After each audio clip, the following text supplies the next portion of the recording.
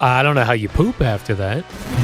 Talk sports with Craig Carton and Chris McMonagle on The Carton Show. Afternoons from 2 to 7 on WFAN, WFAN FM, WFAN FM HD1 New York, and Odyssey Sports Station.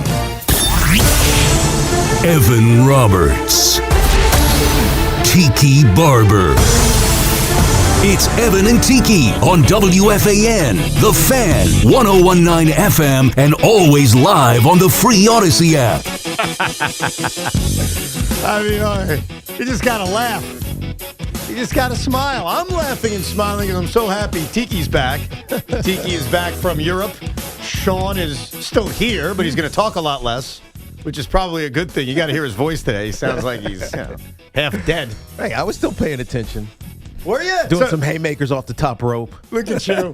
So since you've been gone, as the song says, the Mets still haven't won a game. Oh, man. And I thought in a lot of ways last night, if you were in the building and I was fortunate enough to be there with my 9-year-old son in 45-degree weather, and I'm going to try to remain as calm as I can. Last night was like beyond pathetic. You get this magical Francisco Lindor home run that electrifies the 900 people that are there. You get It was more than that. They announced 32,000, but okay, sure, whatever you say. You get perfection from Nolan McLean for 5 innings, and yet despite that, they find a way to lose. They are true losers in every meaning of the word loser. And all you could do now, Teak, I think, is chuckle at the patheticness that now is engulfing all of us, the 2026 New York Mets. It's funny for a troll standpoint. Last night in our chat, all I could do was send trolls of Sean. That was supposed to be you, Sean, the blue troll that was like shuffling around. Because all you can do now is troll and laugh at what David Stearns supposedly was trying to do. But what David Stearns actually did, Evan, is put together a disparate group of players who don't really know each other well, who don't work together well. Again, this is baseball, so it doesn't matter. It's a team, individual sport, as we all know. But it feels like there's no glue holding this team together. There's nothing that says, I'm going to get this hit or make this play for you. We're doing this together. It feels like a bunch of individuals led by a man who doesn't have a plan. And I'm not talking about even David Stearns. You've been at midnight for a minute now because I heard you. But this is really on Mindy. Their manager goes into every game, I think, guessing about what's going to be the catalyst to put this team over. Now, part of that is probably because what other answers can he have? Right. He can't just say, all right, well, Bo Bichette's going to get this done for me, or Lindor is going to get this done for me, or Francisco Alvarez is going to get this done for me. It just feels like he's out of options. And so the only thing he can do is, all right, let's see if this works. I'm going to pinch hit Luis Torrens in the 6th inning. That'll be fantastic. You know what, Beatty? You've been struggling a little bit. I'm going to put you down as well. And by the way, it's fantastic in the thought process. But when it comes back around and you now trail by 2 runs in the 9th inning, you got feckless at-bats. Feckless at-bats. Gutless at-bats. It feels like there's not a plan and there is no glue holding this team together. And so it just very easily falls apart each and every night. Look, we could say this every day, and I feel bad saying it because Carlos Mendoza is a fine human being. They got to fire him. And I think we all know that. And that doesn't mean this is all his fault. The man from Milwaukee. He deserves most of the blame. Of course. He's the guy that built the roster. But you're right. There are no answers. And I look at Carlos after these games, and I genuinely feel bad for him. I do, too. And now, he is making bad decisions. I will give you a specific bad decision that I still can't understand. And Yankee fans, I want to invite you into the conversation because the Yankees are playing good baseball. They're on a winning streak. They beat the Red Sox last night. And you have every right to pump your chest and want to be talked about. And we'll try to mix in some Yankee talk. But you can be involved in this because if you want to laugh at Devin Williams, you have every right to. Yep. You have, because I know as a Met fan, if a guy came to my team and failed and then went elsewhere, I would enjoy their failures elsewhere. So you are a normal functioning human being as a Yankee fan to say, hey, I'm going to enjoy the fact that Devin Williams imploded all over the mound. Right. And he did. And Devin Williams was a deer in the headlights last night. When he walks the first batter he faces, Josh Bell on 4 pitches, you know he's screwed. When he walks the next batter in a little bit more of a battle, Ryan Jeffers, you know he's screwed. And you know he's really screwed when Mark Vientos, his first baseman, dumbly decides to throw to third base on a play he's got no shot at, right, and the bases are loaded. He's done. And if Carlos Mendoza has any pulse for this player or this team, you get him out right then and there. But instead, he allows him to give up a very cheap but still RBI single to Luke Keeschel, and then allows him to issue a bases-loaded walk. He should have been out of that game 2 batters earlier, because if you have any feel for the player, right, you knew he was done. But it's almost like he doesn't have a feel yet for Devin Williams. That's my point. And so it almost, you feel bad for him because you know he's trying. Hey, we paid this guy. He's our closer. He's replacing Edwin Diaz. It's his job to get this done. And we know this as Yankee fans, that he didn't do that job very well last year. In fact, it was about this time where you started to say he can't be the closer. Okay, can I do that real quick? Yes. He cannot be the closer. Yes. So if you're waiting. But you just saw it. That's my point. We just saw it. Yeah. 3 performances in a row now we saw it. Yes. The first one last year, Evan. You're right. You're right. And I try to ignore last year because it's a new season. Yeah. It's a new beginning. It's still New York baseball. No, you're right. And I Same city. As I sat there and I watched him walk the first batter on 4 pitches, that's where I will admit, guys, I thought about last year. And I said, oh, he's cooked. Yeah. Especially with a hostile crowd. Because let me give the Met fan a lot of credit. They did not go into that building trying to boo your asses. For any Met who's listening right now, they didn't want to. No. When you took the field, there weren't boos. There was a lot of apathy. I took a video of it and put it on social media. Yeah, there were invisible claps with the seats that didn't have asses in them. That's right. But no one was trying to boo you. Nolan McLean comes out, strikes out the first 2 batters. There's like a little bit of hope. Lindor hits that home run. The place is going nuts. What caused the boos were you. What caused the boos were the lifeless, feckless, disgusting at-bats after Lindor's home run. Because it was bad. And you knew when they couldn't pile on, especially in the 4th inning, and then they had no hits after that. Right. You knew they were going to find a way to lose this game, but that's when the crowd started turning angry. And by the time Devin Williams comes in the 9th inning of a tie game that they blew, they were on edge. And when he works the first batter on 4 pitches, I am not kidding you, I got the bullpen ramped up. I know you got to at least let him face 2 more batters, but I would have taken him out. And I think that's an example of Mendy not having the pulse of the team. But to your point, their number one issue, and this is why the Mets suck. Let's just be perfectly honest. You can give me all you want about how they could turn it around and there's a lot of time. No, they're just not good. Right. Like, look in the mirror. They're not a good baseball team. Right. They don't have a lot of good options. And especially when you get into a point of a game, like in the bottom of the 9th, and you need a hit. Who are you calling on? Well, that's the problem. Their lineup isn't any good. Right. Like, what we have to admit, and it sucks that we're doing this on April 22nd, because usually it's Memorial Day or it's July 4th where you say, okay, here's what this team is. I think we could say it now. They have a horrendous lineup. And Juan Soto coming back today, fantastic. It's not going to fix the fact that Brett Beatty isn't any good. It's not going to fix the fact that Carson Benj has barely had hits in his rookie season. He's a rookie. But he's a rookie. You accept it in some regards, but it's not going to fix the fact that Marcus Semien looks washed. Like, this is just... And it sucks saying this, man. I hate saying this as a season ticket holder, as a diehard fan, as someone that wants to have hope. And certainly I admit, as somebody that roots for 2 other teams whose seasons end before they even start, I don't want to tell you they're dead on April 22nd, but you know they are. You just know, because they're not good. And like, yes, there's time in theory. Yes, there's time to go on a run. But are they good? Ask yourself that. Are they good? They're not good. There's only one thing that'll save you, and it's not guaranteed. And that's a youth movement. Like, I'm being honest with you. Yeah. You think about some of the moves that Carlos Mendoza made. And again, we brought up the 6th inning. He pinch hits for Melendez, who's been really the only hot guy over the last week or so for Torrens. And then you have Tyrone Taylor come in for Beatty. 4 at-bats, 4 strikeouts. Yeah. Including in the bottom of the 9th inning. That worked out well. When you need a hit. Yeah. And so those guys aren't getting it done. They're not ever going to get it done. So you want to start DFAing guys, just call up prospects? Like Ryan Clifford, who had a good day yesterday, call him up? If this thing gets to, or Mauricio, who's been mashing in AAA. He has. If you're going to lose, and it's probably got to go like 5 more, 4 or 5 more losses like this. I'm being honest. How many more Like can it's they got to take? get to the point where it's desperate, and it's just like, dude, these players can't do it. It's time to call the kids. Yeah. That's probably like 4 or 5 more losses from now. Maybe not in a row, but in a bunch. That's when you start saying, this doesn't work.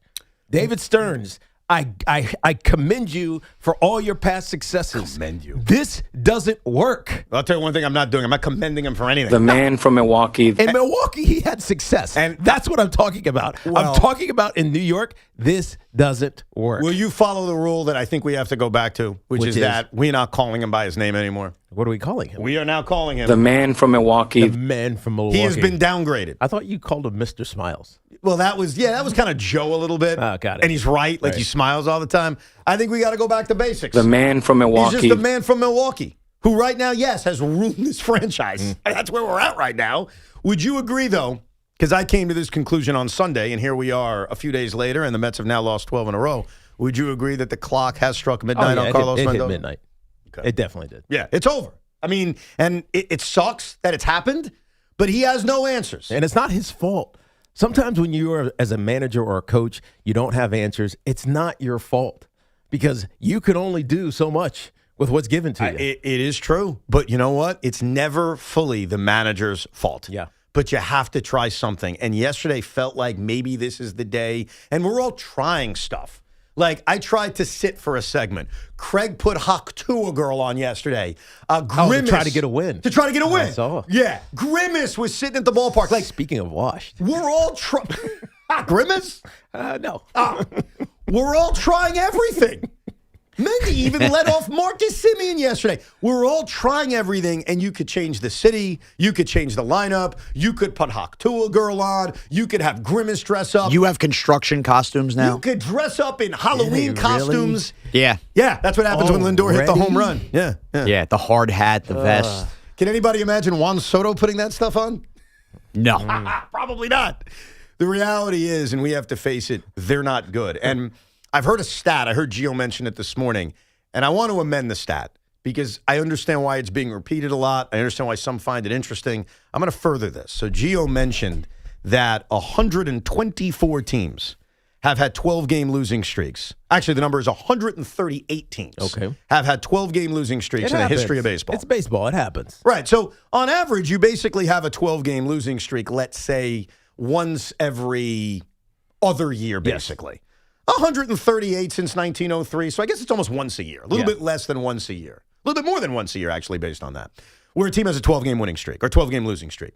And Gio made the point, and I've heard this, that no team has endured a 12-game losing streak and has then made the playoffs. I find that stat to be irrelevant because we live in a new age where it doesn't take much to make the postseason. Facts. So I want to further the stat with something that is very sobering. Let's look at those same 138 instances of a 12-game losing streak. 138. How many times did any of those teams simply finish above 500?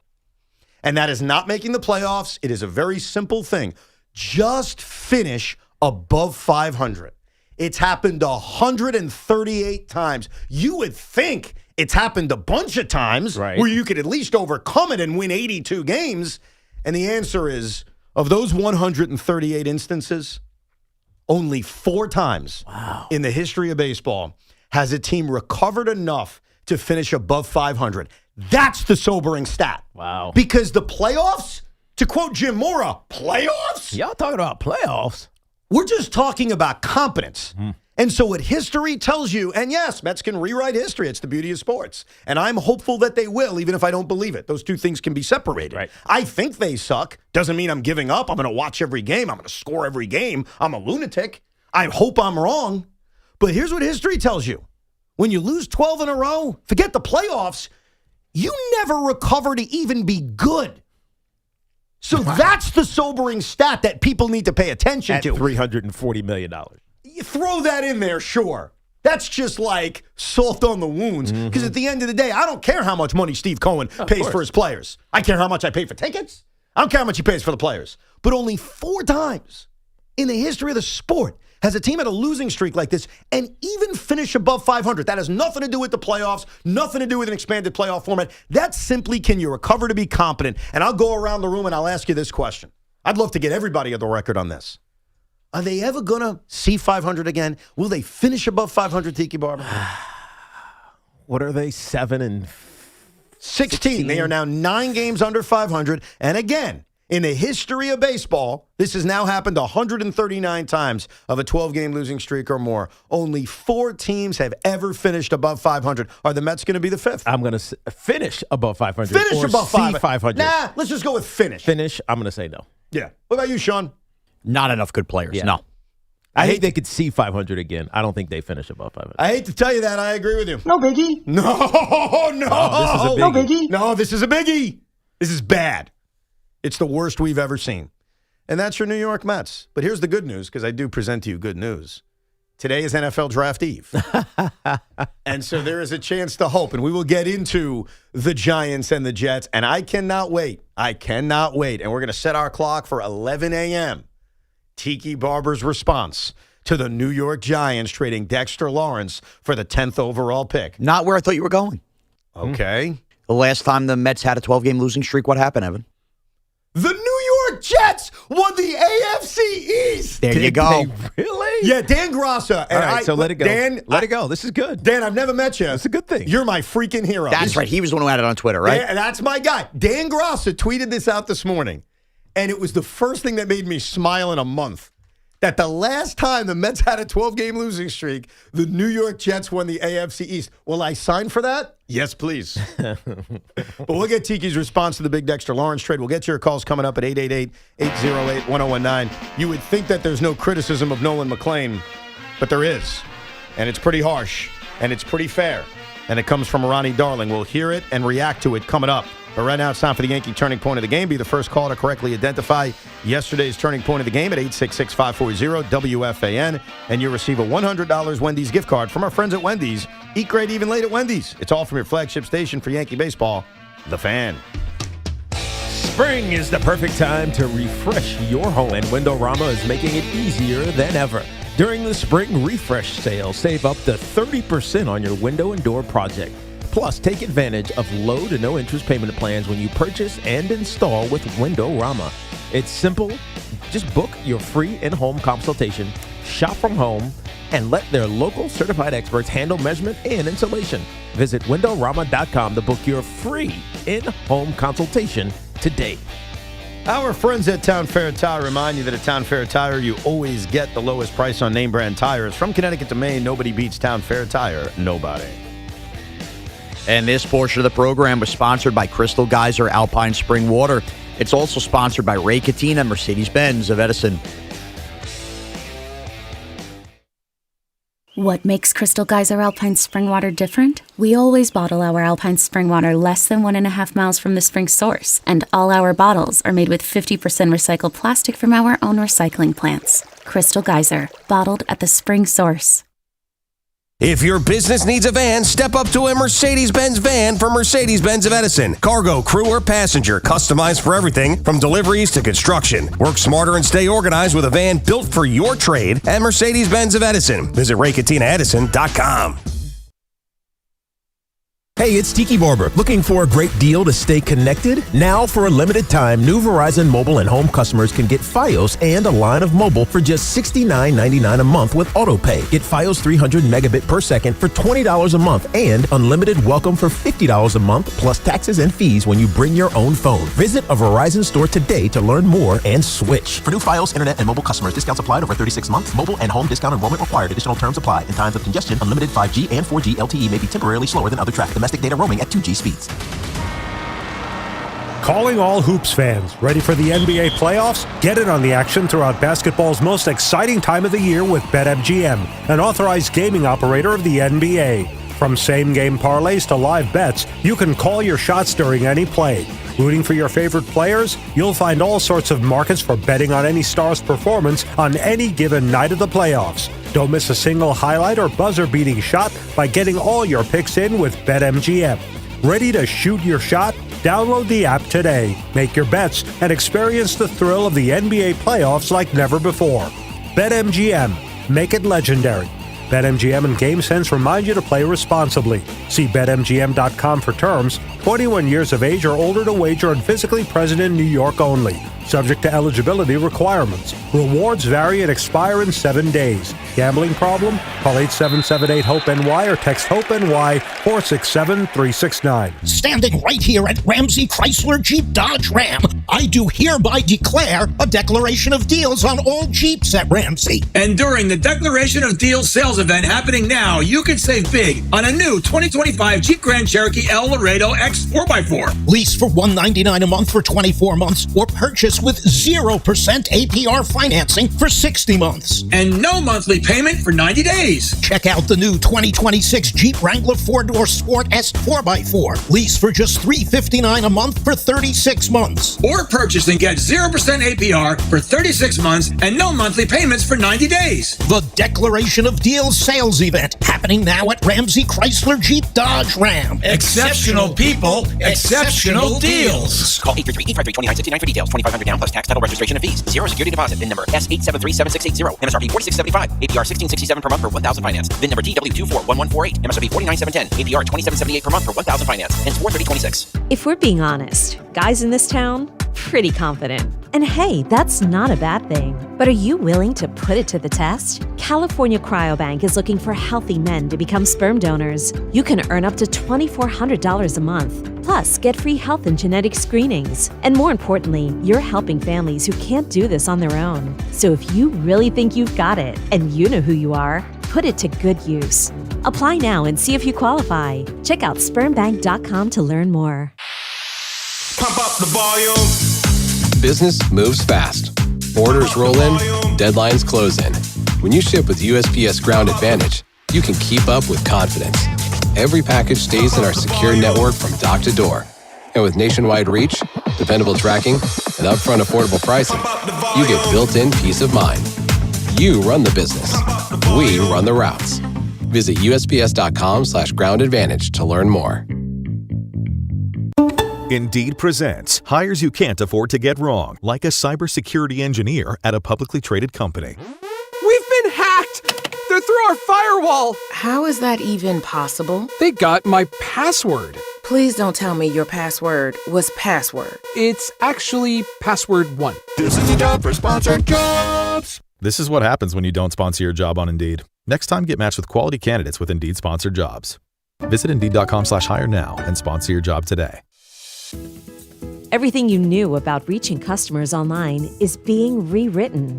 Time to rethink your approach. Outcomes from Viant finds real customers, not impressions, not clicks, customers. Our AI maximizes every dollar of your budget against the outcomes that matter most and proves it happened. It's smarter advertising made simple. Visit Viant.ai. Tune in tomorrow night on WFAN socials for the WFAN Draft Party, sponsored in part by Sloman's. Save on AC today. Saturday on the CW. We are green at Talladega.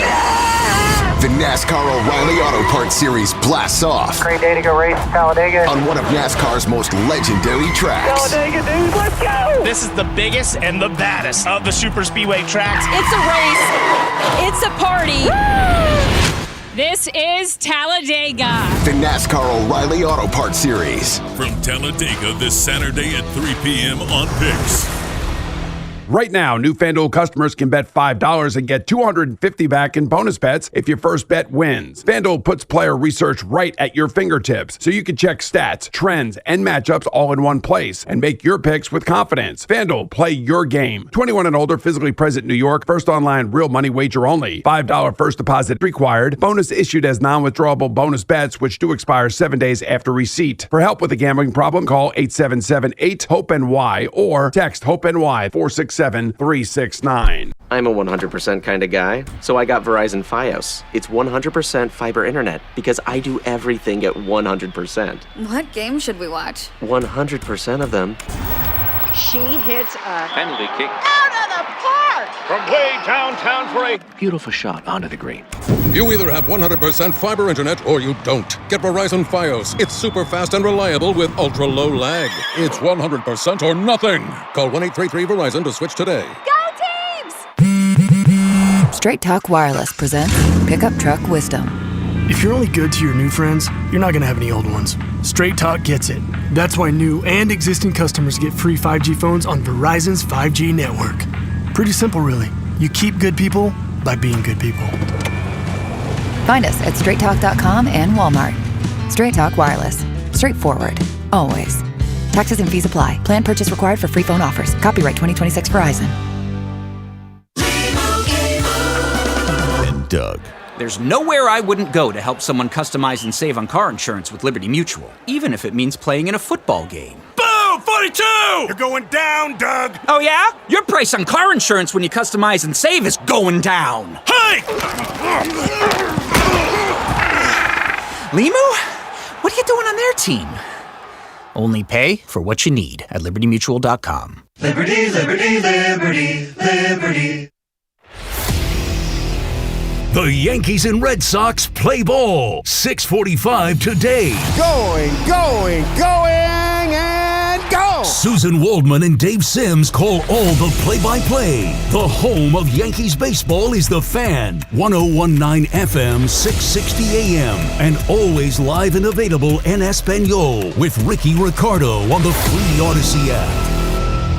The Fan Focus is presented by Chef IQ. Is perfect steak possible? Discover how at chefiq.com. As we've talked about to start the show, 3-0 Mets lead on a Lindor home run. Should have led the victory, but it didn't. A Mets collapse started by Nolan McLean in the 7th, capped off by Devin Williams in the 9th, leads to a 5-3 loss, their 12th straight. Meanwhile, the Yankees took out their leashes and dog-walked the Red Sox 4-0 at Fenway. Luis Gil pitched pretty freaking good, and Giancarlo Stanton drove in 3 runs as the Yankees continue to be the Red Sox daddy. Well, that was aggressive. I don't mind it because they're your rival, but took the leash out, dog walked the Red Sox. Hey, listen, truth hurts. Nah, they're off to a bad start. They have a nice night in Boston last night? No, they did not have a good night in Boston. Nice little night. Also, shockingly, which he's referring to, lost the Boston Celtic Philadelphia 76er game. I think there's a level of confidence, though, that they'll be okay. It's kind of like the Knicks fan. They're not worried about it, right? You have to lose in game 2. We saw a lot of good teams that will likely win their series split at home. The Lakers beat the Rockets. Now, the Rockets didn't have James. No, KD was back yesterday. Game 1. In game 1, they didn't have Kevin Durant, so it's kind of like, all right, that makes sense. Well, they didn't have Luka. They didn't have Austin Reeves. The Lakers being up 2-0 is crazy. And I saw this stat about LeBron that when he's up 2-0, never lost a postseason series. How about that? Mm-hmm. So it looks like the Lakers may be on their way. That was pre-40 LeBron, though. That was pre-40 LeBron. Fair enough. If we're separating 40, dude. He's like a decade younger than me. Here's the reality of LeBron James. A lot of people hate him, but he is something we've never seen before. No, you're right. That's it. You don't have to like him. Nope. You can say whatever. I'm not saying he's Michael Jordan. I'm not even saying that. But just admit, put your hatred aside and admit. And don't give me these quarterbacks that don't even get hit anymore that play till they're 42 or 3 or 4. Yeah, different world. It's a completely different world. Different world. He is like a specimen we've never seen. We got a lot to get to today. It will not just be Met fans complaining about how awful their team is. More on the Yankees a little bit later on. Tiki responds to the Dexter trade coming up at 11. And also a little bit later on, Ron Darling taking a major criticism shot at Nolan McLean. But let's hear from the Met fan. It's obviously 12 straight. It was pathetic last night. It continues to be embarrassing. Will they ever win another game? 888-808-1019. We'll kick it off with Justin in Patterson, New Jersey. What's going on, Justin?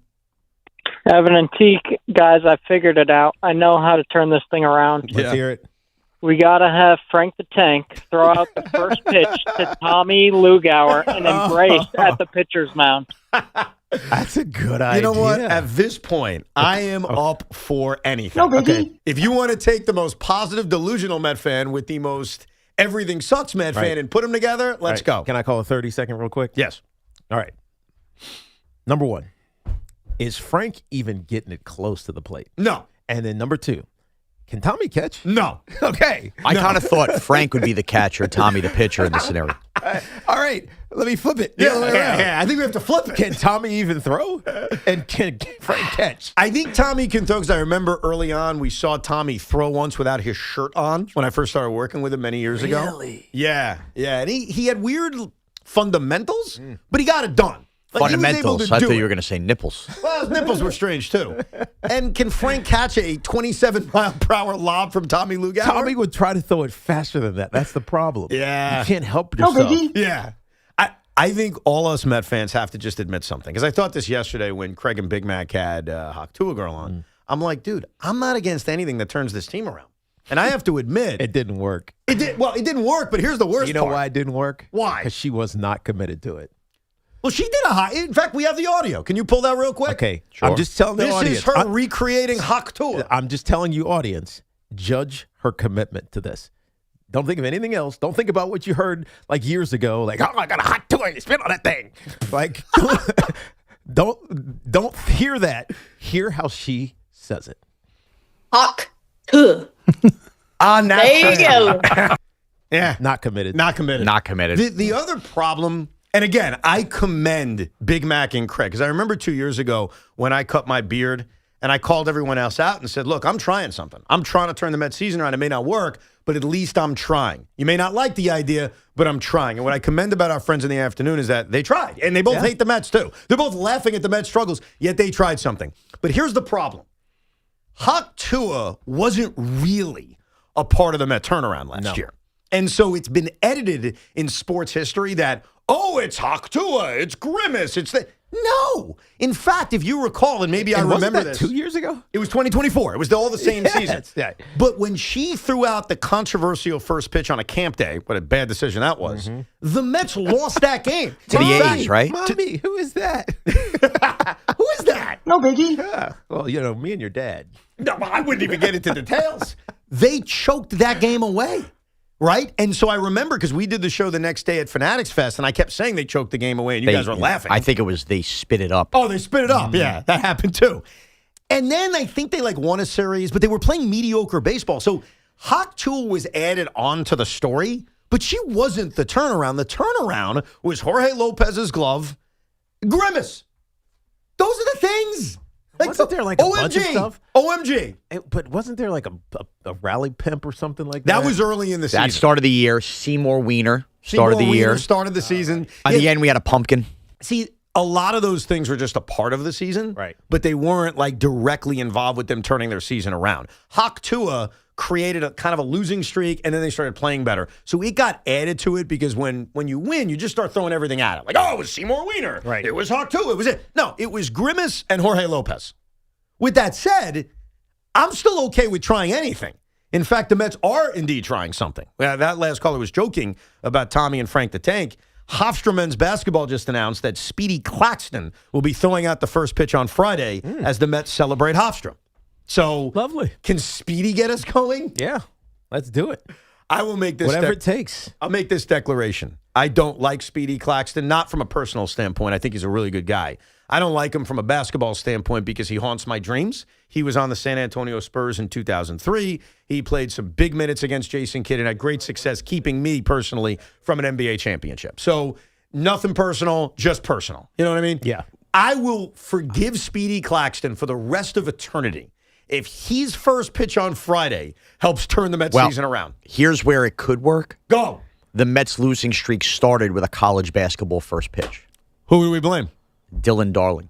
It started with Dylan Darling? Dylan Darling threw out the first pitch, and that was the first game with the losing he streak. transferred. He's done. He'll never have to buy a drink at Grand Canyon again. That's true. Well, what's funny is a lot of things are being blamed for the Met losing streak. Mayor Mamdani has certainly taken a lot from it. Yeah, that was all the same day. He commented on it yesterday and owned it. Dylan Darling has taken some heat. Like this, the Beach Boys had taken the heat, which I explained yesterday. The Beach Boys? Yeah, because they tributed Brian Wilson incorrectly. And so some Beach Boy fans are pissed off at the Mets.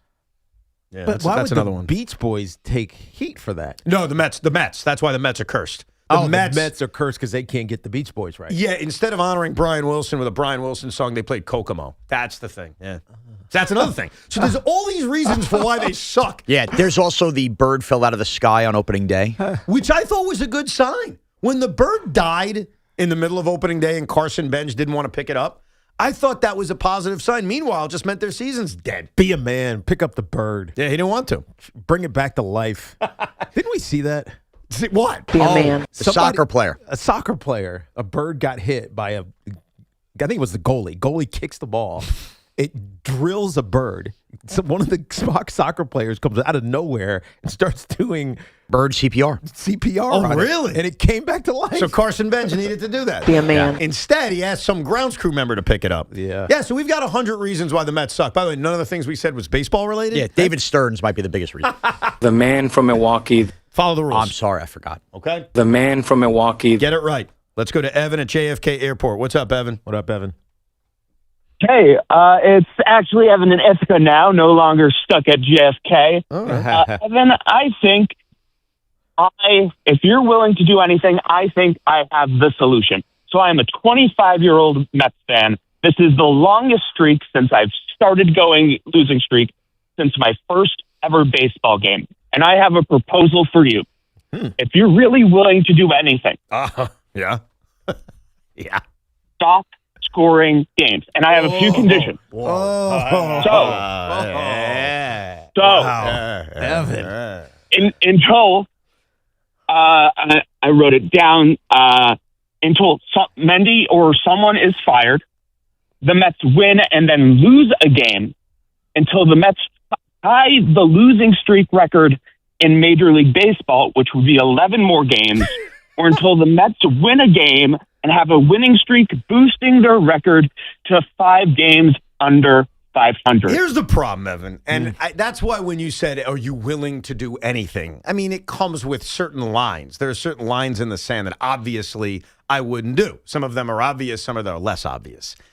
Scoring is a part of my DNA. It's breathing. It's like asking Sean Morash to stop watching a Giant game or eating food. Like, you can't do that. No shot. Okay, so what would happen if you watched the Mets game and you just watched it? You just sat there and just looked at the TV or at the game, just sitting in your seats. Yes. Having a beverage and just watching. Well, I've done what would happen? I have done this before. There Just have been the Mets. circumstances. I'm not talking about other games. No, I've done this before with the Mets. They're very rare. Yeah. But I've done it before, and I find my hands can't stay still. They're like fiddling, they're moving, and then I find myself air scoring, where I got my fingers out. You're such a weirdo. Lord, you're so odd. I admit I'm a weirdo, bro, but I just can't agree to that. And also, I can't agree to it because I know deep down it has nothing to do with the fact that the Mets are terrible. It's not going to work. It's not going to work. Right. Like, so I appreciate the ask. I can't do it. Good suggestion, no chance. Yeah, as soon as he said it, I'm like, I should hang up on this you guy. almost did. I saw your finger like wavering over the button. I was going to dump it, too. I'm glad you let him like finish at least. No, I got to let him finish. I agree. Mike's in Brooklyn. What's up, Mike? Guys, what's going on? Listen, Evan, you had me dying because I was at the game yesterday, right? 45 degrees. It feels like it's 38. I'm there with my wife. Thank God the ushers were like, listen, this sucks. Just go down to 128. So we're watching it from the rich seats. And the only reason I'm there is because, honestly, I want to see McClain. I knew they were going to lose yesterday. I said, he's going to strike out 10. They're going to find a way to lose. And his stuff looked crisp, super crisp. Yep. However, when he gave up the 2-run home run, I turned to my wife and I said, you know it's set up for Devin Williams to blow this game, right? You could see it and coming. she looked at me and she said, you know what? Are you serious? I said, take out your Caesars Bet app, put it right now, take the money line on the Twins. And sure enough, she made a bag last night. So congratulations to Wifey. But good for her. But here's the thing. You take your 20%. Right? We're joking about it. What was that, Tiki? I said, you take your 20%, Mike? Oh, no. Listen, she got me the tickets. It was my birthday the other day, so I gotta let her go. Right. But listen, all seriousness, this team had 0 extra base hits last night, except for that home run. Right. Okay? And Soto's coming back. He's going to turn the water into wine. We got all of that, okay? Let's be real here. They're not going to win tonight. The weather is still horrible, okay? It's going to be cold. They suck in cold weather. Clay Holmes is probably going to go 6 inning stops. Brazaban can't pitch again because he already used them twice. Yeah, he 2 innings yesterday, okay? So now what? Our MVP can't pitch. Maybe he can. I don't know. But, and for those of you that don't know what MVP is, just watch the highlights from yesterday. But I'll explain it, yes. The point is, but the point is that this lineup, like we've all hollered about, is just constructed so poorly. It makes 91 and 92 look like a joke. And the thing is that I went to Queens College. I didn't go to Harvard. But we all could look across in the Bronx and see what Devin Williams was made out of. He's Twinkie filling. He cannot handle this kind of pressure. Yeah. Why? No, I mean, he gets distracted. Appreciate you, Mike. He gets distracted by little things. And as soon as he walked the first batter on 4 pitches, he was done. You knew he was done. Yeah. And the same thing happened in the last outing when who made the error? Was it Lindor? I can't remember what it was. No, it was Lindor went back or didn't charge on a ground ball. So it wasn't an error, right. But he hesitated, and it led to his unraveling in Los Angeles. Right. Good call on that. It was an infield hit. Yes, it was an infield hit that should have been an out, and from that moment on, Devin Williams got unraveled, and I think the excuses we all made for him that night was, well, he hasn't pitched in a long time. Right. That's on Carlos Mendoza. And even the Chicago blown save, well, he's ahead of the guy. He flicks his bat for a cheap base hit, and he makes one bad pitch to Michael Conforto. Yesterday was an out-and-out disaster. And Mike brings up such good points because we sat here last year and we talked about Devin Williams. And I remember saying to you guys, I don't think he can handle New York. Mm-hmm. But then I rescinded it. I took it back. Because he got good at the end of the season. He got good. He goes to the Garden after the season is over to hang out. Like, wow, this guy likes New York. And then I talk myself into, and maybe that's the key phrase, we talk ourselves into something that we know deep down doesn't make sense, which is, can he handle this town? Yeah. And I don't think he can. Look, I think the issue is that when you see a guy survive the negativity, it reminds you of Edwin Diaz. Right. Like when Edwin Diaz. Look what he overcame in 19. What he overcame. And it was like, okay, so you just needed to go through the really rough times, getting booed, having zero confidence of the fan base. Even your teammates probably are doubting you, and then come out of it and you'll be better for it. And you're not going to repeat it because you already went through it. This feels like last season with the Yankees on repeat. It feels like the exact same thing. And remember what happened. He lost his closer's job, and right now he should not be the closer. I don't know who should be the closer. Is it Huáscar Brazoban? Is it moving David Peterson to that role, who's now in the bullpen? Is it Kodai Senga being moved into that role? Is it Luke Weaver off of one good performance after his struggles? Like, there's no great answer to this. Yeah. But here's what we know. Devin Williams, especially after these last 3 performances, can't be the guy. Who got him out? Warren? Austin Warren. And so what our last call was referring to, and it was that slight moment where I thought, wow, this could be the win. This could be how this thing turns. Yeah. Austin Warren came into a bases-loaded, nobody-out mess that Devin Williams created. And he struck out the next 3 guys. Yep. And it actually electrified the crowd. The 1,200 people that were there started chanting first MVP, which very much confused Jed. He's like, I don't even know who this guy is. Right. MVP? And I said, I think we're being sarcastic. And then it turned into a full Austin Warren chant. And he jumps off the mound after he strikes out. I think it was Byron Buxton.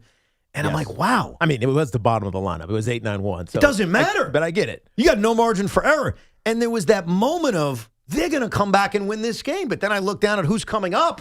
Luis Torrens, Tyrone Taylor, and it's like, they're not coming back. Yeah. But Austin Warren, yes, he's the guy he's referring to as the MVP because he gave us false hope. When he came in and got out of that bases loaded, nobody out jam, there was this false hope that they could come back. And I agree with him when he said that at 3-0, you're worried, but you have some level of confidence. Once Buxton hit the home run, you knew they're going to need 8-9 outs from the bullpen and a 1-run lead because you know they're not growing that lead because of the LD offense. They're not scoring any runs, God forbid. It felt like, yeah, we're headed towards disaster. It's got to be exhausting to be a Met fan. Exhausting. I've never been this tired, Tiki. I can imagine. Can you? You can't help but comment. I'm not even a Met fan, and I'm in the Met chat. I can't help but comment. Yeah, I know. I just comment. You love commenting, too. I do. And it's kind of like sympathy, but it's also a little LOLing. Yeah, no, I know there's LOLing. And I'm not there's asking for sympathy on this part because I understand that there are Met fans at this radio station that are going to laugh at this next sentence.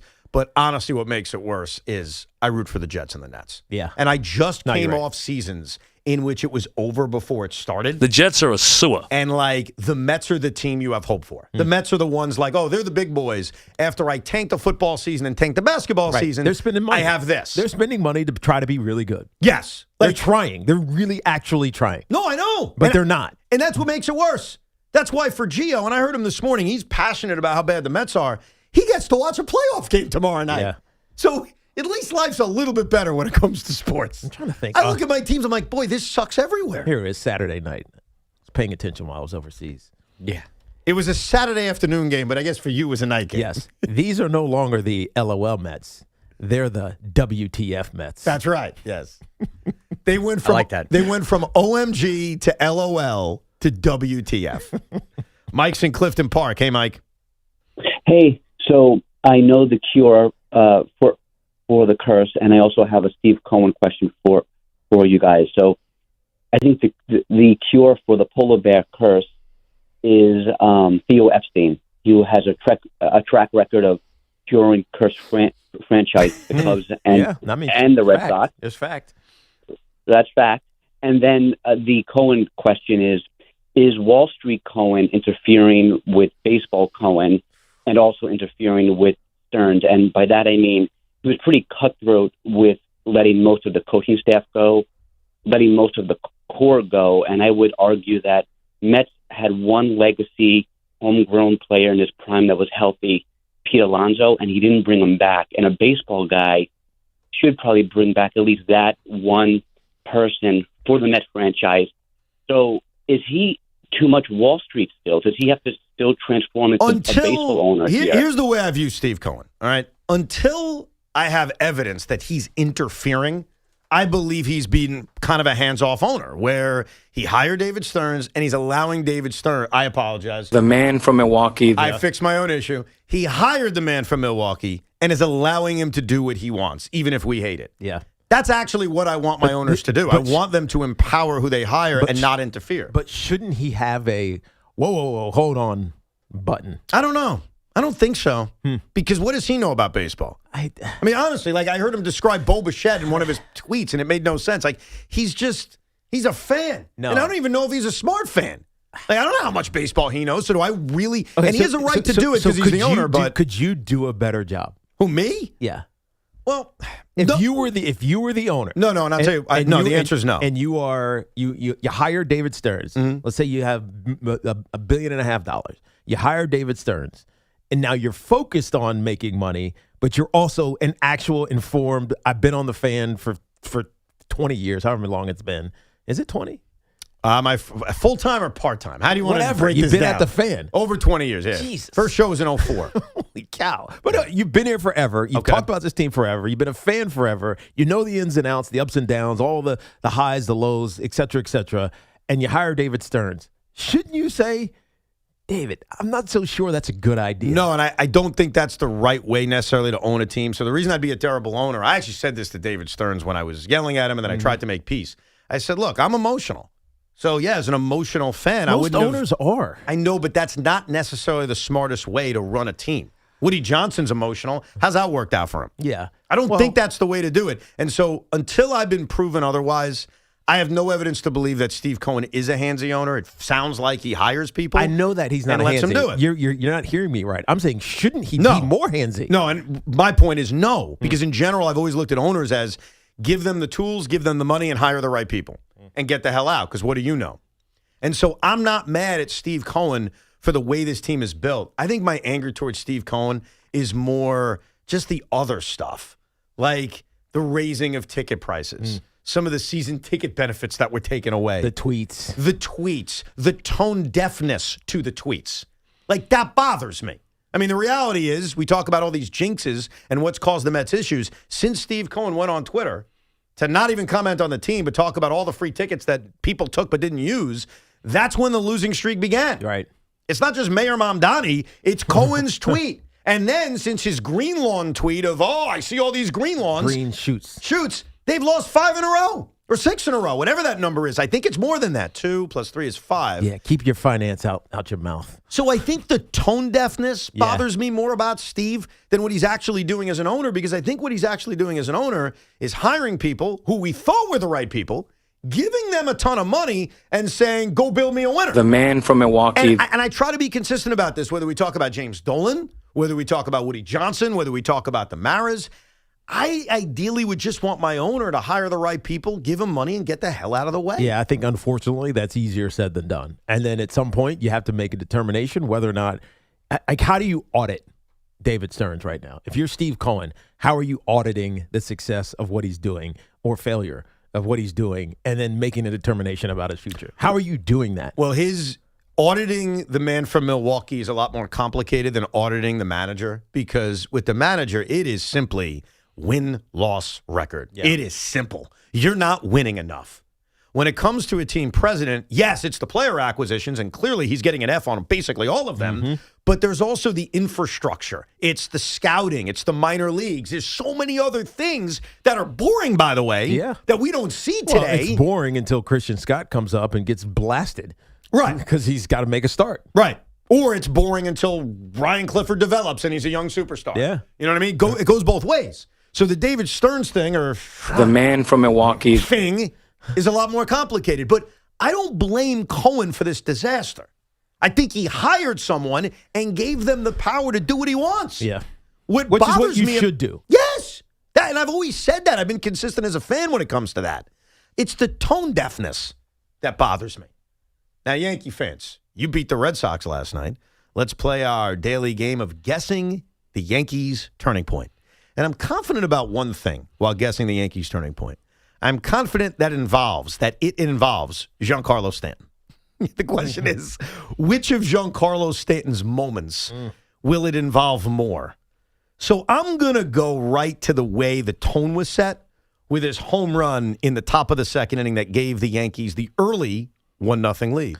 And yes, I pun that because he hit the home run off of Connolly early. Yeah. I think that I have to agree with you on this one, because not only was that Connolly early, who is supposed to be the next Boston whatever superstar, like the next Cam Schlittler for Boston. Cam Schlittler. It was like an embarrassingly crushed home run. Yeah. You felt the life just leave the ballpark like that ball, which, by the way, I was shocked that I was only 367. Yeah, no, it felt more than that. It felt like that was a 500-foot home run, how hard he hit that thing. So I'm going to agree with you, Evan. Now, before we play the answer, I know you're just sweating to get it out.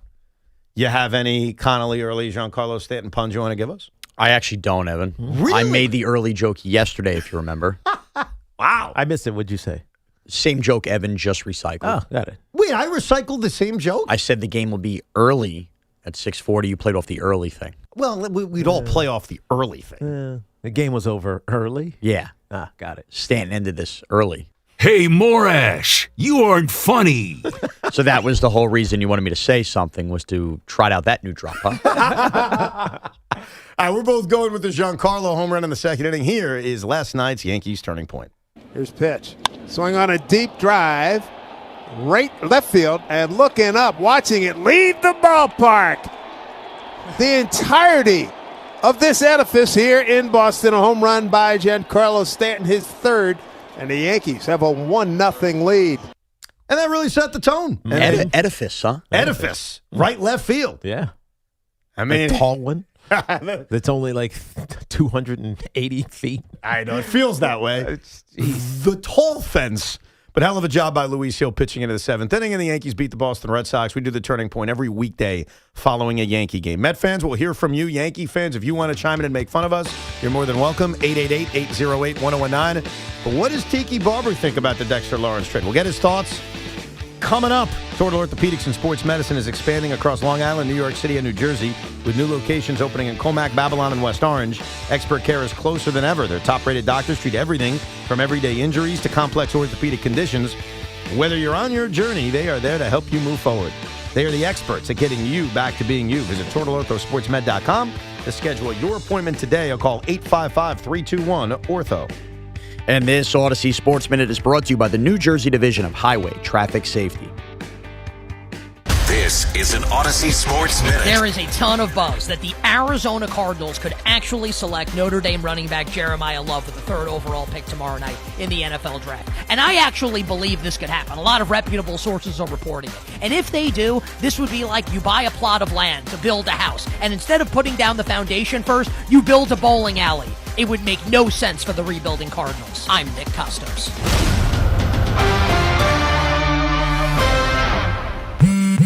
Straight Talk Wireless presents Pickup Truck Wisdom. Turns out, talk isn't cheap. Just talking about affordability doesn't make things affordable. Straight Talk's had the same price since 2009. Plus, their Gold Plan includes a Walmart Plus membership and $20 in Walmart cash when you activate. That's more than just talk. Find us at straighttalk.com and Walmart. Straightforward, always. Valid through May 17, 2026. $20 in Walmart cash for Straight Talk Gold or Platinum Plan customers newly enrolling in Walmart Plus. Limit 1 per enrollment and account. Same price claim applies only to base monthly price of the $45 Straight Talk plan, beginning October 2009. My name is Christine, and I'm a widow. My husband, Ryan, was a healthy 34-year-old, and 3 months later, he was gone. Thankfully, he had life insurance. Ethos made it so easy. You can get a quote in seconds, apply in minutes, and get same-day coverage. 100% online, no medical exam. Life insurance didn't take away the loss, but it did give us the space to just grieve. Get your free quote at ethos.com/game. Ethos.com/game. Paid spokesperson. Time spent on application may vary. Online health questions required. Attention. Have you racked up $10,000 or more in credit card debt? Are you barely getting by making minimum payments? With credit card debt reaching all-time highs, National Debt Relief is notifying consumers about significant debt relief options currently being made available to help those with overwhelming credit card debt. These options may reduce a large portion of credit card debt for those who qualify. You don't need to declare bankruptcy or take out a consolidation loan, and you may only have to pay back a fraction of what you owe, even if you have bad credit. National Debt Relief has already reduced the credit card debt for more than 550,000 consumers, so don't wait. If you owe $10,000, $20,000, or even $100,000 in credit card debt, you can now take advantage of this financial debt relief as the cost of living continues to skyrocket. To check what debt reduction you may qualify for, call 800-358-6868. That's 800-358-6868. Again, 800-358-6868. Operating engineers Local 825 are the men and women who make our region move. So whether it's roads, bridges, or our favorite team stadium, they build and maintain the critical transportation, water, and energy infrastructure we rely on. That's why their advocacy organization, ELEC, the Engineers Labor Employer Cooperative, fights for those priorities every day. That's ELEC, representing the signatory contractors and the hardworking men and women who build both New York and New Jersey. Who sells Continental tires for less than Town Fair Tire? Nobody. Who has a better selection of Continental tires than Town Fair Tire? Nobody. And who gives you more free services for the life of those Continental tires? Nobody. Town Fair Tire has over 100 locations and over 600,000 tires in stock, all at the guaranteed lowest price. And that's why we say nobody beats Town Fair Tire. Nobody. Name brands at discount prices. Town Fair Tire. As a contractor, I don't pay for materials I don't use. So why would I pay for stuff I don't need in my mobile plan? That's why my Biz plan from Verizon Business is so perfect. Now I can choose exactly what I want, and I only pay for what I need. Right now, with My Biz Plan, get our best price, as low as $25 a line. Visit VerizonBusiness.com to get started today. New lines only. Price per month with 5+ lines. Includes autopay and paper-free billing and promotional discounts. Taxes, fees, economic adjustment charge, applicable add-ons, prices, and terms apply. Guarantee applies to base monthly rate and stated discounts only. Add-on prices additional. Offers end June 30th, 2026. As the official bank of FIFA World Cup 2026, Bank of America knows how much hard work it takes to achieve a dream. So when it comes to owning a home, we're here to help. Get guidance and resources to buy a home you love, including up to $17,500 in select markets when combining down payment and closing cost grants. Visit BofA.com/home team. What would you like the power to do? Bank of America N.A. Equal Housing Lender. Credit and collateral is subject to approval. Restrictions apply. This is not a commitment to lend. Question: what business couldn't use extra income? Hey, it's Tiki Barber. Right now, Amazon Hub Delivery is looking to partner with ambitious New York businesses to become Amazon Hub partners. You and your staff will deliver packages to customers in your area when it's convenient for you. With each package delivered, your business gets paid. Sign up at Amazon.com/Hub Delivery. That's Amazon.com/HUB delivery. Diving for that grounder got you grounded? We've got specialists for that. Layup, take you down? We've got specialists for that. With nearly 50 Castle Connolly top doctors, Orlin & Cohen specialists are considered among the best in the nation by their peers, which can mean a better outcome for you. From Staten Island to Southampton, our network is open 7 days a week, so you can feel better, faster. Visit OrlinCohen.com. Basketball playoffs are underway. Trade every game, series, and the championship on Kalshi. You're trading against peers in a live market. As the odds move, you can buy in or out anytime. Download the Kalshi app and use code FAN to get $10 when you trade 10. Kalshi. Trade on anything. At Kohl's, spring style starts with the season's best shoe sale and continues with 15% off the rest of your looks. But with great outfits from Kohl's, what happens next is unexpected. Strangers ask where you shop. The breeze feels like it's blowing just for you. Your kids pose for photos willingly. Yep, great spring outfits can do that kind of thing. Find yours at Kohl's and Kohl's.com. Select styles, offers end April 26th. Some exclusions apply. See store or Kohl's.com for details. Draft Spotlights are brought to you by Liberty Mutual. Only pay for what you need. My favorite player in the draft is Vavega Ioane from Penn State, the left guard. He's been starting for 2+ years, but when you watch him, I think he's more physical. Nobody seems to be able to just bull rush him and back him up and collapse the pocket on him. And once he gets his hands on you, he's either going to put you on the ground or he's going to stop your feet from moving. And Doug. There's nowhere I wouldn't go to help someone customize and save on car insurance with Liberty Mutual, even if it means playing in a football game. Boom! 42! You're going down, Doug! Oh yeah? Your price on car insurance when you customize and save is going down. Hey! Limu? What are you doing on their team? Only pay for what you need at libertymutual.com. Liberty, liberty, liberty, liberty. Come visit the engagement experts at London Jewelers at any one of their 6 locations. The home of Yankees radio is WFAN, WFAN FM, WFAN FM HD1 New York, and Odyssey Sports Station.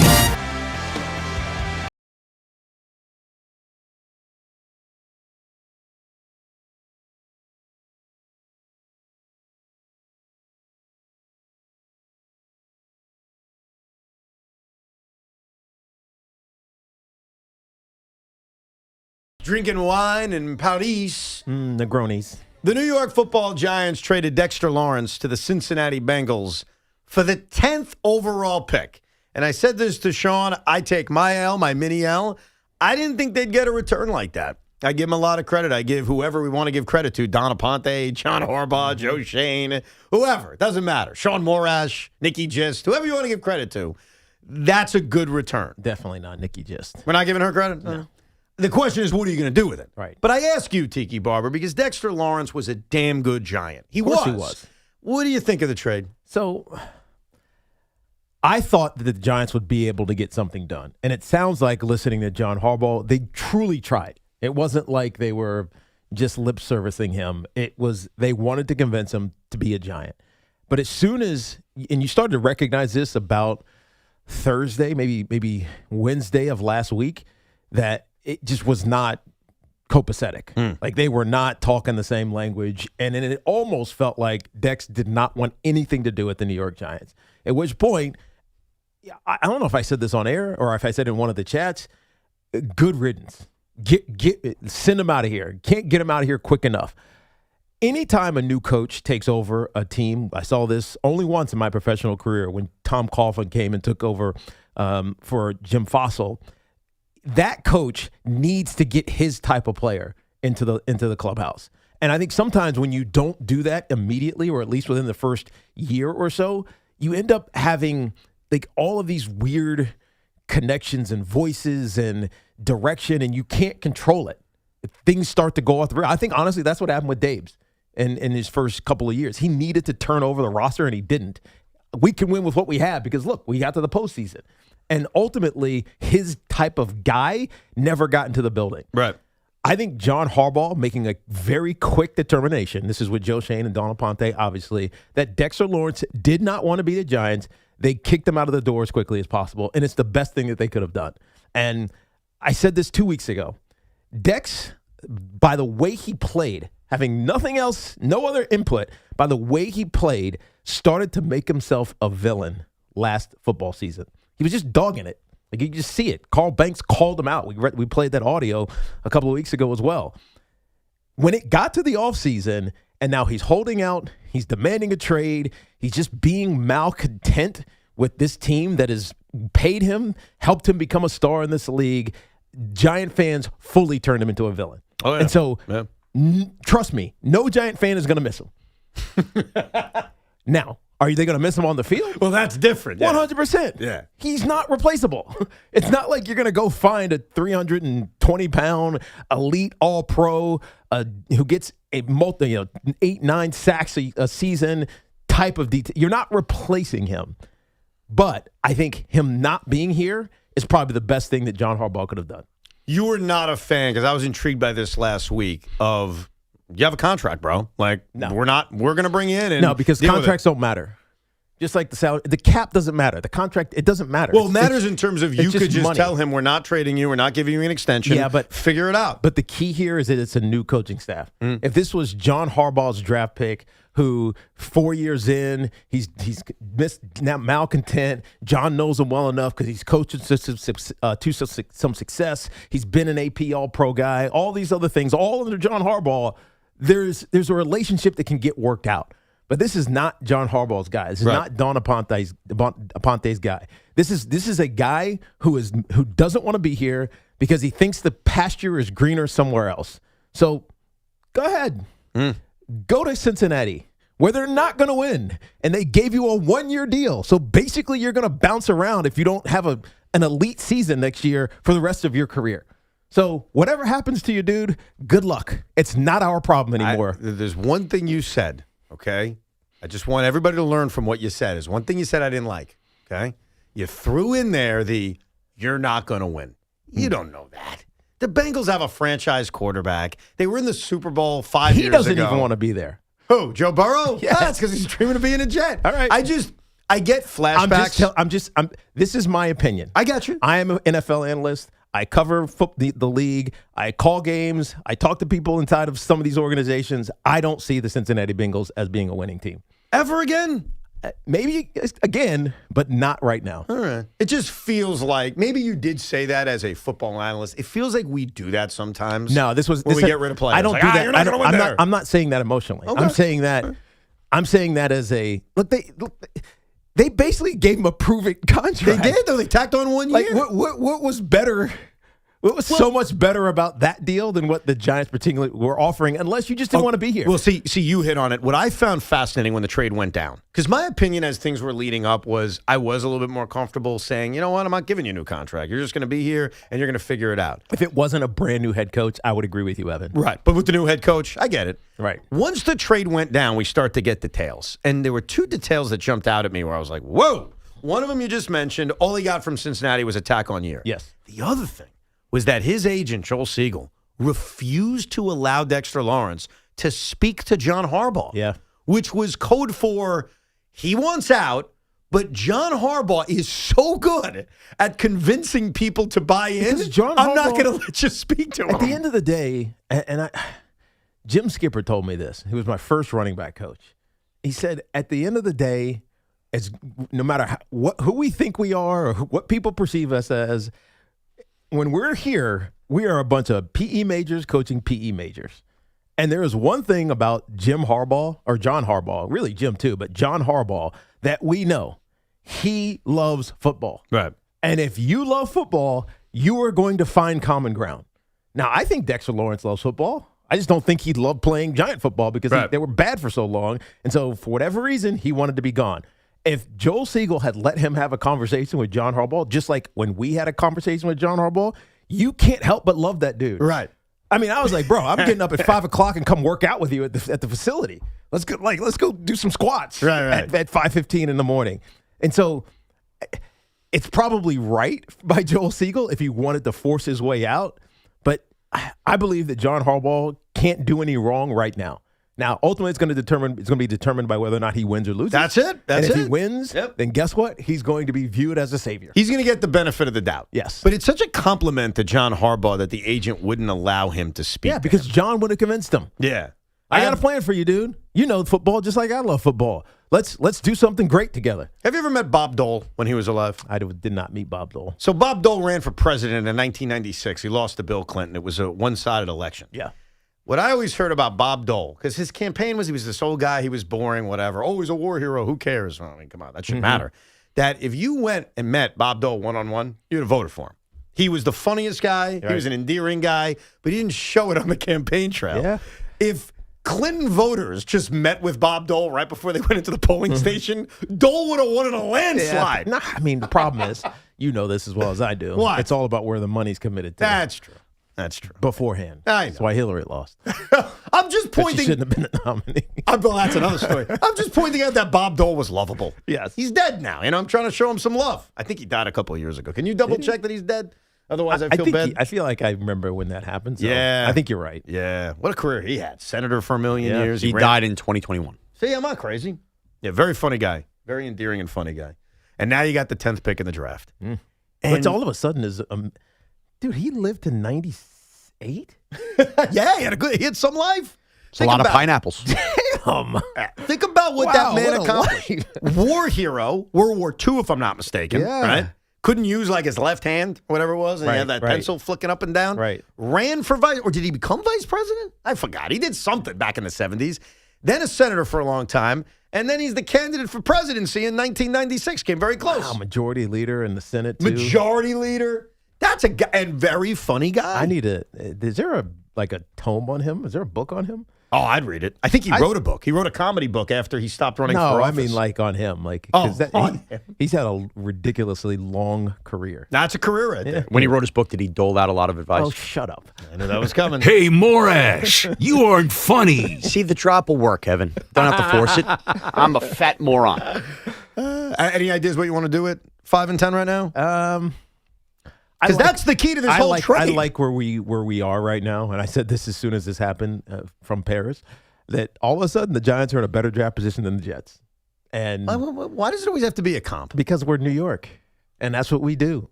Well, you can't give us any. We whip them out and we compare them. We whip them out and we compare them. But the Giants are in a great spot. Look, the Jets they're going to get probably the second best player in the draft. Or third best player in the draft. Well, they should get the best player in the draft because they're choosing the best. Fernando Mendoza is kind of, you put him aside. Yeah. He's the quarterback who's going number one, but they have the pick of the litter. He's not like the consensus number one. Wow, Jets are going to take Jeremiah Love? Who's the best player in the draft? Is it Jeremiah Love? Is it Arvell Reese? Who's the best player in the draft? I'm forgetting. It's been ranked multiple times I think it is Arvell Reese, to be honest with you. Now I got to go look. They could end up, because with the Jets, it's kind of simple right now. Not 16, but 2. Yeah. That it's going to be David Bailey or Arvell Reese. And I think the simplest way to frame it is guy with biggest upside, Arvell Reese. Right. Guy who's safest and probably contributes more in year one, David Bailey. And it really is just about, okay, which route do you want to go down? For me, as a Jet fan, and I am going to be happy either way. I just want to make that. I think we're in a spot where I'm not going to cry. Right. I'm excited about either player. I'll be hopeful about either player. I think I lean more towards David Bailey just because it feels safer. And I know that may not be the best answer. You should be shooting for the moon. Yeah, Arvell Reese is number one. Okay. So they're either going to get the best player in the draft on paper or the safest. What's crazy, though, and this is what I think should excite you guys, is if the Jets go David Bailey, the safe pick, is there a possibility that Arvell Reese is there for you at 5? I mean, he could be, but then all of a sudden that creates the trade possibility now for the Giants if somebody else loves them. And I'm not saying go back to like 12, but somebody in the top 10 could say, oh, I want Arvell Reese. Let's go to 5 with the Giants. So you drop back two slots. You're going to get the guy you want anyways. And then you maybe pick up a third-round pick this year, which the Giants do not have. So I think the Giants are in position to move a lot because they have options and not desperation with what they need to do in the top 2 of the top 10 picks. There's not desperation. It's not like we desperately need a quarterback. We desperately need an edge rusher. It's like we need the best player in the draft. And now they're going to get 2 of them in the top 10 or maybe even 15 if they end up moving those top 2 picks around. So I think the Giants, this is why I said they're in a better position. The Jets need pieces. The Jets need an edge rusher. The Jets need a linebacker. The Jets need another wide receiver. The Jets need all of these things. We need everything. I know. Whereas the Giants are kind of like, we can just float around. But you know what? That's more about just where the rosters are and where the franchises are. That's what I mean. We're in the early stages. That's exactly what I mean, though. Yeah, no doubt. I mean, we're in the early stages of a rebuild, and it sucks to say that because it feels like the Jets rebuild every 3 years. Yeah. And the Giants feel like they're at the end of their rebuild. We have our quarterback. We have a pretty good functioning roster. And more importantly, we have a head coach. Right now, the Jets don't have anything. They may not have a head coach. They probably don't have a head coach. And while we've got talent on offense, There's a lot of talent on offense, especially when you look at what this offensive line can be. Yep. Garrett Wilson is a legitimate number one wide receiver. Breece Hall's going to be here. So there's certainly pieces to build around when it comes to the offense. But you need another wide receiver for sure. But you need another wide receiver. You obviously need a quarterback of the future, and I don't think that's happening in this year's draft. And you basically have to rebuild most of the defense. Yeah. It's going to be a very interesting night tomorrow night. We'll get into more detail tomorrow. Connor Hughes of SNY is going to stop by tomorrow during the show. Kind of last thoughts before the NFL draft. Let's get back to your phone calls. A lot of angry Met fans, 888-808-1019. Mike is in the Bronx. Hey, Mike. Hey, Evan, how are you? Good, man. What's up? Good. I'd really like to get you some different perspective, a fan perspective, and a player perspective on this point of the Mets. Analytics has changed the game a lot, and a lot of the things they did I liked. The thing that I think teams have to be careful of is it may that the GMs now have a much different background as a player. I don't want to say his name because you don't comes from Harvard, but most of these players basically go to, it's the only sport where these guys go to basically a 3-year baseball monastery. Their backgrounds can't be any different. Right. So I think that the man from Milwaukee's biggest mistake was last year was, I agree 100% with Soto. Well, they had a cohesive team. Their biggest strength that 24 season was their toughness and cohesiveness late in games. Yep. And as you point out in Eureka 100 times, they have not come back basically since then. And I think one of the biggest mistakes was, you treat an outsider now like a king, basically giving a king's ransom plus a king's suite or something. Mm-hmm. But their most popular player, two popular players, one you let go, which was Iglesias, you didn't even sign, which would have cost them nothing. And Pete, they treated like a piece of garbage. And you don't give him everything you want, but they could have treated him a lot better. Sure. And I think you could have. I don't think these baseball professors, which is basically what they are, who never been in a dugout, understand how a dugout works. You may be right about that aspect of the background, but I want to be fair when you bring that up. Who's the best general manager, team president in baseball right now? Fair or not, it's Andrew Friedman, who runs the LA Dodgers. He's got the same background. Right. So we can't just simply, and I know it's easy, Joe does it all the time, and I get it. Like, the Harvard guy knows more than us. And the reason why I get why Joe says that, and a lot of Met fans say that is, and I said this to David Stearns, he acts like he's smarter than us. The smile on his face, it's tough to swallow as a Met fan when things are so bad. Right. But in fairness to his background of being the non-athlete, if you will, or the geek from Harvard, what's Andrew Friedman? What are the better GMs throughout the sport? So I don't think that's a fair attack. Here's the mistake the man from Milwaukee made. And I used to fight with Licata about this all the time because Sal would always say, Evan, you're too emotional about the homegrown guys. Forget the homegrown guys. You know what I loved about the two key players they let go, the one they traded to Texas and the one they treated like garbage before he went to Baltimore? They were reliable. Yeah. They played every game. They were not perfect. Nobody's saying they're perfect. I killed them both for plenty of things. But reliability is one of the most important things in this sport, and it feels like the veterans that they added are the opposite of that. Right. And look at, and I think that's the biggest part, Evan, is it Polanco? How many games is he going to play this year? Like, honestly, how many games is he's already?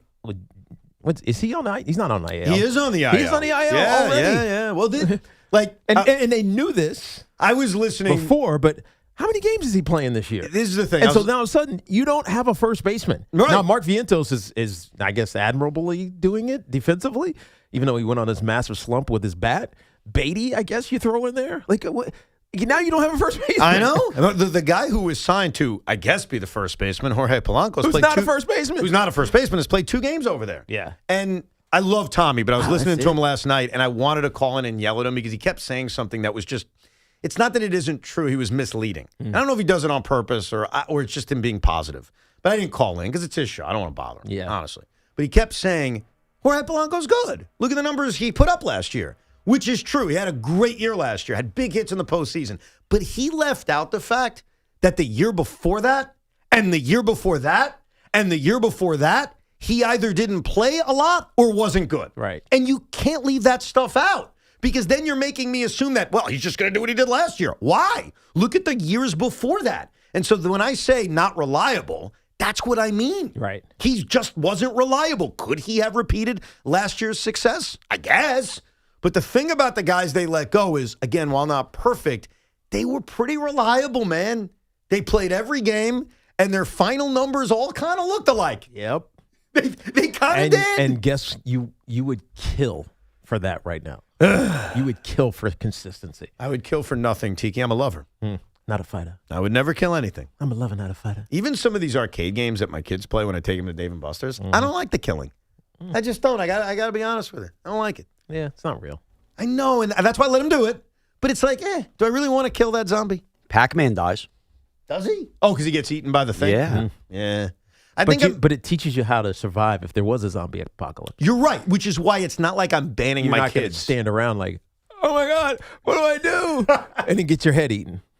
I mean, you're right. Like, You're right. In theory, if my back's against the wall, I'll kill somebody. I mean, what am I going to do? Exactly.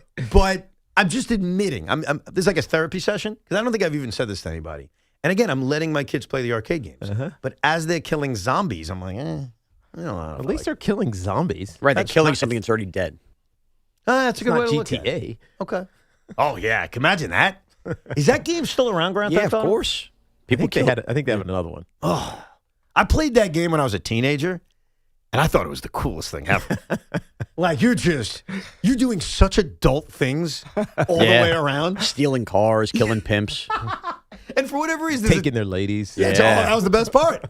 And maybe it's because I was such a, you can imagine me at 17 years old. I wasn't exactly, playing the field. I developed about a year later. Once I got to 18 years old and I was living on my own, then I knew I spat game. I knew what I was doing. I got it done. But prior to that, I mean, you can imagine. So Grand Theft Auto was like the coolest thing in the world. It was your sanctuary. Yeah, look what I'm doing. Nerd. Yeah. Jeff's out in Las Vegas. What's up, Jeff? Hey, guys. How's it going? Oh, well, I want to run a name for you guys for Met Manager. Yeah. A-Rod. Oh. Wow. We left, but he would take it. We left. Can you imagine? We left, but he'd actually be good at it. Yeah. I mean, that's the truth. Like, we laugh, but at the end of the day, why is that really even laughable? Because he's an owner of an NBA team? Oh, he can't do both? I think he could. It's the NBA. It's not related to baseball. Can you manage a baseball team while owning a team in another sports league? Can you look that up? Because I want to add him to the list. Who would potentially. ever like it's a new era. Right. Well, that's what I'm saying. I don't know that there's a rule about it, but how about just your priorities? It's a new era of they never thought about this because I don't think that leagues ever thought that players were going to be this rich that they could actually own teams. That's a fair point. But it's also a cross-sport comp. It's not Tom Brady. It's cross-sport. The reason I think it's worth looking up is, so while you were gone, Teak, I did give the realistic and unrealistic but fun names of who could replace Mendoza. And to me, there are three realistic names. Andy Green, who's currently in the front office. Right. I remember Kai you brought him Correa up last week. Kai Correa, the bench coach, and Carlos Beltran, who's currently on staff as well. And then you add the guys who are available, like Bruce Bochy is available. Joe Girardi is available. Then you've got like the out-of-the-box ones like J.D. Martinez. I mean, why wouldn't A-Rod be a part of that? Because I think he'd do it. Now, I don't know A-Rod personally, but I get the vibe from him that he would walk on hot coal to manage a baseball team, especially the Mets or the Yankees. Baseball. There's no doubt about that. Yeah. And not in the sense of, hey, I'm making good money talking about baseball. This will be fun. He wants to be in the guts of baseball. Yeah. And so getting a chance to be a manager, he would jump at it. I think he would.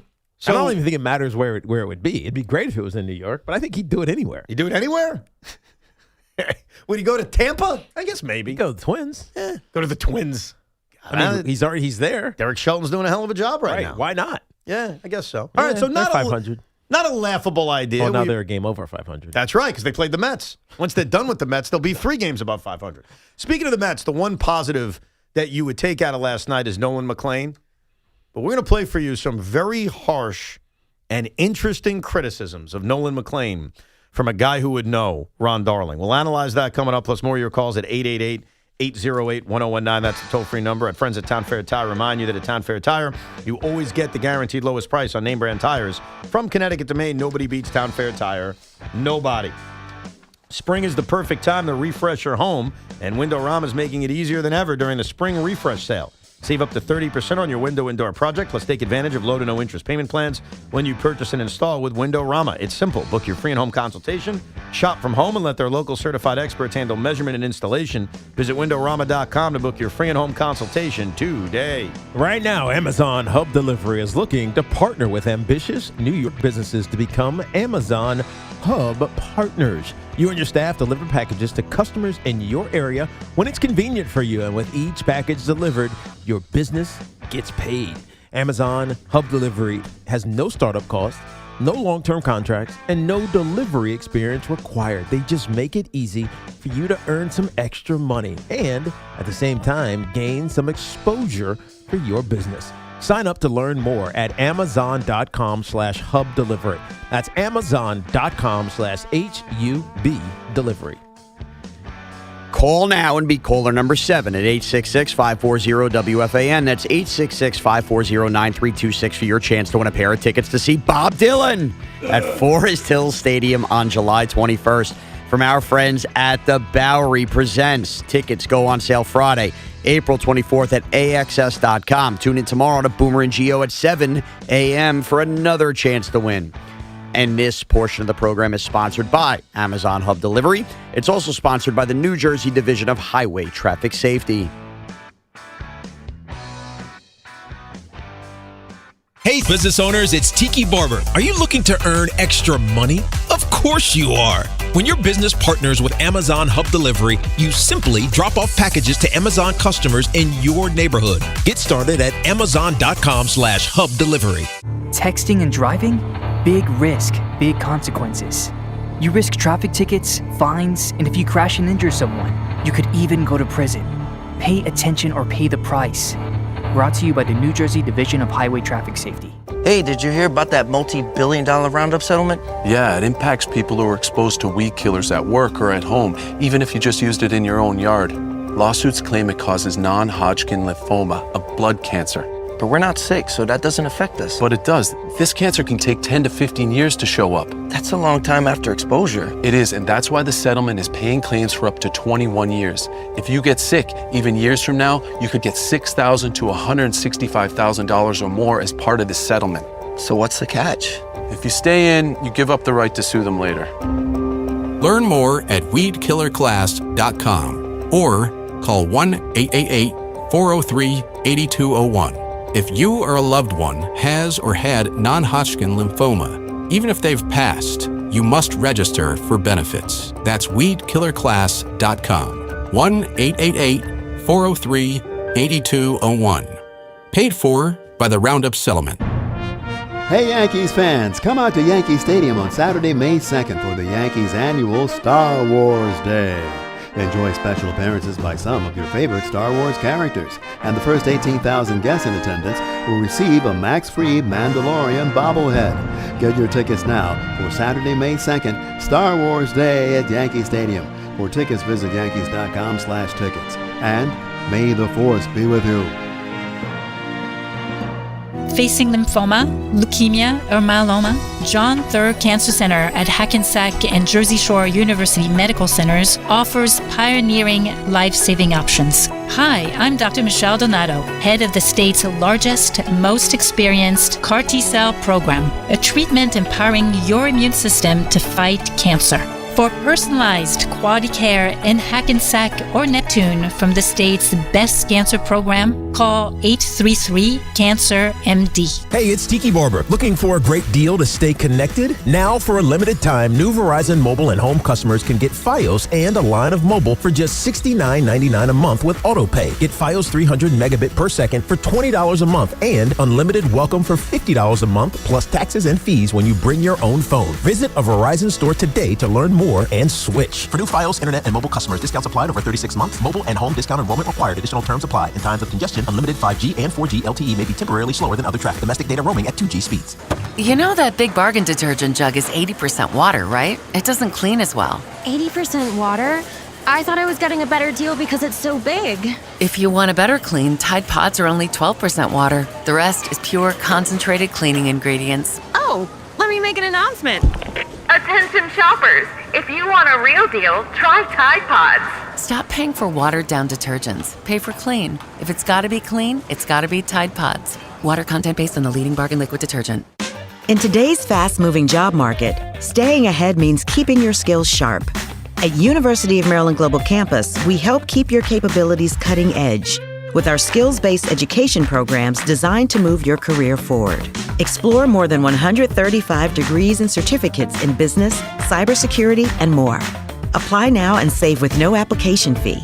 Classes start May 13th. Learn more at umgc.edu. Certified to operate in Virginia by SCHEV. Draft Spotlights are brought to you by Liberty Mutual. Only pay for what you need. Sonny Styles, the inside linebacker from Ohio State. He came to Ohio State as a safety and played there for 2 years, but he just kept growing and he kept maturing and getting better. And he moved to inside linebacker the last 2 years. He's been unbelievable. Like, he's 6'5", he's 245 pounds. He runs to the 4.4s. He's got everything it takes to be a great player. And Doug. There's nowhere I wouldn't go to help someone customize and save on car insurance with Liberty Mutual, even if it means playing in a football game. Boom! 42! You're going down, Doug. Oh, yeah? Your price on car insurance when you customize and save is going down. Hey! Limu? What are you doing on their team? Only pay for what you need at LibertyMutual.com. Liberty, liberty, liberty, liberty. For all station contest rules, go to WFAN.com/rules. Hey, Boomer Esiason here. You know, after years in the game, I don't guess. I go with what works. Red Pocket Mobile gives you 3 major 5G networks to choose from. Switching cities? Switch your network. That's like calling your own Audible. Visit redpocket.com to see why more Americans are switching to better wireless without paying more. Red Pocket Mobile, your new ultimate cell carrier. Hello, New York, New Jersey. Bank of America, in partnership with Visa, invites you to a FIFA World Cup 26 watch party. Open an eligible Bank of America checking account in participating financial centers only for an opportunity to reserve 2 complimentary tickets while supplies last. Experience special musical guests, games, giveaways, food, and more, all at a legendary venue. Learn more at BofA.com/BofA Visa Watch Party. What would you like the power to do? Bank of America, proud to be the official bank of FIFA World Cup 26. Bank of America N.A. member FDIC. Terms apply. All rights reserved. The R&B Tour, starring Usher Raymond and Chris Brown, live in East Rutherford, uniting 2 of R&B's defining hitmakers, Chris Brown and Usher Raymond. 2 legendary artists, 1 stage, MetLife Stadium, Friday, August 7th and Saturday, August 8th. Pre-sale for City Card members is available now through Wednesday at 10 p.m. at livenation.com. Hey everyone, Boomer here. If you love eating great food as much as I do, you have to listen up. The Chef IQ Sense wireless thermometer and the mini oven are must-haves in your kitchen. The thermometer helps perfectly cook your chicken, fish, or meat, and the oven is an all-in-one hero that bakes, broils, air fries, toast, and much more. For years now, I've been telling you about how amazing these products are and how they have changed my life. Now it's time to change yours. Go to chefiq.com and don't forget to use the code word Boomer to save big at checkout. That's code word Boomer at chefiq.com. Step up your game in a Mercedes-Benz from Ray Catena. When it comes to performance, luxury, and selection, count on the power of 3. Mercedes-Benz of Edison, Ray Catena of Freehold, and Mercedes-Benz of Union. 3 powerhouse locations delivering what matters most. First-class customer service and an experience that's always a win. Their expert team is ready to help you find the perfect Mercedes-Benz, whether it's a gas, hybrid, or all-electric. Make your move to the triple luxury Mercedes-Benz dealerships. Visit RayCatinaMercedes.com. All new Dunkin' Zero. Only 20 calories, 0 sugar. The all new revitalizing energy drink made with B vitamins so you can actually feel good about it. Struggling to make it through the afternoon? Wishing every meeting was an email? Sounds like it's time for Dunkin' Zero. It's the perfect pick-me-up without the spiral, and it comes in 6 delicious flavors like Sun Zest and Glamberry. Dunkin' Zero. Only at Dunkin'. Dunkin' Zero drinks contain caffeine from caffeine and guarana. Beverages are fruit-flavored, contain 0 fruit juice. Participation may vary. Limited time offer. Tomorrow is round 1 of the NFL Draft.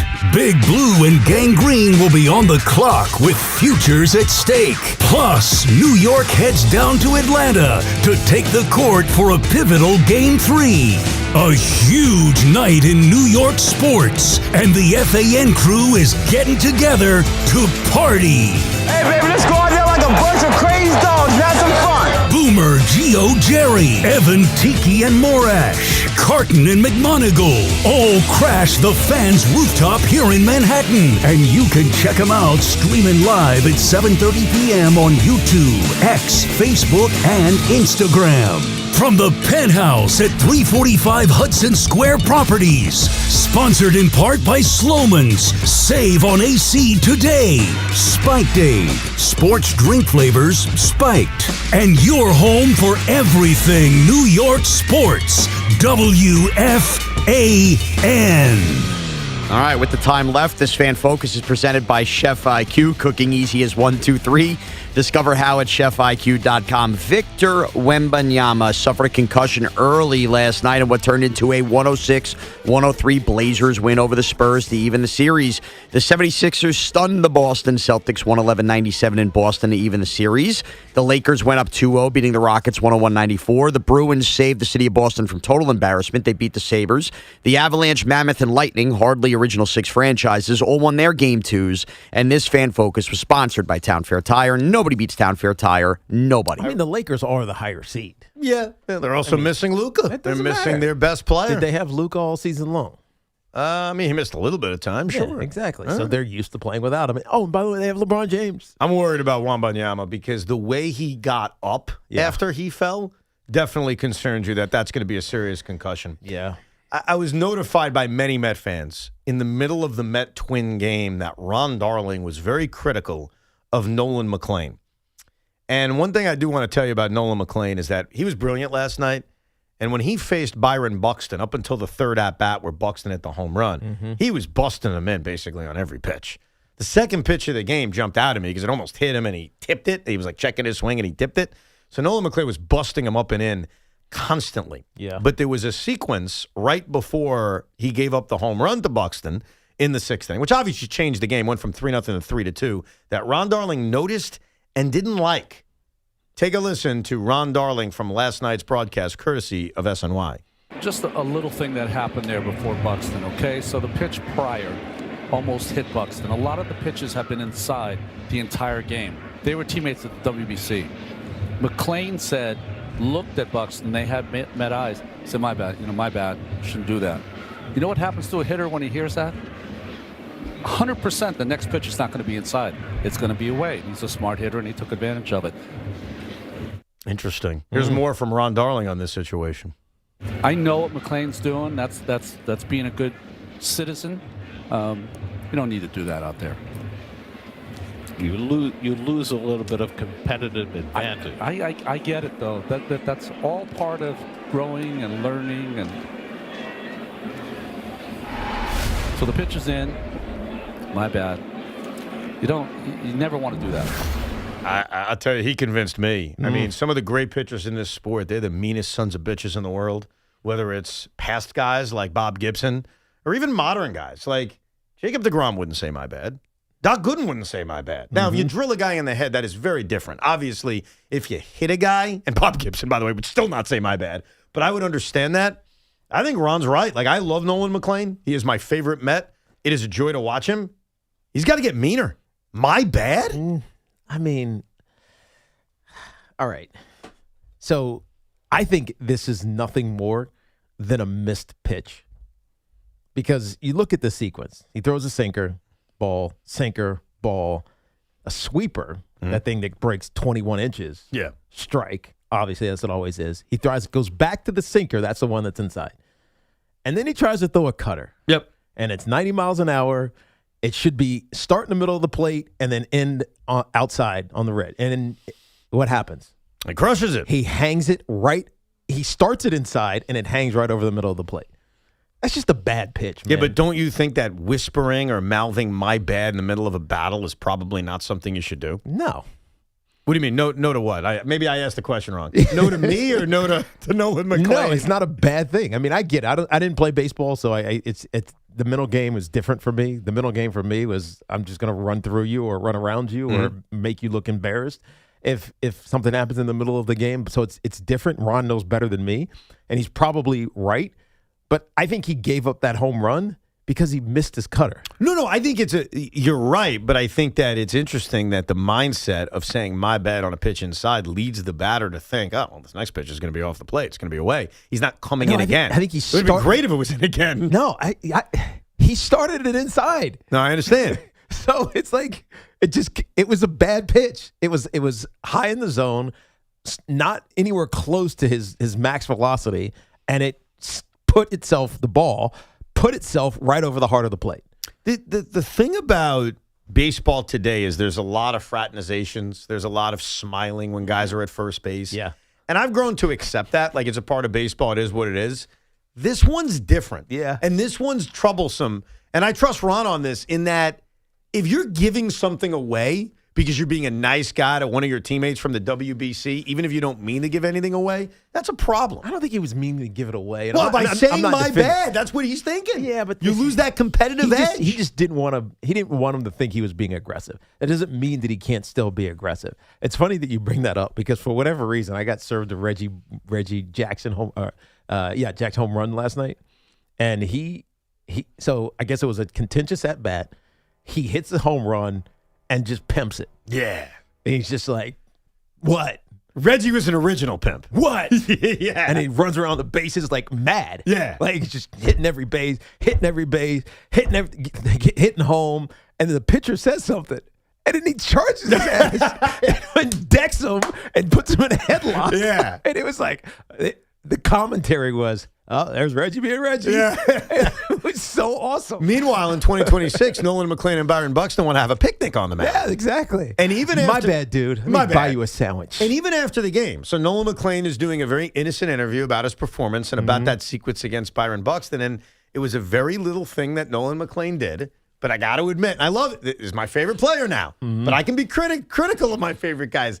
Listen to what he says about Byron Buxton. This annoyed me. And ideally, I'd like to go a little bit longer, but like I said, Bucks made a nice swing on me and kind of snowballed from there a little bit. Bucks made a nice swing on me? What, you got pet names for him?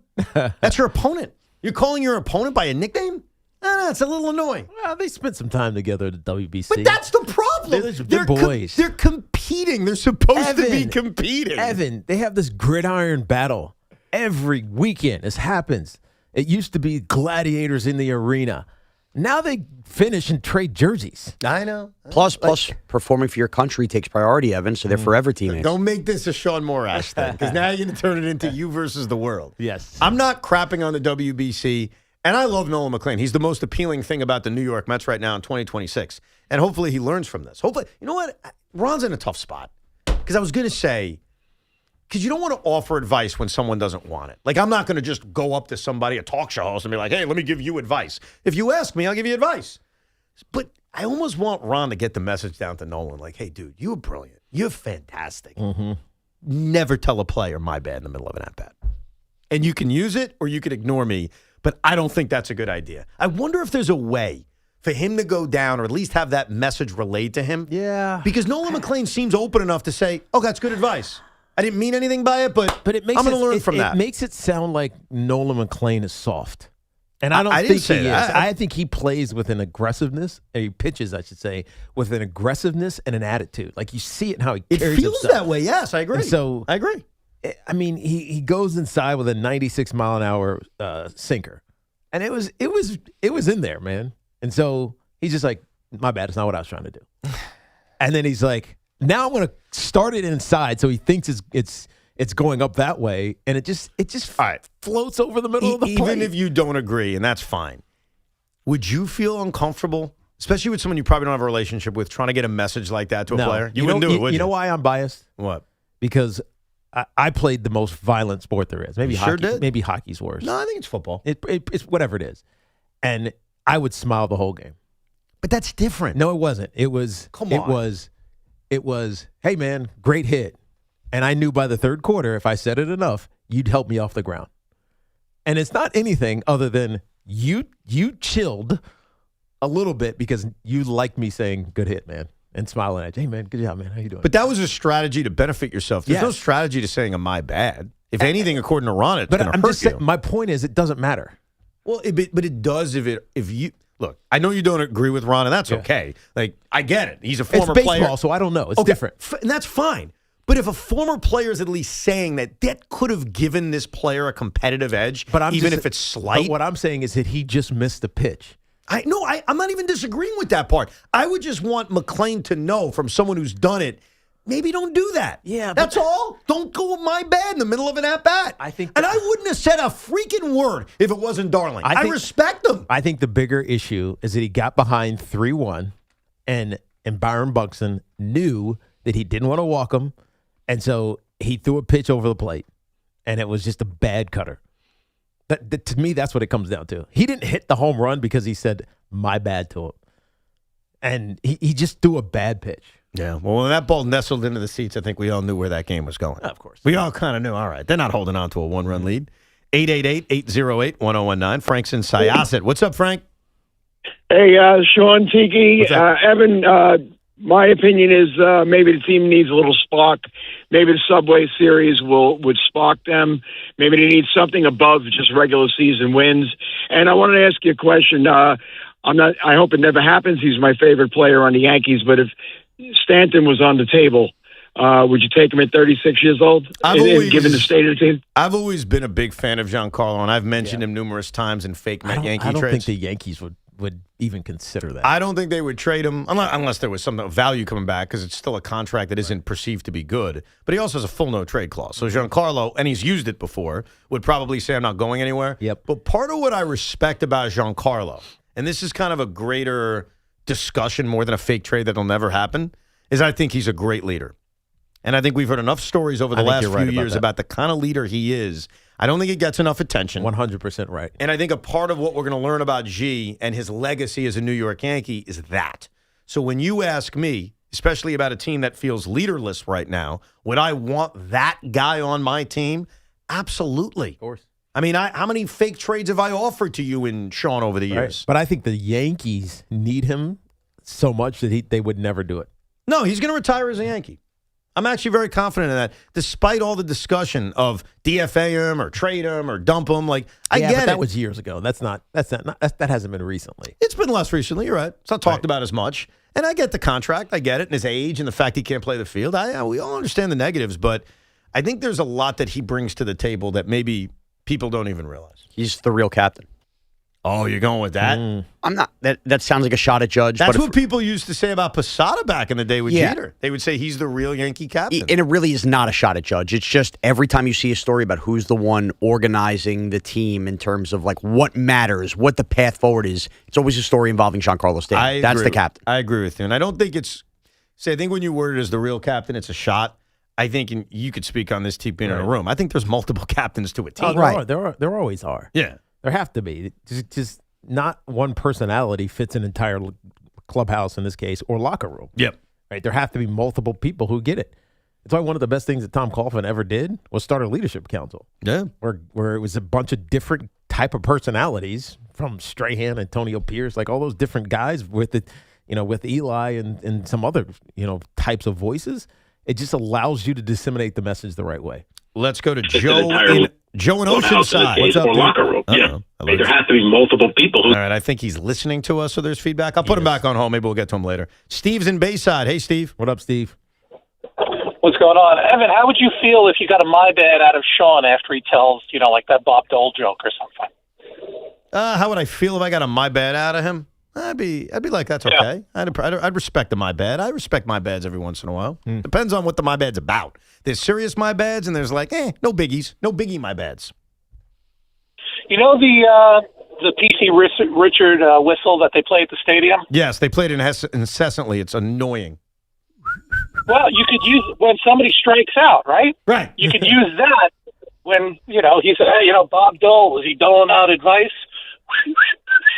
By the way, if PC Richards is willing to pay us money, we will gladly do that. That's the easiest cross sponsorship ever. 100% agree. It's a great idea, Steve. We'll talk to the sales team pronto. All right, sounds good. All right, thank you very much. I didn't know that was his whole point. Yeah. Usually he's got a Yankee point. Hey, Morash, By you the aren't way, funny. What I really meant to say was, but that was the one point. That was my only point. it was a good one. It's funny. It was a good one. The P.C. Richards strikeout sound, it's so a part of the new Yankee Stadium that I've gotten used to it, but it still kind of annoys me. Even if it's like tradition now, because they started that, I'm not kidding, in 2009. Yeah, but what's crazy is that it's so like ubiquitous in your mind. Like you know exactly what it is. It's more synonymous with the Yankees than P.C. Richards now. 100%. Exactly right. And I think a part of that is it started in 2009. And I'll never forget this discussion on the radio. You ready, Tiki? Go ahead. So they started using this whistle. I believe it started in 2009. At least that's when we all started talking about it with the new Yankee Stadium. And the whole discussion was, if the Yankees win the World Series, is that the sound we're going to hear? Like if they win the World Series on a strikeout, obviously, specifically. It did not end on a strikeout. It ended on a ground ball to second base, fielded by Robbie Cano. But what if Mariano struck out the last batter? And that was the thing that you heard? That'd be the first sound you hear. Josh is in Long Beach. Hey, Josh. What's up? First off, wahoo wah. Thank you. That's awesome. Wahoo wah is right. Yes, sir. My thing. I got two things. Sean, I think you did like a Stinko to 5-hole one time, and you said that the most craziest New Yorkers coming back. I think Brett Favre would be number one because he's never retiring. I think he called the Jets last night saying that he might finally retire. Number two is what if we traded? Don't scream at me. But what if we like put it to Soto, pick a team that you want to go to, the top four people would still pay what we're paying for him, right, and take a haul for him now. Do you think that would work? I'll tell you what, I'm not even going to yell at you. I'm going to actually have a respectful discussion with you. And the reason I will is there are layers to this Mets season. And I was joking with Tiki before off air. I said, eventually the Mets are going to be irrelevant. Like right now, they are dominating this radio station because of how bad they are. Every part of the station, we're all talking about them. Eventually, they become irrelevant. And eventually, you go months without even talking about the Mets unless you download the Rico Bronya. Right. Until the trade deadline. Because if the Mets truly are bad, the discussion's going to be, who do you trade? Right. Like, right off the top, I'll give you a name right off the top if the Mets are bad. That's going to get them actually a decent amount back. Freddie Peralta. It's a no-brainer. Yeah. He would be the best pitcher available, assuming the Tigers don't trade Skubal. He's a free agent at the end of the year, and if the Mets are going nowhere, they ship him off. I know that people will ask about Juan Soto. They will. They'll say, but what about what you could get? There's teams that would pay him. Here's why you never trade Juan Soto. You never trade Juan Soto. You can give me whatever fictitious package you want back. Here's why you don't trade him. He is so good and he's so young. And if the Mets rebuild or retool and they do it multiple times, Juan Soto will be a part of all of them. Yes. He's that young. So when you have a foundational piece like that, you never get rid of them. And I'll be blunt with you. There are only two guys on the New York Mets that are immune from trade discussions. Only two. And you know who they are. One is Juan Soto, and the other is bad Nolan McLean. Yeah. That's it. That is the list. Not even Lindor? No. If this is a bad team, you have to be open to every possibility. Yeah. But I Juan would Soto, still say Lindor. Stop. He's 33-year-old shortstop on a long-term deal? Yeah. No, you'd be open to it. You'd have to be. They should have been open to it during the offseason once they decided to break up the core to begin with. And I mentioned that on the air that I was, and I made a fictitious Dodger trade. And I'm not there yet because it is still April, even though this team clearly is proving that they suck. But if we do get months away from now and things are bad and they're just a bad team, you have to be open to everybody. But I just want to make clear, because I understand there's going to be opposing views on this. Like, there will be people, Met fans, not trollers like Sean, who say, hey, we should trade Juan Soto. There'll be people who say it. And I'm just telling you why you're wrong. We have Cody Bellinger. We can't take him on. I'm not even talking about trading him with you. I'm trying to think of who could afford him. It would be the Dodgers, the Padres, bring them back, the Yankees, in theory, the Red Sox, the Blue Jays. Okay, Toronto. Is Toronto the team? I'm telling you right now, I don't know any of those other teams are absorbing Juan Soto at this point. So you even would go further and say they wouldn't even be able to trade him? Not with this many years left. Interesting. I also think it would be a CBA thing. People need to see what the new CBA is. True. But it's not something I'd even be interested in. You know what I mean? Like, even if you're right, it's the contract. He's a great player. And let's keep in mind, he has nothing to do with this collapse right now. He hasn't been there. In fact, he has been a part of the collapse because he hasn't been there. Right. But it is also unreasonable to think that his return tonight is all of a sudden going to make the Mets offense, which has been so pathetically bad. He's hitting a home run? Today? Yeah. Now, we are assuming he's in the lineup because Carlos Mendoza has hinted that he would be activated today. I think he's going to go 0 for 1 with 3 walks. Wow. Yeah. That sounds like a Soto line when they need him. You want to do a long-term, short-term Juan Soto prediction on how he does tonight? Let's check in on another Evan and Tiki long-term prediction. This is a short-term one. I'm going to go officially in Juan Soto's return on Wednesday night, April 22nd, 0 for 1 with 3 walks. Tiki Barber. 2 for 5, a walk and a home run. Oh. 1 for 2 leaves the game torn Achilles because they didn't take the calf series. You son of a... I mean, why would you even say that? You asked me for predictions. You suck. We've seen this with the calf before. Mets rushing him back because they need him. You're literally predicting a freaking torn Achilles. Juan Soto. You think I want that to happen to Juan Soto? I'm just saying it feels like on a cold night, calf injury, rushing him back to be the savior. Be very careful. You think he plays in the left field or is he DH? I think he's going to DH tonight. And I do want to have a second long-term prediction because... How long until he's on the IL again? Yes. No, does he go on the IL again? Like, does Juan Soto come back? And remember, he has had very few IL stints in his major league career. So in theory, he would come back.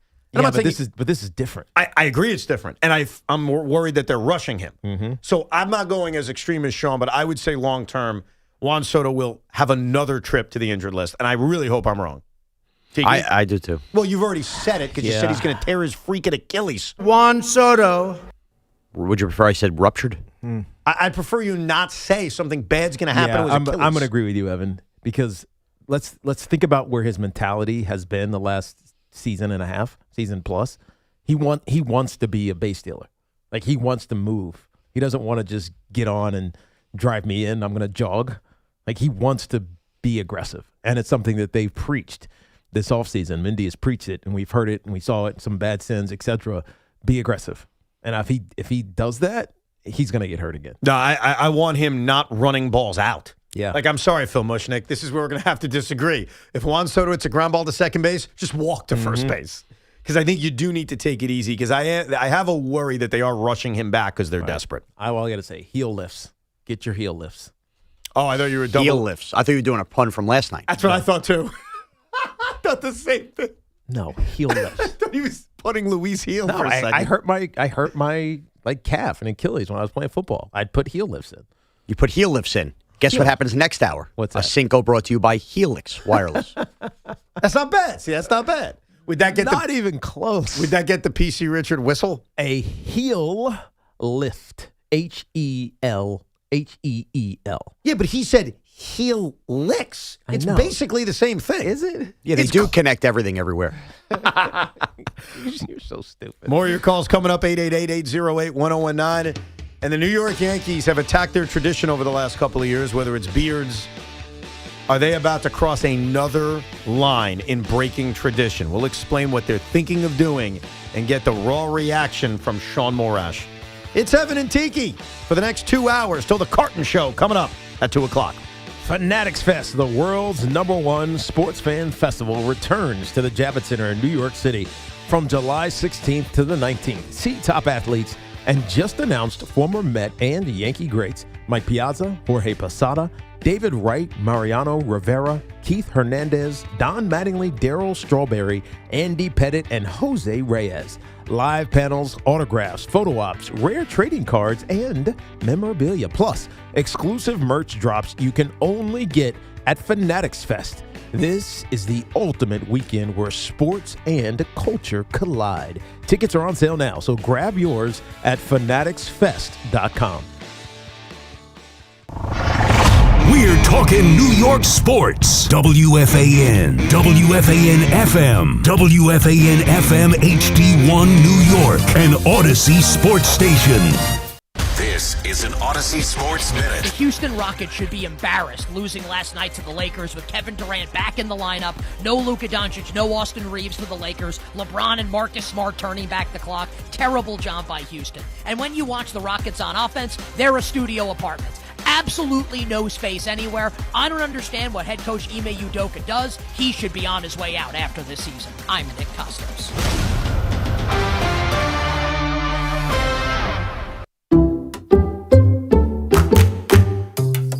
Metro New York. Ready for real savings? Switch to Allstate today. Because drivers who switched saved an average of $713 on their auto insurance. So, what are you waiting for? Check Allstate first for an auto insurance quote today. You're in good hands with Allstate. Based on the national average annual savings for new customers surveyed in 2024, savings vary, subject to terms and availability. DQ presents the Blizzard Double Flip Deal. For a limited time, when you buy one Blizzard treat, you get a second for just 99 cents. That's 2 Blizzards, 2 spoons, 2 flavors, and 2 flips. So don't miss out on the Blizzard Double Flip Deal, available only for a limited time and happening now at DQ. Because the only thing better than a Blizzard treat is a second Blizzard treat for just 99 cents. It's a deal to flip for. The Blizzard Double Flip Deal. Get it in the app. Participation may vary. Wish your life came with a warning app? That dog does not want to be petted. Well, life doesn't always give you time to change the outcome, but prediabetes does. Take the 1-minute test today at doihaveprediabetes.org. Brought to you by the Ad Council and its Prediabetes Awareness Partners. There's a new kind of energy at Starbucks. When your day needs a reset, try the all-new energy refreshers. Strawberry acai, mango dragon fruit, or the all-new mango strawberry. The refreshers you love, now with extra caffeine. New energy refreshers only at Starbucks. Partly sunny, high 55. Weather brought to you by Staples. Epic parties start at Staples. Now you can grab Party City balloons, decorations, and tableware, plus matching custom invites, banners, and more right at Staples. That was easy. The Rutgers men's basketball team is back in action this winter at Jersey Mike's Arena. Join the fun and don't miss the excitement on the court as head coach Steve Peichel and the Scarlet Knights take on some of the top teams in the Big Ten Conference. Limited tickets are still available to come cheer on your Scarlet Knights. For more information or to purchase Rutgers men's basketball tickets, visit scarletknights.com. That's scarletknights.com. And go RU.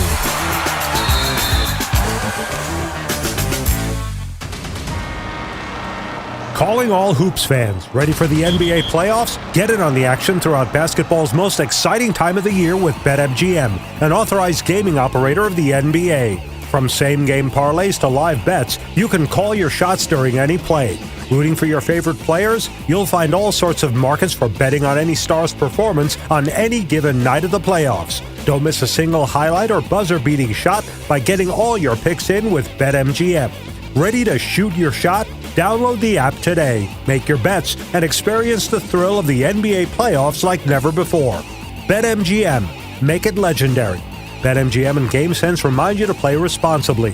See BetMGM.com for terms. 21 years of age or older to wager and physically present in New York only. Subject to eligibility requirements. Rewards vary and expire in 7 days. Gambling problem? Call 877-8-HOPE-NY or text HOPE-NY 467-369. Hi, this is John Starks. At John Starks Kia, we don't play games. No gimmicks, no tricks, no hidden fees, no surprises. Score our John Starks special this month. A Kia Sportage for just $333 a month with just $3 due at signing. That's right, all threes. It's my favorite number. What we say is what it is, period. See you at John Starks Kia in Queens. 36-month lease. Excludes tax, title, and MV fees. No security deposit required. 10,000 miles per year. Expires April 30th. MSC Cruises feel so stylish and European. Let's espresso and gelato. Espresso and gelato? Those aren't verbs. Yeah, on MSC Cruises they are. Oh, well, in that case, I'm into the American stuff. Let's coffee and soft serve. Sounds like a plan. Maybe later we can chaise lounge and espadrille? I think you mean pool chair and flip-flop. For a limited time, get up to 30% off cruises, plus kids sail free. To book, visit msccruises.com or contact your travel advisor. Restrictions apply. Ships registered in Panama and Malta. I'm a 100% kind of guy, so I got Verizon Fios. It's 100% fiber internet because I do everything at 100%. What game should we watch? 100% of them. She hits a Penalty kick. out of the park! From way downtown for a Beautiful shot onto the green. You either have 100% fiber internet or you don't. Get Verizon Fios. It's super fast and reliable with ultra low lag. It's 100% or nothing. Call 1-833-VERIZON to switch today. Go teams! Are you sick and tired of paying high prices for Continental tires? Then get to Town Fair Tire for the lowest price you'll find anywhere. Yes, the guaranteed lowest price on every Continental tire. Plus, at Town Fair, you get free services for life. Think about it. Why look anywhere else for Continental tires when Town Fair gives you the guaranteed lowest price plus free services for life? Nobody beats a Town Fair tire deal. Nobody. Name brands at discount prices. Town Fair Tire. It's deck days at Lowe's, and the savings are stacked. Right now, pros get 15% off all in-stock composite decking from top brands like Trex, TimberTech, and Decorators. Plus, get a free DeWalt 20-volt max 5-amp-hour battery when you buy a select DeWalt tool. The deck's stacked in your favor with brands pros trust. Our best lineup is here at Lowe's. Valid through 4/22 while supplies last. Selection varies by location. My name is Whitney Allen, and I'm a widow. My husband, Ryan, died. We never thought we'd ever have to use life insurance, but the unexpected happened. With Ethos, signing up was fast and 100% online. You can get a quote in seconds, apply in minutes, and get same-day coverage. No medical exams, and you can get up to $3 million worth of coverage. I'm grateful we were prepared. Get your free quote at ethos.com/radio. That's ethos.com/radio. Paid spokesperson. Time spent on application may vary. Online health questions required. Tune in for the Yankees' first pitch presented by Montefiore Einstein, the official hospital of the New York Yankees. No matter the season, New York sports never stop. Yankees, Mets, Giants, Jets. If it's happening, we're talking about it. The Fan, 101.9 FM and always streaming on the Odyssey, iHeartRadio, and TuneIn apps. If you've missed any part of the program, you can always rewind it on the free Odyssey app. Tiki's response to the Dexter Lawrence trade back at 11, and obviously the sad state of the New York Mets, who lost their 12th consecutive game last night in more pathetic fashion. The Yankees, on the other hand, very quietly took care of business against their arch rivals, the Boston Red Sox. Got a big day from Giancarlo. Luis Gil looked good. But there was a story that came out earlier this morning in The Athletic, and I'm not going to offer an opinion. I'm going to give you guys the information, and I want Yankee fans to respond, and then I'll give you my IBO take. But here's the headline. Yankee players push to wear alternate road jerseys for the first time in franchise history. This is from Brendan Cuddy. Alternate road jerseys. New York Yankees players recently pitched higher-ups on the team wearing alternate jerseys for the first time in franchise history. But on the road, not at home. Players suggested the team during occasional road games wear its Navy batting practice jerseys, which feature New York across the chest in gray letters and numbers with white trim and the Star Insurance sleeve patch. The players did not propose any changes to the home uniforms or to the regular road jerseys. The Yankees only have two official jerseys, white with blue pinstripes at home and gray on the road. The batting practice tops are the ones that are very similar to what they're pushing for, and that's what the players want, which is basically just a black jersey on the road. Now, the Yankees have had a tradition for a long time, and they've started to change a few of those things. Obviously, the beard policy was a big story a year ago. Is this jersey thing something that infringes on your tradition, or are we okay with the openness to adding a road alternate jersey? Well, this is for Sean, because I think it's great, because who cares? It's a jersey. Okay. A jersey is not affecting how you play. Okay. It might affect how you look. Now, from a player standpoint, if the jerseys suck, they just look bad. I'm going to show you the jersey so you can just have an idea. It's a black navy. Then you don't look good. Right. And if you don't look good, you don't feel good. Oh. And if you don't feel good, you don't play good. That's a good and way to look. If you don't play good, it should be well. But if you don't play good, you don't get paid well. Tiki, you said something important there. Who cares? I care. This is a big problem. A big problem for me. Tell me. All right, I was totally good with the beards, obviously. You want to have a Star Wars night at Yankee Stadium. You want to blink lights. You want to play your moon sound effects between every pitch. There is a million things that have happened since this new Yankee Stadium is open that has made the Yankees even less and less like the Yankees.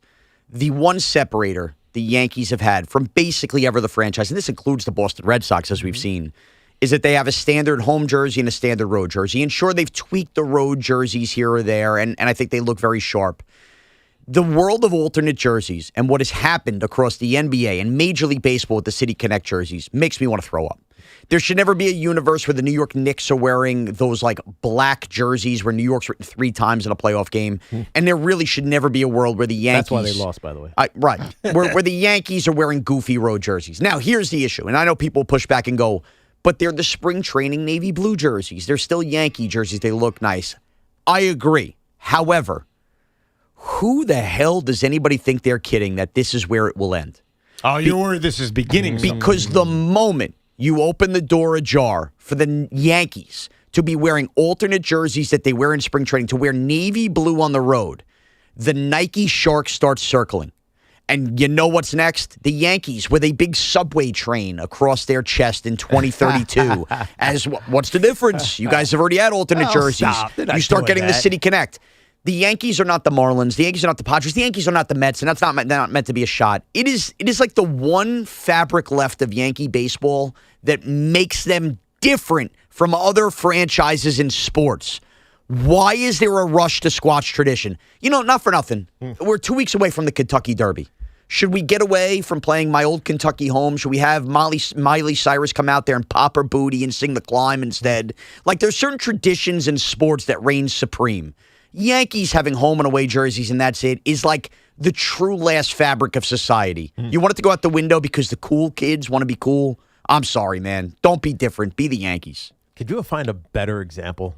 Is Kentucky Derby must-watch television anymore? When my old Kentucky home plays before the Kentucky Derby, it's like one of those like old school sports things that still exists. I can't tell you the last time I've cared or watched the Kentucky All right, you want me to do a better sports tradition? You have to find what tradition in America like really rings with you. Is there one that jumps out at you? I don't know, but it's not the Kentucky Derby anymore. I don't know if there is. Yeah, I'm trying to think of the one Super that Bowl? Yeah, like, a halftime Super Bowl. Okay, I got it. Let's go with the Super Bowl because I've heard Tommy even suggest this. Okay, Super Bowl's on a Saturday now. Would that bother you? No, not at all. Okay, that doesn't work. No, but it would bother me if they moved the Super Bowl to London. How about that one? Super Bowl overseas. That bother you? Yeah, it would. Okay, and I think that's so. Sean's biggest worry is what they call the slippery slope factor. It's not. Oh, it's a road alternate. It's what does it lead to? Does it lead to the Yankees doing what the Red Sox have done? Okay, but is it going to make them win or lose? Okay, but there's a difference, Tiki. The winning and losing is still the most important thing. That's right. Is keep the main thing the main thing. But here, I don't think they're going to win anymore because they added an alternate jersey. It's not about winning or losing. It's about merchandise sale. It's about making yourself more profitable. And when you're a team that consistently spends $320 to $50 million per season, it is hard to be in the black. Most of these teams are not. The Mets are not, right? The Dodgers are because they've won back-to-back World Series. These teams need to find ways to generate revenue. It's the way any business works. Now, you look at it from a sports fan perspective, as you should. But from a business perspective, you got to find ways to raise them to make more money. So when I was younger, Tiki, and the Yankees have gotten away from this, they sold and they were officially licensed different colored Yankee jerseys. I had a red one. I had a baby blue one. I was a disgrace in high school wearing these, but I was young and it felt cool. Why not go back to doing that? You could sell the merchandise even inside the stadium without the team wearing without the team actually wearing it. Yeah. And if you want to feel like it's a cool twist on a Yankee jersey, you can still own that. Right. It can still be in your face at every store, every online shop. But Tiki said something correct, but I don't think relevant to this. The players want it, which I don't think has anything to do with sales. It has to do with the players are hip.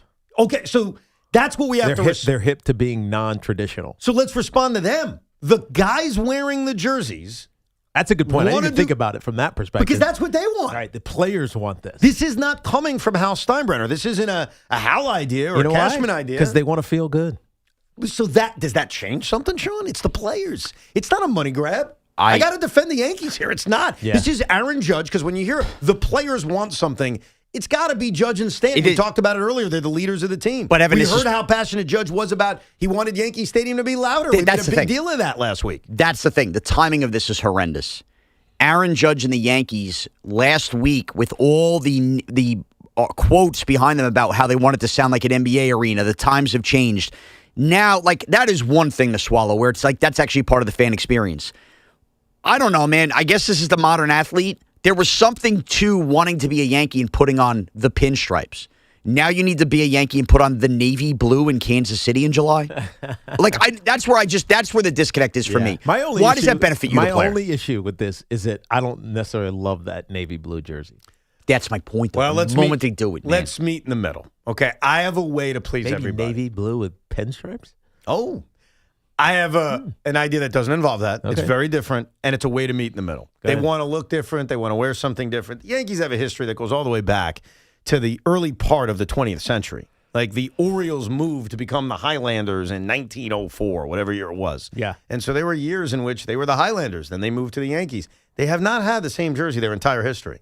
So my meet in the middle is to take the 1929 road jerseys, which are kind of cool. They're gray, and it actually says Yankees across the front. And why don't we make those the alternate? So you're in touch with your history, even if it was 95 years ago, and hopefully the players find it to be good looking. Here's the jersey. This is the road jersey. I'm showing Tiki from 1930. It says Yankees across the front, and it's gray.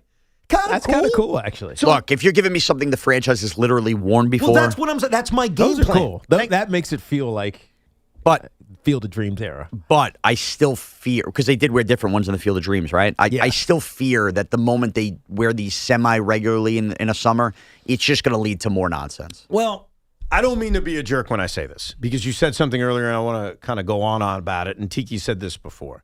There was a time in our history, not that long ago, where the Yankees were unique in Major League Baseball. They were different. They were different for a myriad of reasons. They only had the two jerseys. They spent more money than everybody else. They were dynastic. Everything about the Yankees why does was having different. two jerseys make you unique? Like, why is that something to stand on? Like, we're unique. Well, it's unique because no one else does it. I mean, unique is defined not by necessarily better, but by no one else does that. It's actually cool that nobody else does it. Yeah, like you don't have to like it, Teak, but you can't argue that no one else does it. Okay, whatever. But you know my point. Like they are unique. I'll accept it, but go ahead. You have to accept it. You don't have to agree with it. Right. You could say it's stupid unique, but it's unique. The Yankees in 2026, bro, they're not unique anymore. They're in a new stadium. Their payroll isn't the highest in baseball anymore. Yeah, they're very good. They're in the playoffs every year, but they're not the Dodgers. They're not extra special. And now the beard policy. And so why not the jersey change? They're everyone else. They're not special anymore. Yeah, the beard policy is different. By the way, I don't mean that to be a jerk. Like, they're really good. I'd rather be a Yankee fan today than a Met fan. It ain't even close. But they're not what they were 30 years ago. So even if they're not what they were. So what's the difference? I would just say this. Let's just boil it back to this question. Why are traditions a bad thing? They're not. Like, this is one of those traditions that's really, it's non-aggressive, not anything. Like, it's okay to have one tradition when you're the New York Yankees. The beard thing, I didn't care because, you know what? Like, you shouldn't be told what you can have on your face or on the top of your head. But the uniform itself is different. And I don't know. I don't understand the benefit to it. That's the only thing. If the players want it, what's the benefit to them wanting it? For the players, I think it's what Tiki said. They just prefer to look that way. They just prefer to feel better. Then don't be a Yankee.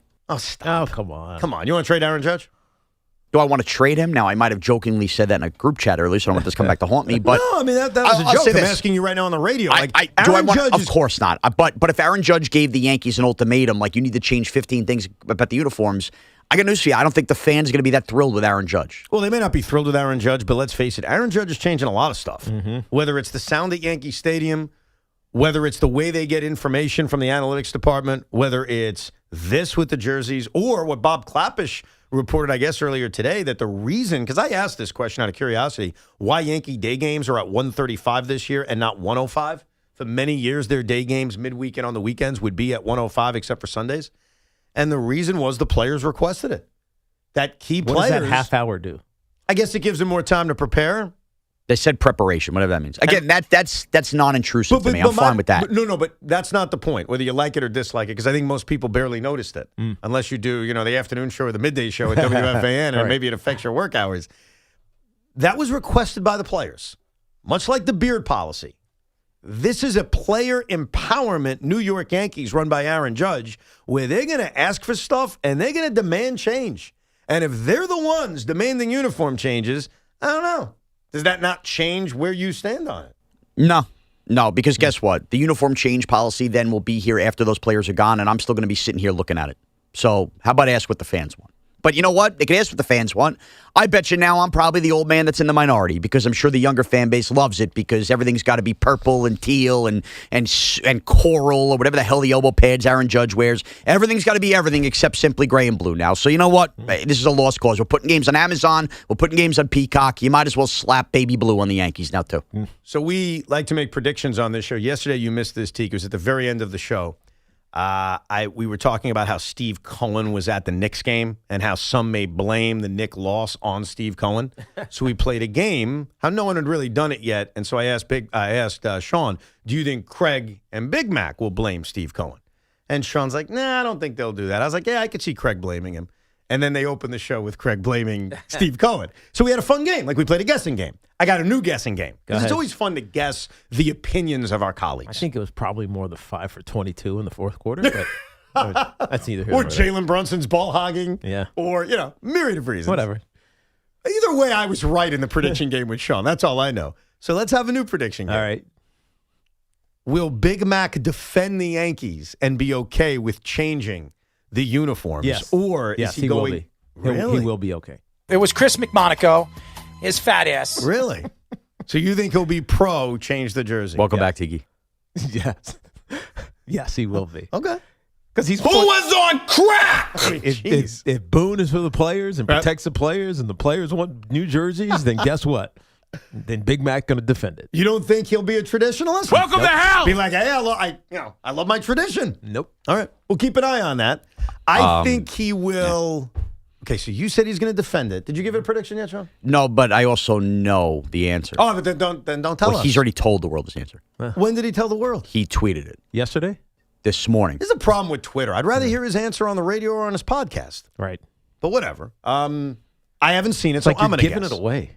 Yeah. Why give it away? Yeah, but that's... He's worried Craig won't ask him. Put him on social media later. Put it on social media later. That's right. After you've already talked about it. That's a good point. Both made good points. I'm going to say, which is great, is we're going to get the answer right now since Sean has it. I'm going to say he rips it. I think he's a traditionalist. All right, let's hear Sean. Do you want me to get the actual tweet? Yeah, let's hear from... It was Chris McMonaco, his fat ass. Okay, here was Chris's tweet 4 hours ago. Loud music and new uniforms, ? Why do these Yankees want to turn me into the get off my lawn old man? Wow. Because you are an old man. I'm with him, so he's standing up. Suck it. That's not the right prediction, though, Evan. What do you mean? The right prediction is what game are they doing them this year? Because it's happening. I agree with you. I think it's going to happen. I think once it comes out that the players are pushing for something, I think they will give in. July 6th, Tampa, in Tampa. They'll see that Tampa Yankee fan base, get it going for that second half, July 6th. For all of you that bought spring training jerseys, you can wear them because we're wearing them. That's a good point. That works out well. Steven is calling from Brooklyn. Good afternoon, Steven. Hey, gentlemen. How you doing today? Good. Real quick on Dexter Lawrence. Everybody comes off and they're saying right off the bat, Dexter Lawrence, how are we going to fulfill his production and his production? Well, to be honest with you, I don't look at this as just a one-player situation. The Giants were so awful last year on defense with all those last-minute fourth quarter, losing all those games, but also the last 4 years with their run, being in last with their run defense. Right. It's just so terrible that at this point, it's a moot point with Dexter Lawrence. I don't feel like we need to see him anymore. He's gone. And let's bring in, we have a new defensive coordinator. We'll have new defensive players. And I just think at this point, I'm not worried about how we could replace his production. I want to make sure that our defense is a top 10 defense this year going forward. What do you think, Tiki? Well, here's the thing. I think, and again, this might change, but Denard Wilson, this is the new defensive coordinator, is a 3-4 guy. And so I know we free agency because he got released. We brought in Tremaine Edmonds, who's a really good linebacker. I know he's 28 years old or so, maybe even 29, but he's a solid linebacker. You're going to need multiple backers. And one of the reasons that you run a 3-4 is that it gives you multiple opportunities from a first and second level defensive standpoint to be able to stop the run.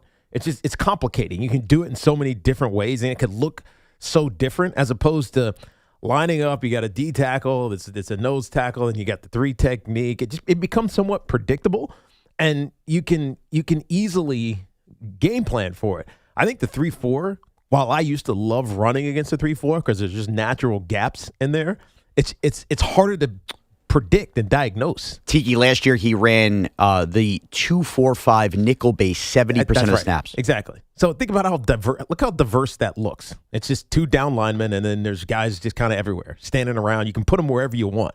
And so the reason I want Sonny Styles, and this goes back to the draft talk, even though I don't think he asked about that, is because you're going to need off-ball linebackers. Well, he did in the sense that he wants a top 10 defense. Yes. Well, how are you going to be a top 10 That's defense? how you get there.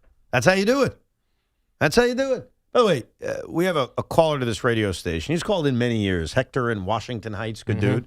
He gets so much TV time. Last night, the whole inning with Austin Warren. He was going nuts. They showed him that dude on TV right now. Told my wife that last night watching him. I go, this Hector in Washington Heights. She's like, who? Yeah. I know. I love the guy, and it's great. It was amazing. Like, SNY made him the guy. No, it's because he was excited. He was very, very excited. Now I'm seeing a Carton and Big Mac commercial. Yeah, this is the one that everybody complained about. They weren't on yesterday, which was odd. Did you notice that? I did not, because I was in Paris. They were like... I did. I assumed it was a holiday I didn't know about. You know, sometimes we dealt with that. But then they were on after. It was very strange. It's almost like they were ducking the Hawk Tua interview or something. Let's go to Jim in Yorktown Heights. What's up, Jim? Hey, guys. Love the show. Thanks for having me on. Appreciate it. I'm a little ashamed that the Yankee players want to change the uniforms. It's a history. And frankly, who are they to ask for new jerseys or demand new jerseys? Ownership owns the team. These guys are employees of that team. Let the management decide as to who or what they wear. But ultimately, Jim, you're right. That's what's going to happen. But they're asking. Like, who are they? They're the ones wearing the jerseys. It's not like they're organizing a walkout. Like, we're not going to play unless you give us the jerseys. But I don't have a problem with them asking for it, right? No, I don't. Would you guys have done that? Or do you not care enough? I don't think we cared enough. You and Strahan wouldn't say, we need to I wear. honestly didn't care. Yeah. I was going to look sweet no matter what you put me in. Look at that confidence. More of your reaction to that bombshell report, plus angry Met fans and Giant fans figuring out what to do after the Dexter Lawrence trade. And when we come back, Sean's got his Cinco de Luncho, which everyone looks forward to every single day. 888-808-1019 is the toll-free number. Spring is the perfect time to refresh your home, and Windorama is making it easier than ever during the spring refresh sale. Save up to 30% on your window and door project. Plus, take advantage of low to no interest payment plans when you purchase and install with Windorama. It's simple. Book your free and home consultation, shop from home, and let their local certified experts handle measurement and installation. Visit Windorama.com to book your free and home consultation today. This drive around the league with Tiki Barber is sponsored by Amazon Hub Delivery. Visit Amazon.com/Hub Delivery. NFL Draft Week is upon us, and it very well might be the worst week of the NFL offseason. Don't get me wrong. The anticipation and hype around every team is great, but the speculation from every insider and reporter is enough to drive you crazy. The draft is notoriously full of obfuscation and misdirection by teams as they try to gain advantage over other teams or try to get prospects to drop so that they can draft them. But the media infrastructure falls hook, line, and sinker every year, predicting who they think will go where, not realizing that whether they're right or they're wrong, most of us will forget or not even care. The NFL certainly has proven to be kings of one thing in particular, regardless of your fandom, making us care about their content all year round. This drive around the league is sponsored by Amazon Hub Delivery. Visit Amazon.com/HUB Delivery. And this portion of the program is sponsored by Total Orthopedics, the experts at getting you back to being you. Total Orthopedics is expanding across Long Island and New Jersey with offices coming to Babylon, West Babylon, Comac, and West Orange. From sprains and broken bones to complex sports injuries, they are the experts at getting you back to being you. Visit TotalOrthoSportsMed.com today. It's also sponsored by your local Mazda dealer. The all-new 2026 Mazda CX-5 is designed to give you balance of style, advanced technology, and craftsmanship in a family-friendly SUV that delivers exceptional value. Get more with the all-new 2026 Mazda CX-5, the smart choice. Visit your local Mazda dealer or MazdaUSA.com. Guys, let's keep it simple. There are two things you probably should be doing: taking care of your health and doing something that actually makes an impact. Here's a way to do both. California Cryobank is looking for healthy men to become sperm donors. You can earn up to $2,400 a month and get free health and genetic screenings along the way. So yeah, you're getting paid to get checked out, and you're helping families who need it. Efficient, smart, done. Check out spermbank.com to learn more. Apply and see if you qualify. 1-877 Cars for Kids. KARS Cars for Kids. 1-877 Cars for Kids. Donate your car today. Call 877 Cars for Kids to reach a friendly live agent. Donation is super easy, and your car can be picked up as soon as tomorrow. Call us now or go to carsforkids.org. Donate your car today. Did you know you can donate real estate too? Right now, new FanDuel customers can bet $5 and get $250 in bonus bets if your first bet wins. FanDuel puts player research right at your fingertips so you can check stats, trends, and matchups all in one place and make your picks with confidence. FanDuel, play your game. 21 and over and physically present in New York. First online real money wager only. $5 first deposit required. Bonus issued is non-withdrawable bonus bets that expire 7 days after receipt. For help with a gambling problem, call 877-8-HOPE-NY or text HOPE-NY 467-369. Hey, it's Tiki Barber. Looking for a great deal to stay connected? Now, for a limited time, new Verizon mobile and home customers can get Fios and a line of mobile for just $69.99 a month with AutoPay. Get Fios 300 megabit per second for $20 a month and unlimited welcome for $50 a month plus taxes and fees when you bring your own phone. Visit a Verizon store today to learn more and switch. For new Fios, internet, and mobile customers, discounts applied over 36 months. Mobile and home discount enrollment required. Additional terms apply. In times of congestion, unlimited 5G and 4G LTE may be temporarily slower than other traffic. Domestic data roaming at 2G speeds. Town Fair Tire, the area's largest independent name brand tire dealer, sells any Continental tire you choose at the guaranteed lowest price. And Town Fair gives you the most free services for life on your Continental tires. So if you're searching for the best price and the most free services for life on Continental tires, get a Town Fair Tire, because nobody beats a Town Fair Tire deal. And I mean nobody. Name brands at discount prices. Town Fair Tire.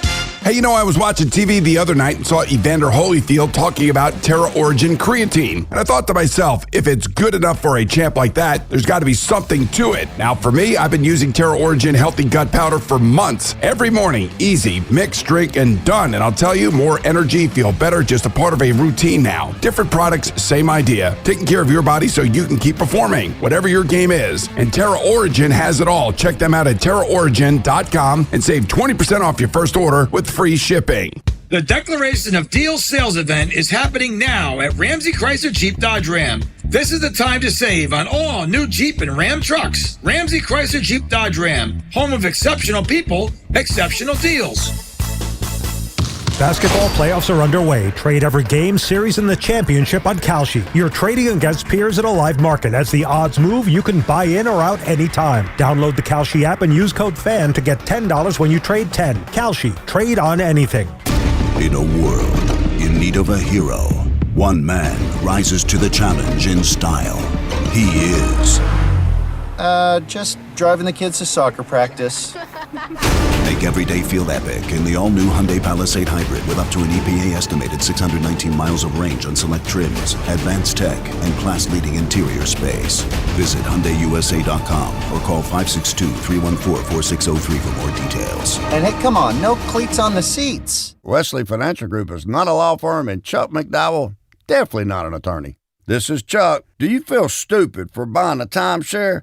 Don't. It's not your fault. You were most likely told you could rent it, and it was a great financial investment. And the deal was available today only. If this happened to you, contact your resort or Wesley Financial Group for help today. Call Wesley now for your free exit information kit. 800-939-1441. 800-939-1441. The Rico Bronya podcast on the Odyssey app is proudly sponsored by Mio Sparkling Sake, the official sake of the New York Mets. Enjoy at Citi Field or your favorite spot. A new tradition in sake, Mio Sparkling Sake. All new Dunkin' Zero, only 20 calories. Zero sugar, the all new revitalizing energy drink made with B vitamins, so you can actually feel good about it. Struggling to make it through the afternoon, wishing every meeting was an email? Sounds like it's time for Dunkin' Zero. It's the perfect pick-me-up without the spiral, and it comes in 6 delicious flavors like Sunzest and Glamberry. Dunkin' Zero, only at Dunkin'. Dunkin' Zero drinks contain caffeine from caffeine and guarana. Beverages are fruit-flavored, contain 0% fruit juice. Participation may vary. Limited time offer.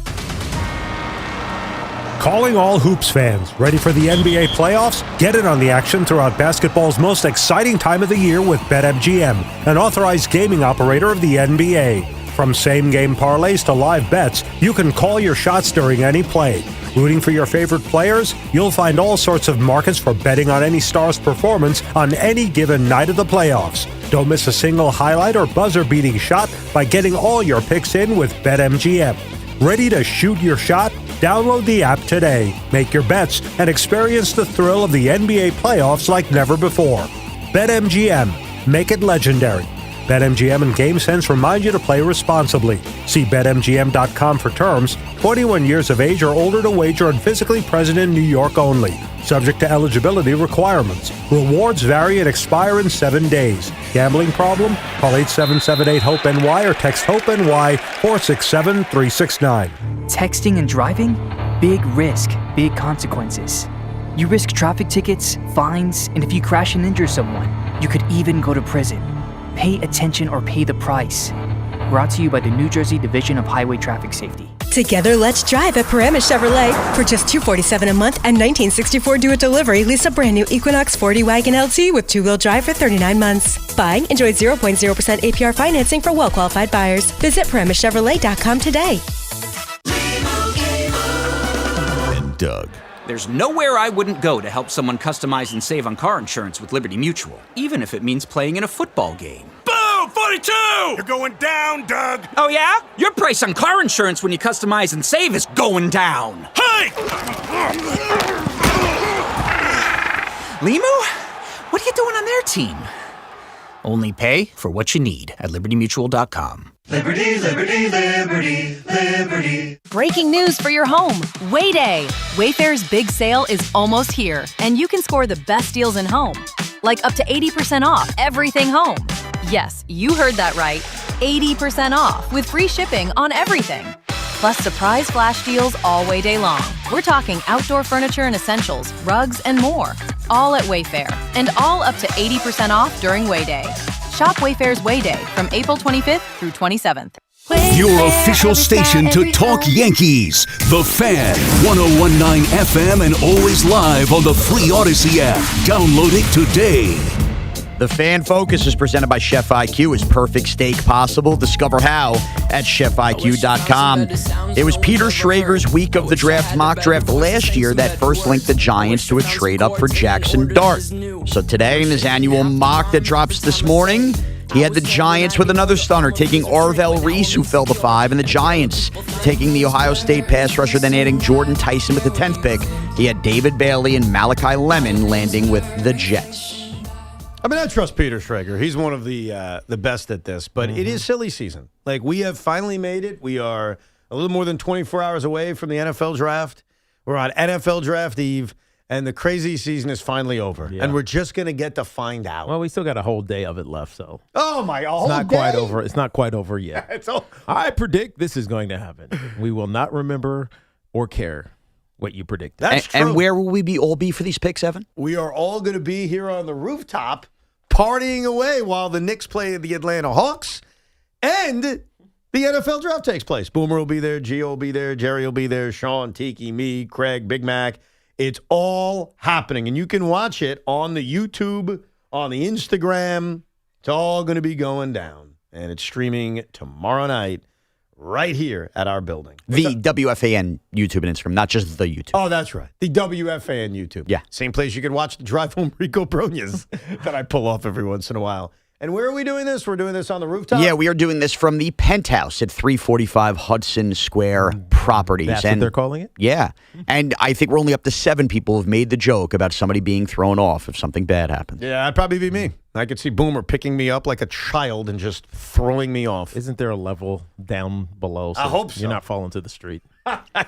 Tiki, the other day, Evan did a Rico from the roof while you were away. Yeah, I warmed it up. And I went out there to kind of say something to him, and it scared me. I don't think where he was doing it, there's a level below. Yeah, where I was doing it, it was kind of scary. Like, it was high up, and many people did make the joke to me, I was afraid you were going to jump.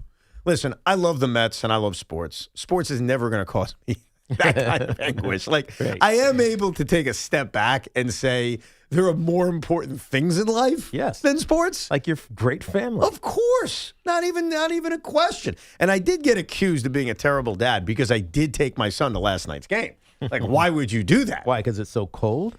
It wasn't even the cold. It was more the team and how much they suck. And I do have one quibble I want to make. I did tweet out last night, and I said it on the Rico, and I've even made allusions to it today here on the show, that we witnessed the death of a season last night. The death of a season is not me quitting. Because Sean said that on social media. Oh, Evan's giving up on the season. Tommy said it on his show. Evan's giving up on the season. I'm not giving up on the season. I'm telling you how I feel about the season. Yeah, I feel the season is over. I'm going to watch every game. Yeah, but who said there's that? a difference. But death means what? You're not making the postseason, so you're just going to watch it play out? No, I'm going to watch it to hope I'm wrong. There's a huge difference. I hope I'm wrong. It's like a prediction, right? And so a lot of times you want your predictions to be wrong. Yeah, of course. Like Evan, you think that they're not making the playoffs and the season's over. Yes. So nobody said anything out of tune. That doesn't mean you're giving up. You hope you're wrong. You waved the white flag in the season. The give up and the white flag bothers me. A white flag means I'm not watching. Like, I'm done. I'm Evan, not you wasting my used the time. word death of the season. Because I think they're dead. Yes, so that's waving a white flag on their chances. It doesn't mean you won't watch. Tiki, be the judge on this. Well, I mean, I don't like his words. I think what you're saying is that you feel like this team has no chance of making the kind of run that every Met fan wants. But you're still going to watch because you're a Met fan. I never give up. Yeah. Like, just because you don't think he's quitting. I just think he's realized that this team. We had this conversation 2 weeks ago. Evan and I we looked at each other and said, there could be a good chance that this team just sucks. Yeah. And I think when I heard this yesterday or read it yesterday on our text chat, death of a season, I said he's come to the conclusion that this team sucks. I don't think they're good. Right. And I hope I'm wrong. Like, I hope, and we will hold ourselves accountable. We do it all the time, playing old clips, good and bad. Mm-hmm. I hope I mock myself in September. I hope that Sean and even Tommy at night says, look at that loser giving up. I hope you do. I hope I'm wrong. But honestly, I just don't think they're good. Yeah, not a lot of teams lose 12 in a row. In fact, as I mentioned earlier, and this is the most important stat, because you're going to be bombarded with stats that don't matter. Like the stat of no teams ever made the playoffs in a season where they've lost 12 in a row. I think it's irrelevant in a world in which more teams make the playoffs. Yes. The relevant stat, I want everybody to listen carefully, because it's the last time I'm going to give it until tomorrow. 138 times a team has lost 12 in a row. 138 times. A little bit more frequently than once a year. Only 4 of those teams finished their seasons above 500. That's it, just above 500. So let's do the math. If 4 of 138 are doing it, that means... That's like 4%. That is 3% of the time. Yeah. Okay? 3% of the time when you have a 12-game losing streak or more, you are finishing above 500. That's the stat that matters, because I'm setting the bar even lower than make the playoffs, because I don't even know. Maybe 83 wins makes the playoffs in 2026. We have no idea. 3%. When you put it that way. Thank you. Now I've proven my point. That's death of season. That's 3%. the stat. That's the, because I'm so sick of hearing playoffs. Like, forget playoffs. It's a different world. It's not fair to even compare it. Let's just talk about getting above 500. Because we've never seen a team make the playoffs under 500. I don't think that's going to change anytime soon, even though it's watered down. That's what's standing in their way. And the reason it's standing in their way, as Tiki eloquently said, is the teams that lose 12 in a row, they suck. Mets suck. I'm gonna give you a little positive. All right? I'm gonna pump some positivity into the Met fan here. Real positivity.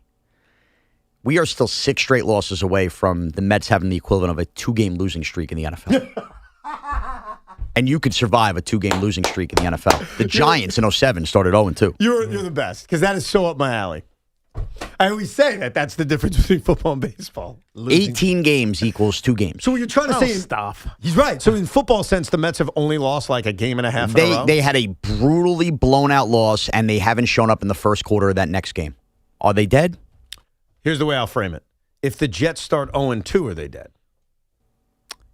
Well, I mean, is Francisco Lindor Geno Smith? That's the problem you run into. Like, if the Jets are bad, 0-1 and 0-2 isn't going to make a difference, right? This They're would just be bad. Were the Ravens dead when they lost Lamar Jackson? Got off to the bad start? Are the Mets the Ravens? I think that's a fair comp. I don't know if they are. This team is so different than the teams the last few years. I don't know if they're any good. Juan Soto's Lamar Jackson. Juan Soto's a tremendous player. It's baseball. It's one of 9 guys. More on Juan Soto a little bit later on. And also, the New York Knicks. I have a major speculation on something wild that's going on right now involving the Knicks. Are the Knicks leaking news to try to spark the team in this Atlanta series? I'll tell you my theory on that, but right now Sean's going to feed us. Sean Moraes in the booth. Somebody hide the castle. Optics flying, phones ringing, Evans yelling. No! Tiki's laughing, chaos cracking, nobody's in control.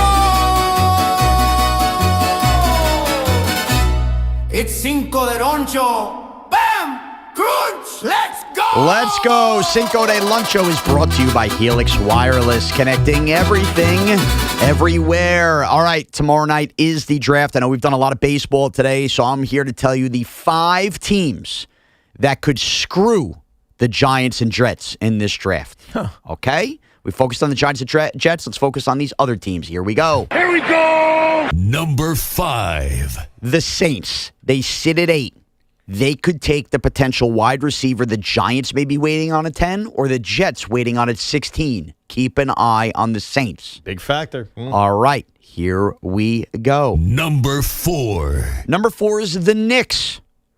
Could you imagine them losing a Game 3 tomorrow night? That would sour the entire mood of New York as we're trying to enjoy these new players. It really would. Yeah, I was trying to get the temperature yesterday because the Knicks fans at our radio station, they're everywhere. They're still confident, as they should be. Like, I totally agree with them. Right. They blew a winnable game, a game they should have won. No They question. scored 15 points in the fourth quarter. Yep. They scored 20, they win. And I think most Knicks fans still believe, hey, they're the better team, they're going to be fine. Yes. They are the better team. Whether they'll be fine or not, that's to be determined. Well, but reading the tea leaves, I am confident that specifically Gio, Boomer, and Big Mac will be very worried if they lose Game 3. I think Craig's delusional, so I almost kind of push him aside. I don't think so. Well, he'll have so much Russian dressing on his face during this party, he won't even remember they lost. Yeah, that's a fair point. That's a fair point.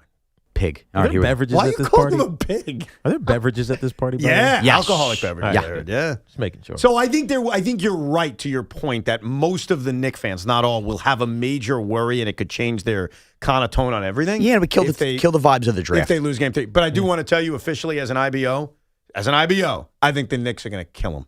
I don't even think it's going to be a game. Oh, so they shouldn't even take the court then. All right. Number 3. Number 3 for me is the Chiefs. They're sitting there at 9. They could trade ahead of the Giants at 5, take whoever they want, and lead to a domino effect that hurts the Jets and Giants with their 3 remaining picks after that. All right, here we go. Number 2. Number 2 is the Titans. If they don't take Jeremiah Love at 4, it could lead to the Giants taking him, which screw up the entire draft. All right? Number 1. There's a lot of smoke about Arizona taking Jeremiah Love, which is wild to me. And number 1 is the Arizona Cardinals. Oh. If this smoke is wrong and they don't take Jeremiah Love, it could again screw the You're Giants. so obsessed with Jeremiah Love. It could screw the Giants. I thought you... Go ahead. No, I was going to say I thought he'd be more open to Jeremiah Love because of the 2 top 10 picks. Well, hold on. I said this yesterday. I'll say it again. I'm more open to it than I was if the Giants back it up by taking like a big offensive lineman with pick 10 and really committing to it. But it doesn't mean I still wouldn't be like pumped up about it. I think they're taking an off-ball linebacker or safety. I think they're taking 2 defenders. You sound like somebody doing the sponsorship read where they can't say the player of the team. Sonny Styles or Caleb Downs. Tiki, we know. Mike was the best at that. Yeah. They're going to take the They're gonna tackle take the kid. from the They're gonna school. take the tackle. I don't know his name. Yeah. I never watched him. How about the Giants taking both? Wouldn't that be fun? That could happen. Sonny Styles is the top linebacker in this draft, off-ball linebacker, even though Arvell Reese is also an off-ball linebacker, but he's considered an edge rusher for draft purposes. But it's Arvell Reese is the best player in this draft. He's not going to be available for the Giants. Sonny Styles will be available, and I think that's who they take. I was curious because it was an interesting Cinco in terms of the teams that could affect who the Jets and Giants take, but he also mixed in the Knicks and how that would change the mood of draft night. Do you think the Mets impact us at all now? No. Or are we accepting that they suck? Well, Christian Scott's game, right? It is the Christian Scott game, but it also could be, what are we at, 12 now? A 14-game losing streak in the midst of this show if they don't win tonight and they lose tomorrow. Do you think the Met fan, and there's a few of us, Boomer's really into it. I could tell by his mood every day he's into it. Gio's affected by it. I'm into it. I think that's the Met fans. Am I missing anybody? No. I feel bad if I am. Do you think it impacts? Tommy's not a part of this. Okay. He's going to be on the air when I advise everybody to listen. He's doing a great job on the air, even if I disagree with a lot of the stuff he says. So I love the man. Do you think it affects the mood? Like, if the Mets lose their 14th straight, no. You think Boomer, Gio, and I are bringing the whole thing down? No, because I get the sense, as angst as we all are, last night felt like that moment where while you care, you're kind of over it. Yeah. Do you know what I mean? Yeah. The Mets aren't buried yet. They're not, like, in the ground. There's no hope. But they've created such a apathy that you now care because it's funny, as you started the show with. It's kind of like, I lost again. Can you believe it? Oh, my God. Eventually they'll win a game, but by then I won't care. In fact, knowing that we're all going to be in the roof, it kind of feels like the Mets are going to lose tonight and then win Thursday while we're all together. So the winning streak begins? And it'll be our draft party is the one that changed the season. Yeah, but I only think that will be like relief. It's not going to be exaltation. Like, we're back. It's going to be like, damn, at least they won. Yeah. They still suck. At least the embarrassment is over. Because Yeah. the Mets right now are a national embarrassment. I'll give you a great example of it. I like the guy as much as we make fun of him. I really enjoy Stephen A. Smith. I find him to be very entertaining. And I think he'd know this. He doesn't know baseball. He doesn't care about baseball. Right. Stephen A. Smith, on his wildly popular TV show this morning, broke down Carlos Mendoza's job status. Like, I'm not even joking. That would never, ever happen. Evan Roberts. Never happen unless the Mets were a joke. The Mets have become such a joke and story that ESPN and Stephen A., who never touched the sport, they're talking about it. Yeah. Like, that's how much of a joke we are. Sean Hannity is breaking down if Mamdani has cursed the Mets. Is that right? Yes. That's how much of a joke we are. And didn't even give Sid credit because he's the one who's been on that for like a week. Yeah. Iran's not selling anymore, Tiki. So I want the joke to end. And then you're right, the hard work begins, which is getting out of this hole. But the joke continues as long as they keep losing. Let's go to Alan in New Hyde Park. Good afternoon to you, Alan. How you doing, guys? Thanks for bringing me on the call. I have an early Mother's Day story I want to tell you, but a couple of quick bites. Evan, for you, it's only April 22nd. So, just relax. Soto will come back, and you'll see what happens. Tiki, were you in France the past few days? I was, indeed. Yeah, I'm going back there in October. Oh, fantastic. I'm going to Paris and Bordeaux for a little bit. Oh, love it. Love it. Drink lots of wine. It's a great place. One thing on the Knicks, and then I get my mother's story, which I think you guys will appreciate. I would have had heart bring the ball down in those 4 seconds and go to the hoop. Yeah. And Bridges, I'm sure Evan, maybe you might have been happy that Bridges missed. But Hart's done that so many times. I was surprised they didn't give him the ball. I was stunned by it. And what I did yesterday, because my gut told me Josh Hart is brilliant at this. Yeah, call us back closer to Mother's Day. Yeah, then we'll do a Mother's Day story. Sorry about that. I didn't even realize it's close. I guess it is. I wanted second Sunday in May. I wanted to back it up by looking. Middle of April. Yeah, so then it's not close. So call back in a month. It's 2 weekends away. I guess that is close. I was looking at the metrics on who is the best going coast to coast after the first weekend in May. Right. Oh, no. This weekend. You guys don't care about my Josh. No, we don't care. We're over it, Evan. Sunday, April 26th is a Sunday. Yeah. So 1 week from then is May 3rd. Yeah, next week I'm in Summit for cheer competition. And 2 weeks from Sunday is May 10th, which is Mother's Day. Dude, that's like a month. 2 weeks is a month?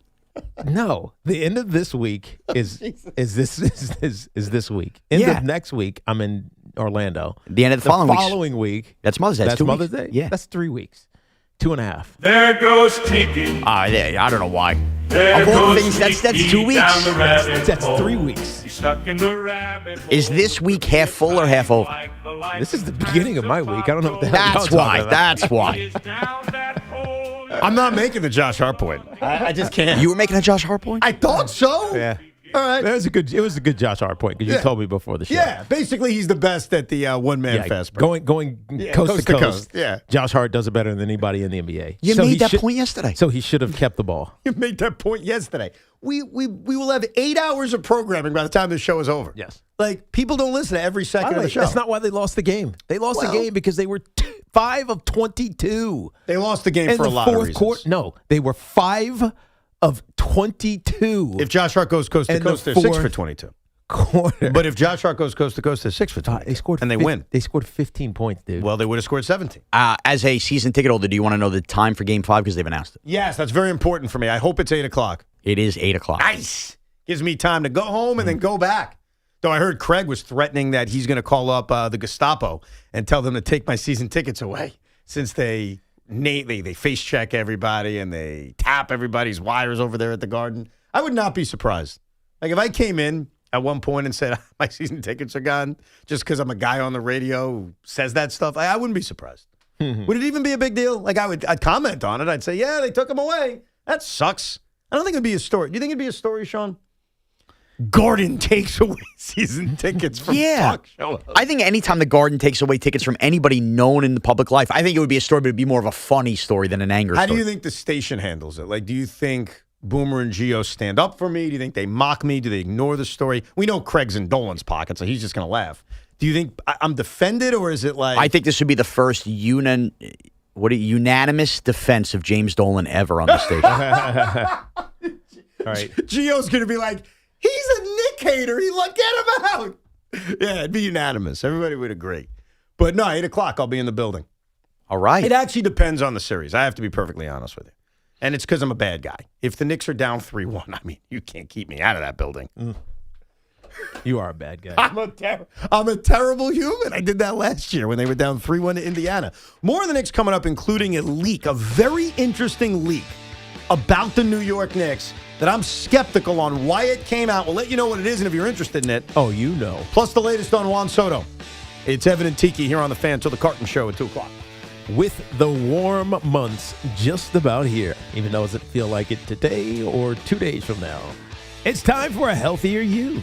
My good buddy John Gallucci Jr., CEO of JAG Physical Therapy, always tells me how important it is to focus on biomechanical change to reduce injuries. Now is the time for you and your loved ones to turn to JAG to get stronger and function at a higher level. The dedicated team of physical therapists and physicians at JAG Physical Therapy will develop a plan specifically for you to help prevent injuries. And if you have an existing injury, their expertise and commitment will help you get back to the life you love. Schedule your appointment today at jagpt.com. That's JAGPT.com. And this Odyssey Sports Minute is brought to you by Dr. Jay Shah at Samwell Institute for Pain Management. Visit samwellpain.com. This is an Odyssey Sports Minute. The San Antonio Spurs are in big trouble in their first-round series against the Portland Trailblazers. Portland comes back to win in the fourth quarter. Victor Wembanyama leaves the game with a concussion. NBA players generally miss in between 7 to 10 days with a concussion. If Wemby misses 7 days, he would presumably come back for Game 6. I don't trust the Spurs outside of Wemby. I still think the Spurs can win the series, but it's going to be tight. I'm Nick Costos.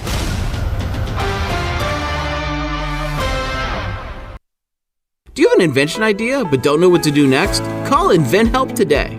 We have representatives nationwide and services to showcase your invention. Get started today. Call 1-800-217-4380. That's 1-800-217-4380. DQ presents the Blizzard Double Flip Deal.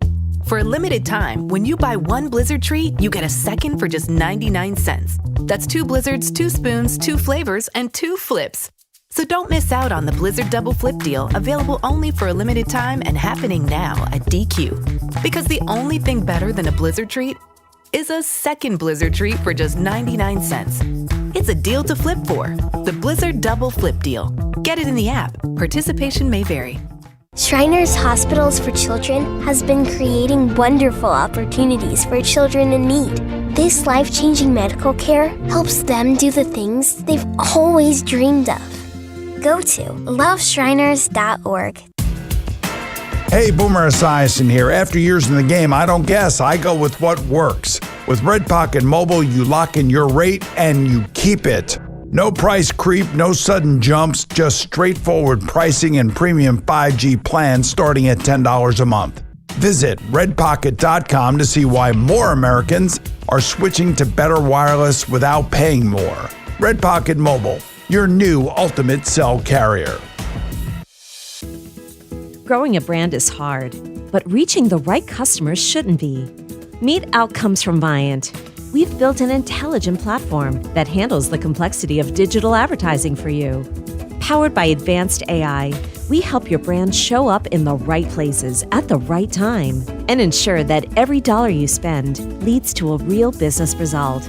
It's smarter advertising made simple. Visit Viant.ai.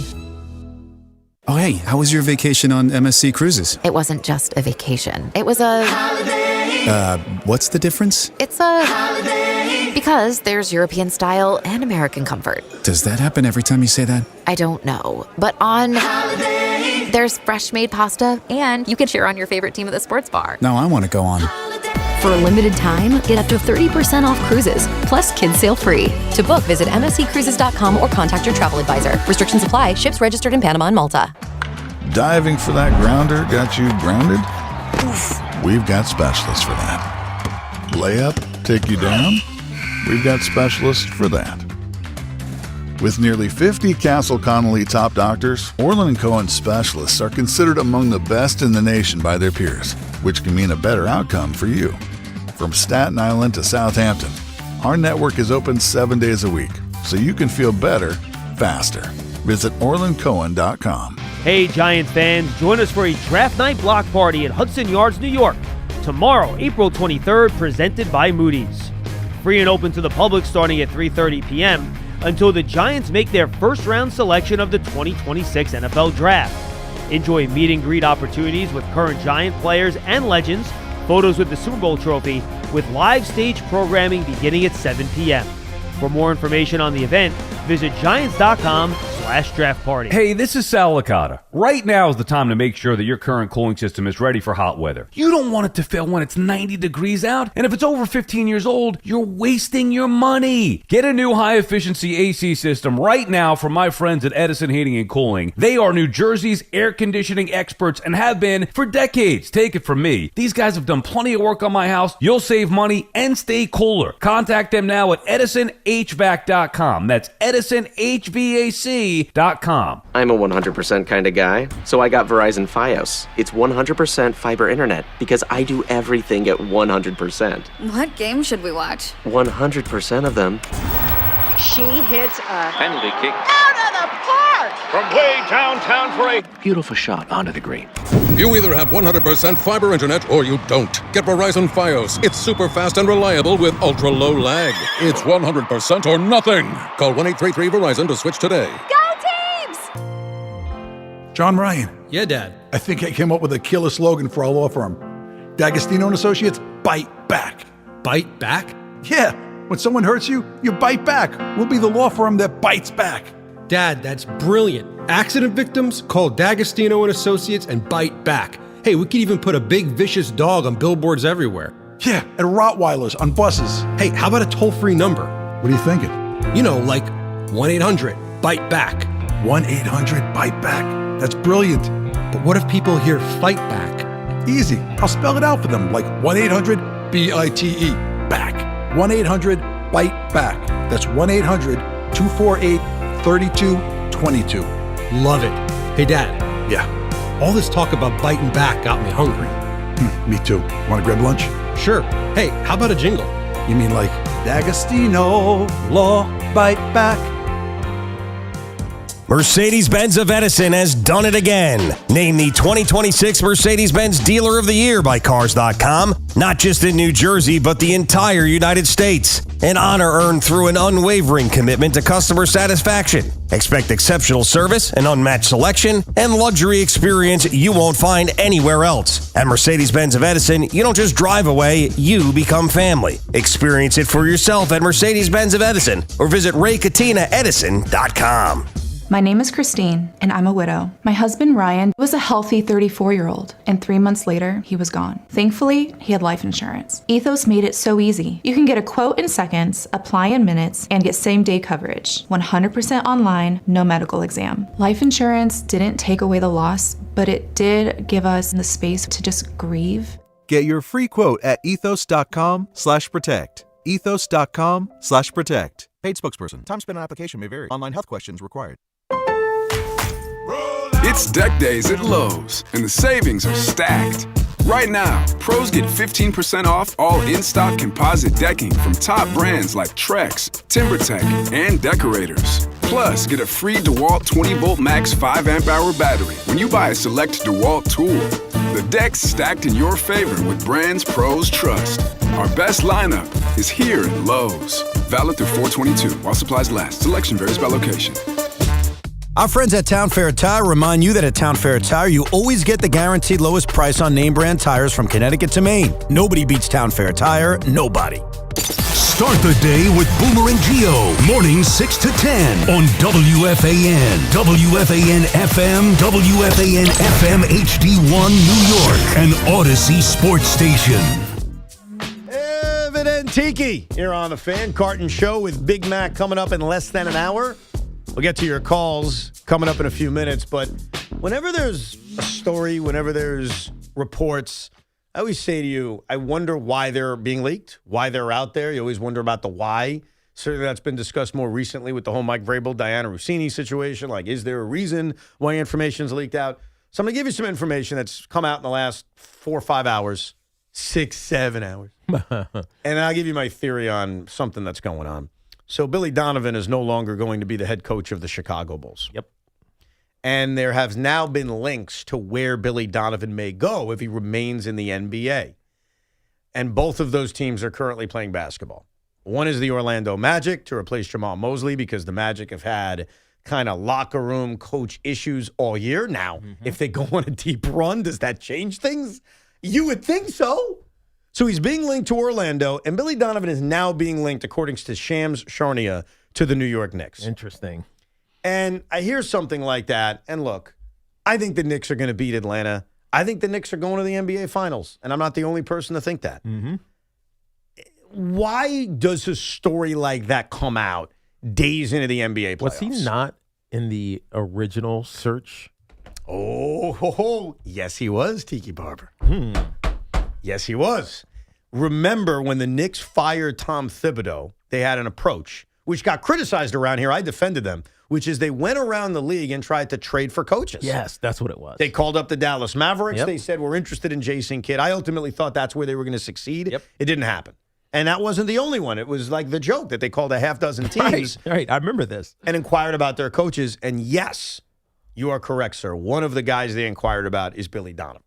And so it is safe to say that the New York Knicks preferred Billy Donovan over Mike Brown. I think that is a fair statement just based on their search. And so I wonder, and I don't even like it, but I wonder if a story like this gets leaked out as like a reminder. Hey, Coach Brown, you better freaking win. Because why else is something like that coming out right now? Tell me. It doesn't happen frequently in the NBA where you have a coach who has regular season success, finishing as a 3 seed, pretty good, getting to the postseason, and then for whatever reason, call it injury or whatever, and then you're one and done in the NBA. That doesn't happen very often, does it? For what you would consider a successful team. Now, I think the expectation, the bar has risen significantly for the Knicks, mainly because of the Tibbs era, where they kept getting steps and steps closer. So now you fire Tibbs, you better take another step. So, but that just seems extreme. Of course it's extreme. But it's also a guy that they probably preferred. I mean, if you believe the reporting, after they fired Tom Thibodeau, they tried to hire Billy Donovan. The Chicago Bulls were not open to it. And now a year later, things change. He's available. He was your preferred choice. Does it change things? And do we know why he got fired? They're stuck in Nowheresville. Right. I mean, and honestly, Billy Donovan makes perfect sense in Orlando. Like, that is the location. And if I had to give you a long-term prediction, I think he'll end up as the head coach of the Magic. But just the thing that bothered me was the way it came out today. Like, Here the Knicks are in another off day heading into Game 3, and there are reports about who's going to replace Mike Brown. It just feels dirty. So am I crazy to think that the Knicks leaked something like this out to try to I don't know who push? else. I don't know who else would have. Donovan's agent, maybe? Or But what is it? I don't know. If Donovan doesn't want to upset the Knicks, he's going to tell his agent, keep this as low on the DL as possible so that it doesn't become a distraction for the Knicks. Now, it serves him, obviously, if it does, and they end up losing, and they have to reconsider whether or not Billy Donovan or Mike Brown. But I think it doesn't make sense unless it came from the Knicks. Yeah. Because I don't think his agent would do that. Yeah. No, It doesn't benefit you to have your name out there with a team that's still playing. That was my thought. I mean, we're 2 games into the NBA playoffs. Right. But it benefits the Knicks if they want to put a fire under Mike Brown's ass. Well, he's already got a fire. He's got to win. But that's what I was just alluding to. Yeah. Really? He knows he has to win. The bar here is very high. He's getting through this series. We know this. We made our predictions on Friday. Knicks in 6, I said. What were yours, by the way? Knicks in 5. Knicks in 5. And Sean? I had the Atlanta 5. Hawks winning game 1 and the Knicks winning the next 4, so I could be partially off if they win the next 3. After game 1, I thought I was going to be way off. I thought it was going to be a sweep. Mm-hmm. But yeah, I got to feel good about Knicks in 6. Yeah, Knicks in 6 feels right. Even Atlanta one more game. Yeah, they'll win 1 at home, and then the Knicks will handle business. We will know about this series very early in game 3. Because if I'm right that the Knicks, after such a giveaway loss in game 2, come out on fire, and they're 40. spraying the basketball all over the place, and they're forcing turnovers on Jalen Johnson like Josh Hart's already done, I think they could put a whooping on them, and they crush them in game 3. Make them quit. They'll win game 4, and they'll win this thing easily. Yeah, make them quit. And they'll be in 5, like you said. Yeah. The problem is Mike Brown, when he had his chance to put his foot on their throat, didn't do it. I know. Did that bother you the most, the rotation plans in the second quarter, when he went to a unit that he started testing out? It was a non-star unit, and it was just it was weird. They didn't play any minutes together. I want to see if this head coach makes that adjustment. That's one of the number one things I'm looking at when we go to game 3 is, in that early part of the second quarter, will he live with one of my stars has to be on the floor? Or is he going to run that same awkward unit out there early in the second quarter? I hope Mike Brown makes the adjustment for his sake, because I don't think there should ever be a minute where either Cat or Jalen's not on the floor. Right. But he didn't even do it during the regular season. That's the problem. I know. He started doing it late in the regular season. Right. But it was against bad teams as the season was ending. Like, what are we really learning from that kind of unit? Nothing. Deuce McBride, Landry Shamet, who he ended up benching for Alvarado because he was playing so badly. It was just an odd kind of mash of players. But we'll see. Tomorrow night, game number 3. We'll be on the rooftop hanging out while it's happening. And obviously a lot going on in the sports world. We mentioned earlier how Yankee players want to change their jerseys on the road to an alternate road jersey every once in a while. And obviously the Mets are a mess. 888-808-1019 is the number. Brian is in Sleepy Hollow. Hey, Brian. Hello. Hello, Brian. Brian, what's up? Brian going once. Not Brian is gone. He's sleeping. He fell asleep. John in Staten Island. Hey, John. Hey, John. Hey, what's up, gentlemen? How are you? All's well, dude. Very good. Okay, here's my opinion. I think Steve Cohen is a little fed up with Lindor. I think that he probably heard from him 100 times over the break, which is why they broke up the core, specifically people that might not have agreed with politics, and I don't want to make it about politics. But this is what I think they should do now. Okay. I love Mendoza. I think he's got to go. I think we're there. But now we got to clip Lindor's nuts and hire Albert Pujols to be the manager, because we saw what happened with the WBC. Give Soto full reign, clip Lindor's nuts. Okay, stop saying that because it's so weird. So you want essentially what he's saying is hold to my make nuts. Hold your what? What was that movie? That basketball movie with Kyrie Irving? Kyrie Irving, Uncle Drew? Uncle Drew, yeah. Here, hold my nuts. Hold your what? That's what he said twice. Yeah. The clip one is from The Town. Oh, okay. Yes. The first time was like, okay, we'll let it go. The second time is like, all right, you got to stop talking about clipping as you know what. Essentially, he wants to really make this Juan Soto's team. He wants to castrate him. I think it's already Juan Soto's team. And we course it noticed is. that on opening day. It is. And, I mean, more than anything, what they're missing might be that. Just the presence of Juan Soto. I don't mean this in a he's going to lift them up, but Juan Soto just makes you feel like you said this last week. Those extended at bats where it's just like feckless at bat, bad at bat, terrible swinging 3 swings and misses. That's not going to happen. No, you're right. Like it'll get broken up. The 14 in a rows, the 18 in a rows will likely not happen with a guy who's an on-base machine. And it's very tough to measure this. There's no metric. But if Juan Soto has a 9-pitch at bat that forces a starter to use more of his arsenal, does that affect the guy coming up next and the guy after that?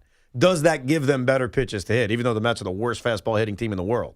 And then you look at a guy like Luis Robert Jr. Very quietly, Luis Robert Jr. has done nothing. Forget his defense for a second, which has been underwhelming. God, that throw from center was abysmal. He has no arm. I'm very disappointed in his arm.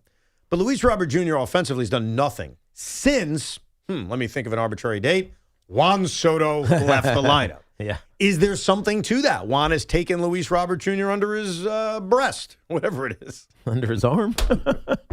I hope he doesn't have breasts Well, big enough to put Luis Robert Jr. under him. We all have breasts. It's just a matter of, all right, whatever. Yes. My point is, they just showed someone scoring the game on the TV real quick. Was that me? No, it wasn't, but I good. thought it was you. Okay. I looked very quickly. I thought I was on the TV for a second during the Met game. We got the SNY replay going on right now, Mets Twins. What was I saying? Oh, yeah. So maybe Soto's return sparks a guy like that. I mean, you can only hope. Let's go to Ryan in Riverhead. Hey, Ryan. Hey, how's it going, guys? What's up? I mean, everyone's so upset about the core getting broken up. Well, wouldn't it be worse if this losing streak happened with the 2025 core roster as opposed to the new roster? At least they're trying to do something new. That's you know why that's such a great question, Ryan? About 90 miles south right now, the Philadelphia Phillies are maybe not as bad as the Mets in terms of record, but the Philadelphia Phillies have lost 7 in a row. Yeah. They are 8-15, which means they're only a game and a half ahead of the Mets, which means by the end of the weekend, the Mets could be out of last place. Right. They did exactly what you just described. They didn't do anything. They kept their core together. And so it's almost like a fascinating dichotomy of how does the Broads of the world, he's the guy in Philly we play clips of, right? How does he feel compared to us? They kept it together, and they're a disaster. We broke it up, and we're a disaster. Which is worse? Which makes you feel better? I honestly think what we're going through is worse. Because there the is expectation. It's not even the expectation. Whereas the Phillies had an expectation, but also a realization. I think the Mets, because it's new, relatively new roster, even though we're starting to see that this is a poorly constructed roster, it's the pitching staff is jacked up because you have too many starters that are actually relievers. Now David Peterson's in the bullpen. Sean Manaea is basically a long relief guy.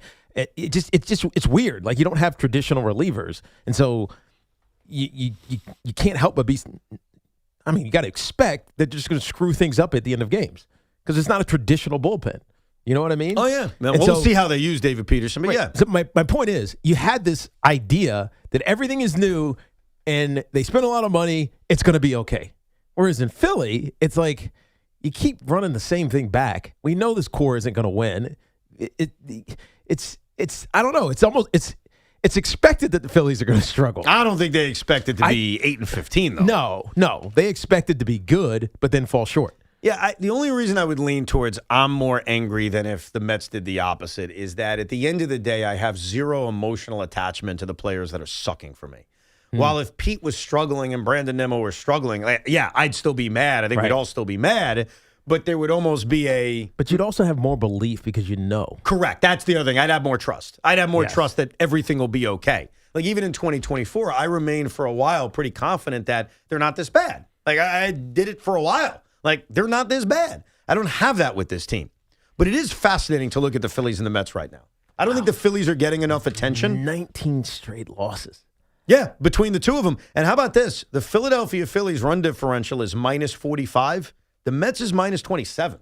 So if you just look at that metric alone, they're actually worse. But the run differential in these 12 games is gross. Well, what's the run differential in their 7-game losing streak? That's a good question. I don't know. I'd have to look at that. But I saw it in the Mets. It's like 62-14 or something. It's absolutely terrible. I agree. But I'm curious. I'll pull it up real quick. Like, what's their run differential? Because they're on a 7-game losing streak. It's not like they're playing very well. I'll do the math for you coming up. Plus, we made Juan Soto return predictions. We'll see how accurate we are. And your calls, 888-808-1019. I always tell you, winning hits different with Fanatics Sportsbook when everything is on the line in the playoffs. And with the stakes this high, there's no better time to talk about how much I love Fanatics. I got a great partnership with them, and they have a one-of-a-kind fair play injury protection. There's no better place to bet player props than Fanatics Sportsbook, and Tuesday night proves my point again. San Antonio, Portland.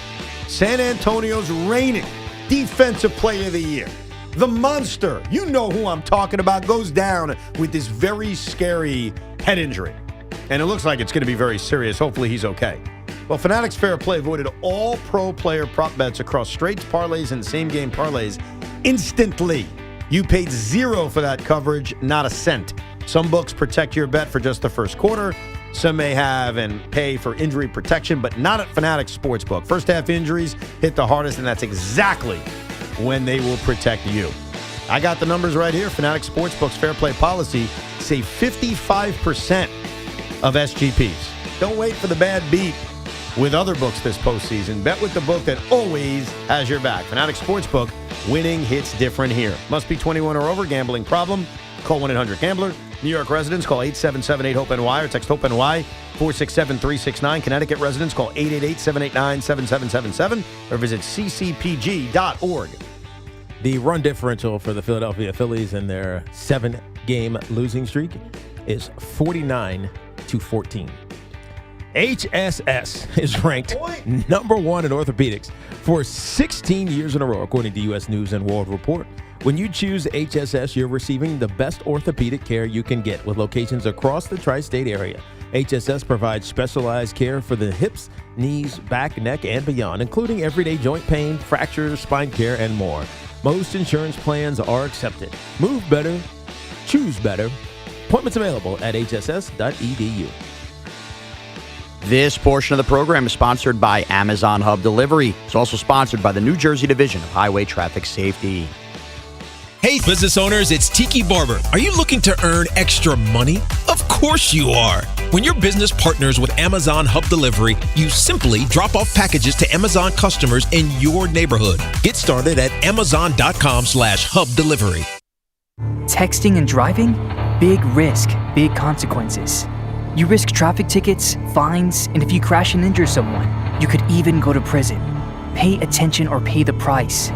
Brought to you by the New Jersey Division of Highway Traffic Safety.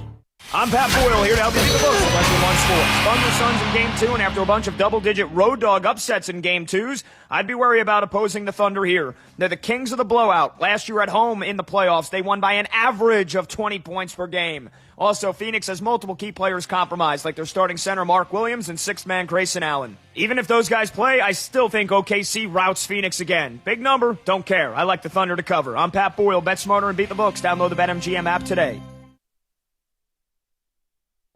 My name is Whitney Allen, and I'm a widow. My husband, Ryan, died. We never thought we'd ever have to use life insurance, but the unexpected happened. With Ethos, signing up was fast and 100% online. You can get a quote in seconds, apply in minutes, and get same-day coverage. No medical exams, and you can get up to $3 million worth of coverage. I'm grateful we were prepared. Get your free quote at ethos.com/play. That's ethos.com/play. Paid spokesperson. Time spent on application may vary. Online health questions required. Hey, it's Tiki Barber. Looking for a great deal to stay connected? Now, for a limited time, new Verizon mobile and home customers can get Fios and a line of mobile for just $69.99 a month with AutoPay. Get Fios 300 megabit per second for $20 a month and unlimited welcome for $50 a month plus taxes and fees when you bring your own phone. Visit a Verizon store today to learn more and switch. For new Fios, internet, and mobile customers, discounts applied over 36 months. Mobile and home discount enrollment required. Additional terms apply. In times of congestion, unlimited 5G and 4G LTE may be temporarily slower than other traffic. Domestic data roaming at 2G speeds. You know, I'm not great at gifts, but Fracture makes it so easy.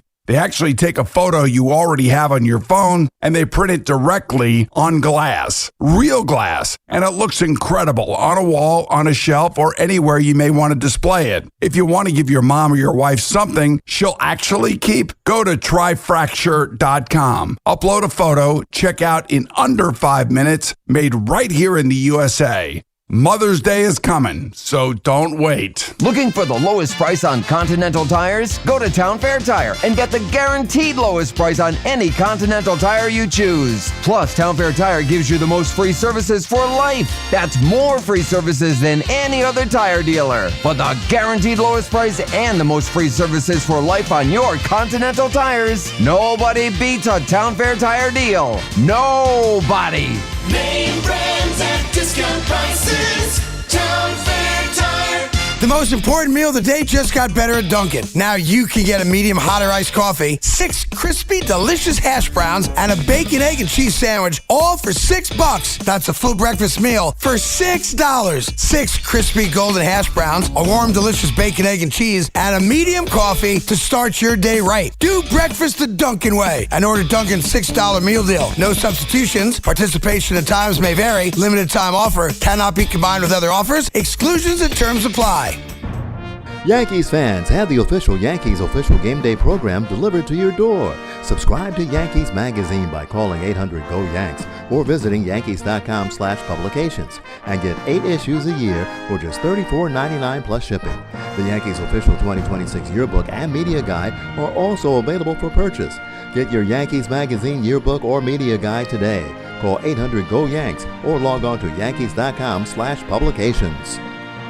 The fight against lymphoma, leukemia, and myeloma calls for the experience and skill of world-renowned experts. As New Jersey's only nationally ranked cancer program by U.S. News and World Report, John Thurr Cancer Center at Hackensack and Jersey Shore University Medical Centers offer innovative treatments close to home. Hi, I'm Dr. Michelle Donato, and I lead the stem cell transplantation and cellular therapy teams in Hackensack and Neptune. We're proud to be pioneers in our field and the most experienced team in the region, having performed over 8,000 stem cell transplants. We were the first accredited center in New Jersey to offer CAR T-cell therapy, a revolutionary treatment that harnesses the power of your own immune system to recognize and destroy cancer cells. This is more than advanced care. It's personalized, life-saving treatment from distinguished experts at New Jersey's best cancer program. Call 833-CANCER-MD to schedule an appointment. That's 833-CANCER-MD.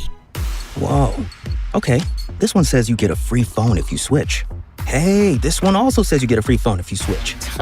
Yeah, they all do, hon. Wait. The T-Mobile one says families saved over $3,700 versus the other big guys in the past 5 years. And their experience plans have Netflix included, plus a year of Dash Pass by DoorDash. Hang on, let me see that. And a 5-year price guarantee? Oh yeah, we're switching. That's what I'm talking about. Do we clap now, or...? I'm thinking half-half. At T-Mobile, get savings that keep stacking up. That's value you can feel every day. Switch now at T-Mobile. Savings based on Harris X billing snapshots from Q3 2021 to Q4 2025 among accounts with 3+ voice lines compared to AT&T and Verizon, excluding discounts, credits, and optional charges. See harrisx.com/T-Mobile. Price guarantee on talk, text, and data. Exclusions like taxes and fees apply. See T-Mobile.com. This week on The Fan. Keep listening for your chance to win them before you can buy them. To see Usher and Chris Brown at MetLife Stadium on August 7th. Tickets go on sale Monday, April 27th at 12 p.m.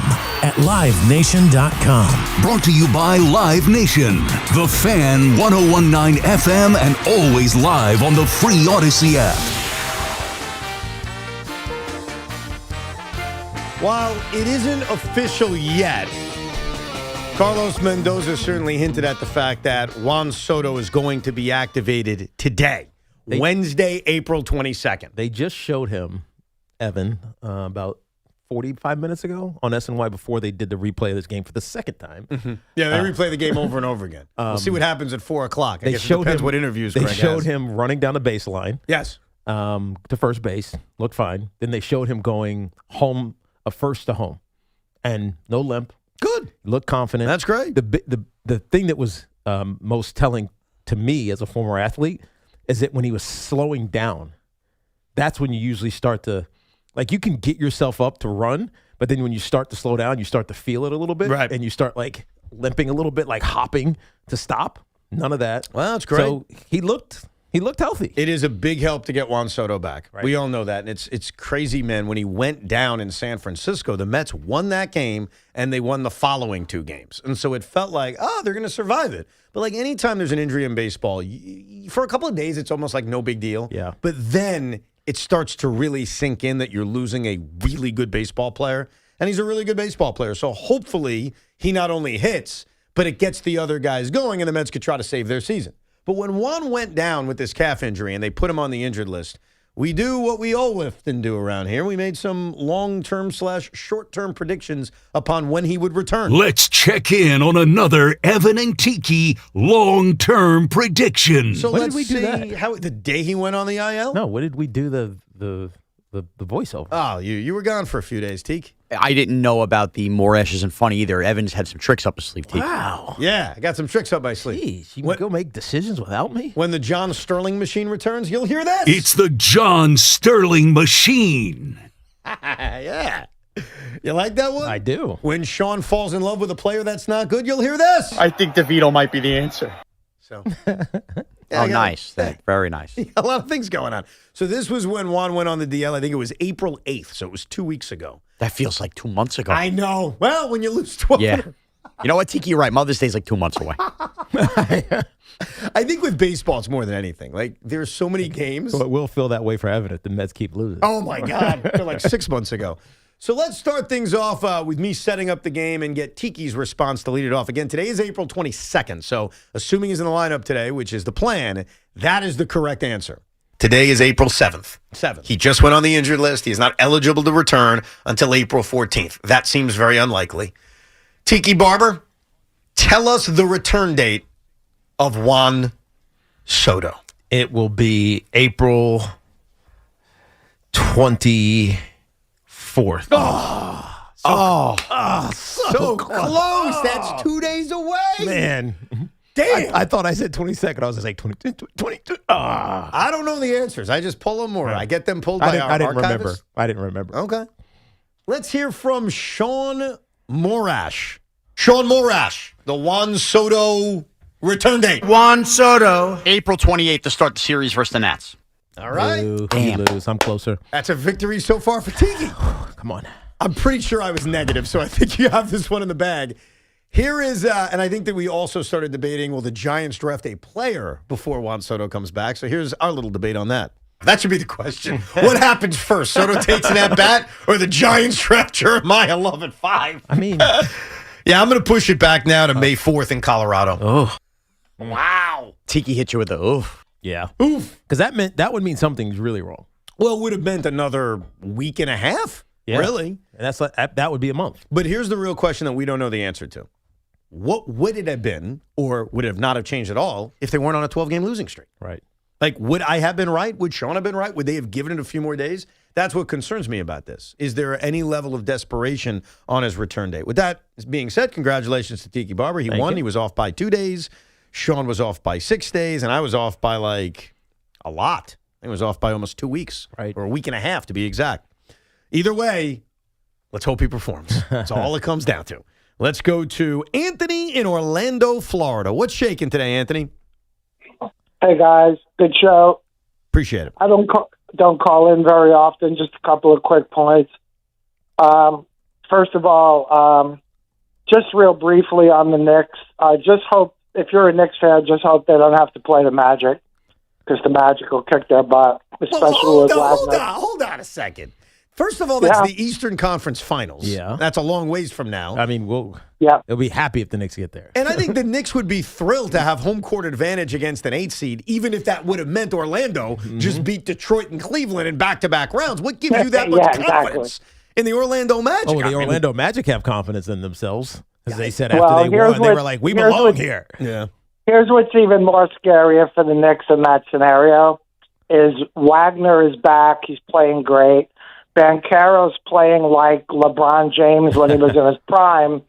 And I just think with the Magic size, they'll easily handle it. You know, Anthony, here's the problem. So at the beginning of the season, I was you. At the beginning of the season, I was a big Orlando guy. In fact, I know a little bit later on when it comes to long-term predictions, we reveal our finals picks from before the season, and even last year after the finals ended, we made our next year final picks. And I was always very high on the Orlando Magic, and I still am for the future. But it ain't working this year. And so despite what they did in game one, and I give them a lot of credit, I don't think that all of the issues that this team has had, and they've had a lot of them, I don't think it's just cured come postseason time. Right. So first of all, I think that's crazy.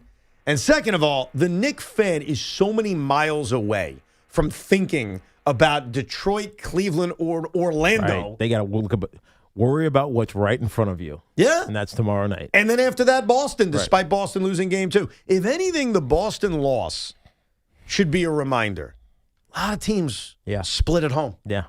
A lot of teams did. A lot of teams that we think are clearly better split at home. Yeah, in our guts, we feel like this first-round series should be a sweep or a gentleman's sweep. Now, usually it becomes a gentleman's. It's in 5, which is why both of you guys picked the Knicks in 5. Yeah. But it's the I don't want to say this isn't like basketball baseball because the better basketball team usually wins in a long series like this. They usually win, and sometimes, like back in the day, and this is a long time ago now, it's kind of crazy how long ago this was, but back in 2002 was when they changed it. The following year they changed it, so 2002 was the last year of this. The first round used to be best of 5. Yeah. That's what I grew up with, right? Best of 5. And when it was best of 5, the upset factor to me was always a lot higher. Like if you ever lost one of the first 2 games at home, it's like, damn, you got a shot. Did they change it? Because, I don't know the historic, I don't know, like. What do you want to know? I remember them changing it very vividly. I don't remember historically what was happening. Were like higher seeds losing and getting upset and being knocked out in the first round? At that point, I think there were only 2 number 1 seeds that got knocked off. The Knicks being involved in one of them, and they weren't really an 8 seed because the lockout shortened season. And the other one was the infamous Denver-Seattle series, where you've got Dikembe Mutombo on the floor praying to the basketball. Right. So I think it was more, the league. I think it was more revenue. Like, we want more playoff revenue more than it was disliking upsets. But I view these best of 7s, to your point, very differently. Now, the Wembanyama injury changes things in the San Antonio series, but do we really believe the Trailblazers are beating the Spurs? Well, they're 1-1. Yeah. Does any of us really believe the Sixers are beating the Celtics? Well, they're 1-1. No. We've had a lot of 1-1 splits. 4 of the 6 series so far are 1-1. And to your point about revenue and interest, it does make it more interesting because it feels like, man, this team that nobody gave a chance has an opportunity now. More interesting if it was best of 7 or best of 5? Of 5. Yes. I miss best of 5. Yeah. I admit. Because I also felt like it was different. Mm-hmm. And I like that about baseball. Like that divisional series for now is best of 5. It's different.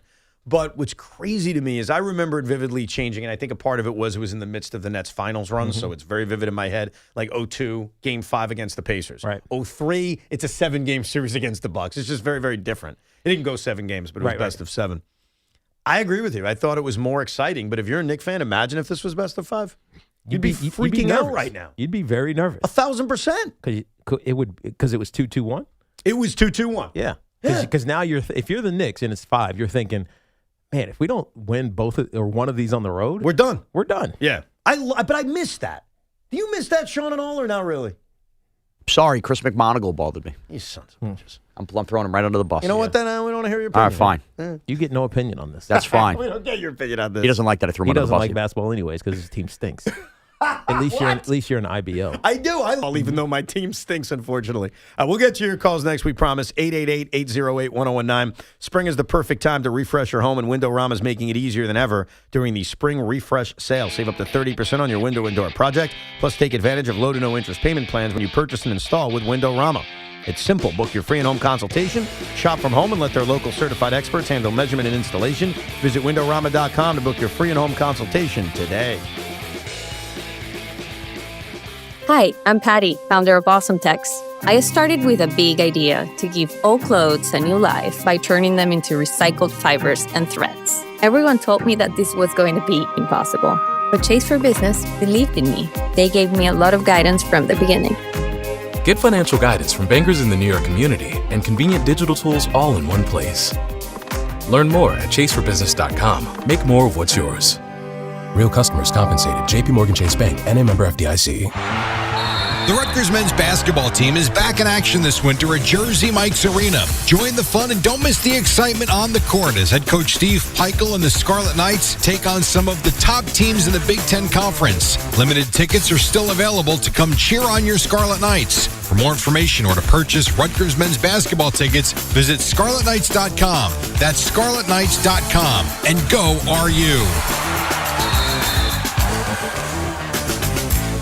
If we're being honest, guys in this town, pretty confident. And hey, that's not a bad thing. But are you willing to put it to the test? California Cryobank is looking for healthy men to become sperm donors. You can earn up to $2,400 a month. Plus, get free health and genetic screenings. And more importantly, you're helping families who can't do this on their own. So if you really think you've got it, and you know who you are, put it to good use.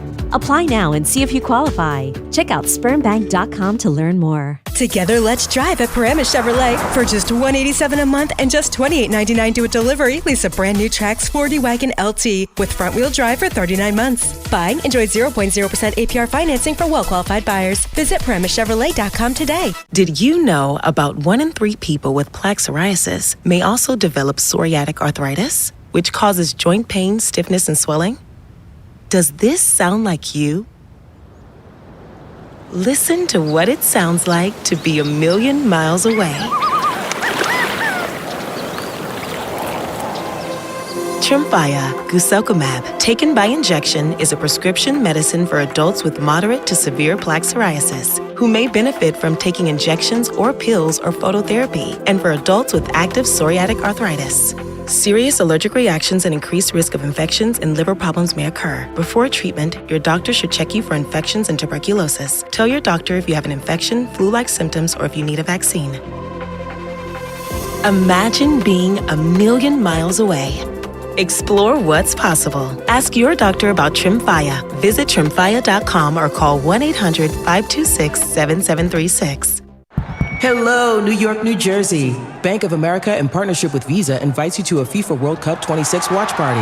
Open an eligible Bank of America checking account in participating financial centers only for an opportunity to reserve 2 complimentary tickets while supplies last. Experience special musical guests, games, giveaways, food, and more, all at a legendary venue. Learn more at BofA.com/BofA Visa Watch Party. What would you like the power to do?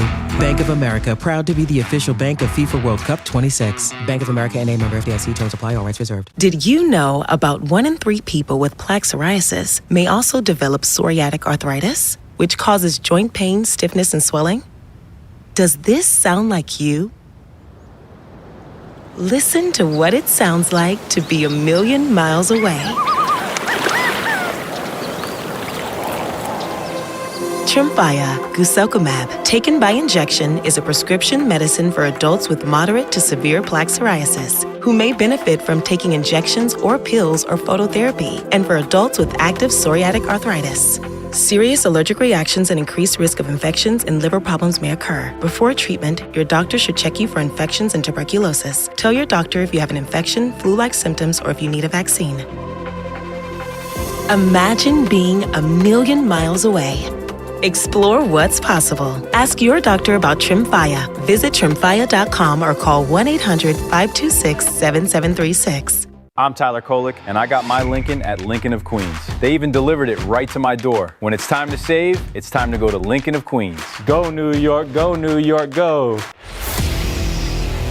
The Yankees and Red Sox play ball. 6:45 today. Going, and go! Susan Waldman and Dave Sims call all the play-by-play. The home of Yankees baseball is The Fan. 101.9 FM, 660 AM. And always live and available en Espanol with Ricky Ricardo on the free Odyssey app. The Fan Focus is presented by Chef IQ. Cooking is easy as 1, 2, 3. Discover how at chefiq.com. The Mets are looking to avoid their unlucky 13th straight loss as they again face the Twins in Queens. Clay Holmes faces the immortal Connor Prelip. Is that what we're going with here tonight, Evan? Connor Prelip? I'm not familiar with his work. I'm not either. I was hoping I didn't sound like an idiot never hearing him. They just called him up because they had an injury in which they scratched yesterday's starter and moved Simeon Wood Richardson up a day. Gotcha. Okay. And at Fenway Park, it's Max Fried, Ranger Suarez at 6:40 on The Fan. Yankees looking to extend their 4-game win streak And away we go. The red-hot New York Yankees, the under-the-radar red-hot New York Yankees. I do have a complaint about the Yankees. I don't know if that's the right word, a criticism, and it's a criticism I've had before. Their usage of challenges are just so odd. And we saw it again last night where two batters, I think it was Judge and Caballero, both challenged a pitch, and they were both wrong. Yeah. And they lost them both in the 6th inning. And I just don't like it. We're less than a month into the season. We're almost at a month. And my kind of opinion is I got to have one in my back pocket late in the game. It's funny because they started the year. It's kind of like torpedo bats a year ago. They were the best at challenges those first 2 series, and they've been awful since. Well, where do you think they rank? Because I actually have the answers. 26th. In terms of challenge percentage. Winning them, right? Successful versus unsuccessful. Let's start with the batters, okay? So in terms of the batters, they have issued the second most challenges in all of baseball. Amazing. Wow. But what's their percentage of success? Well, are we talking about ranked compared to other teams or just their flat-out percentage? We're ranked to other teams. I'm going to say 26th. They are 21 at 42%. Okay. So it is below the league average. The league average when you're a batter is 46%, so they're a little bit underneath. It's also gotten worse. Like it started off really good, and then it's dipped. But they've challenged the second most in baseball, which is kind of crazy. Yeah. But it's not even that. To me, it's when you challenge. I didn't like losing 2 in the 6th inning. I didn't like that. I was just, what if you need one later? Yeah. And are you aware of the city of Boston crying about Jose Caballero? Yeah. I mean, get over it. Yeah. Well, they're babies. They're a Big bunch time. of big Red Sox babies.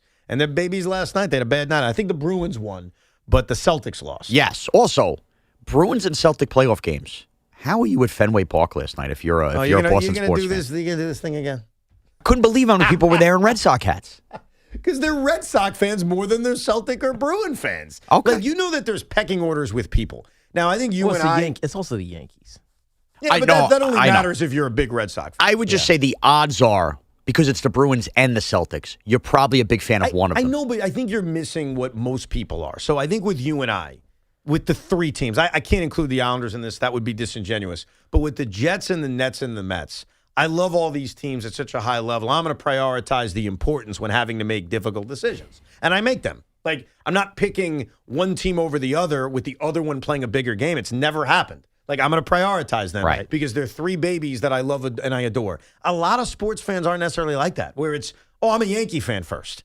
I love the Rangers. Yeah. I love the Giants. Like, I don't want to put anyone on blast, but Big Mac's picking the Yankees over anything. Is that not a fair statement? Spencer Jet. Spencer Jones? Spitz or Jet? Why would you ask? I love them equally. Okay. What if I named all of your to make kids? sure you're consistent. Of course I'm consistent. There goes Evan to the spreadsheet to name all of Tiki's kids. I got them in front of me. Who do you like better, AJ or Chasen or Ella and Riley? We'll leave Brooklyn and Tegan alone for now. You have to rank them, power rank them. Go. They're all equal.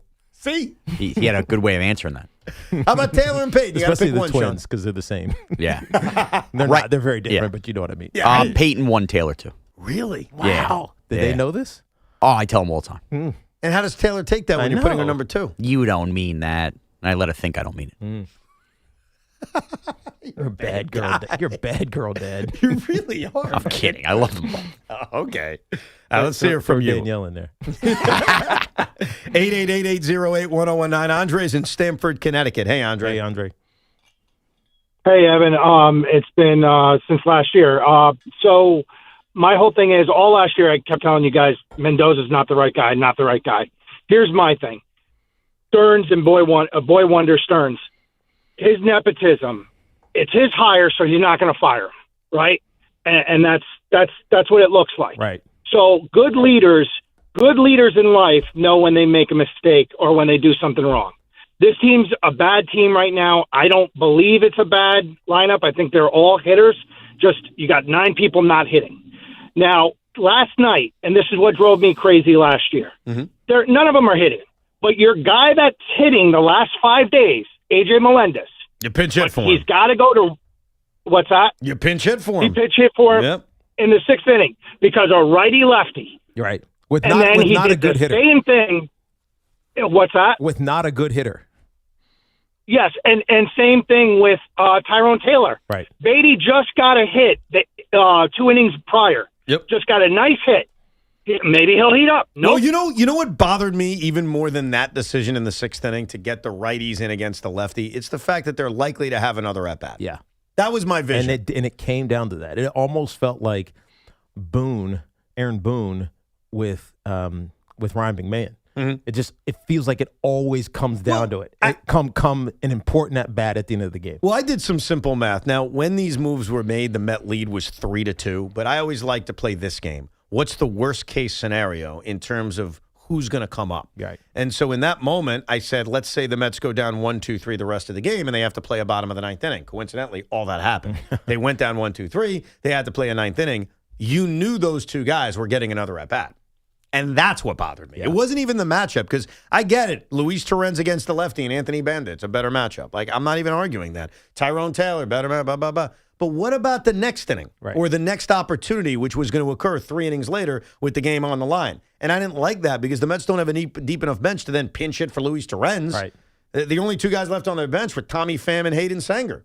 So I agree with you. It was bad managing by Mendy. This is obviously deeper than bad managing, but eventually when you lose a lot and the Mets are losing a lot, you have to do something with the management. Right. It becomes at that point, it's not about matchups. It becomes, what's my roster look like? What's my roster constructed? That's why we talked about earlier. This is a poorly constructed roster because of that exact point. You pinch hit for somebody because you think you have the righty-lefty matchup correct, but then what else can you do from there? Yeah. You really think, though, that and by he, the man from Milwaukee, do you think he's really not going to fire Carlos Mendoza because that was his hire and it was his baby? I don't fully buy that. I buy it to a degree. Yeah. Eventually, he's going to have to do what he thinks is best for the team. Even if it means admitting that maybe you got this one wrong right now. Yeah, but I also, we briefly talked about this earlier in the show, and you can rewind on the Odyssey app if you want to hear it. It feels like Mendy is doing it with a hand tied behind his back, too. So you blame him, but you also have to realize the situation that he's in. There aren't great options after you make a decision that seems like it's the right one. You make the right decision in the 6th inning, and then it comes back to bite you. And it's exactly what happened. In fact, I was writing this in the Met chat before the inning even started, the bottom of the 9th. I was like, oh, that's a great lineup that you have in the bottom of the 9th inning. Yeah. And then it happened, and then what I wrote, great job, Mendy. He left him in that position. Right. Torrens, Alvarez, and Taylor. Clay is in Far Rockaway. Good afternoon, Clay. Hey, Clay, what's up? Hey, guys. I'm really concerned with the Giants in the draft. I think they're going to make a huge mistake. Why? Our biggest 2 holes, everyone knows, is the guards for long term because Runyon's not the answer for next year, and we need a right guard now and defensive tackle after Dexy. I know that after the draft, they're like looking, maybe they're going to sign Reeder, maybe Calais Campbell, who Tiki, you may have played with him because he's like 40 already. Yeah. But he was really great last year. But he's still impactful. 6 sacks. He's still impactful. Exactly.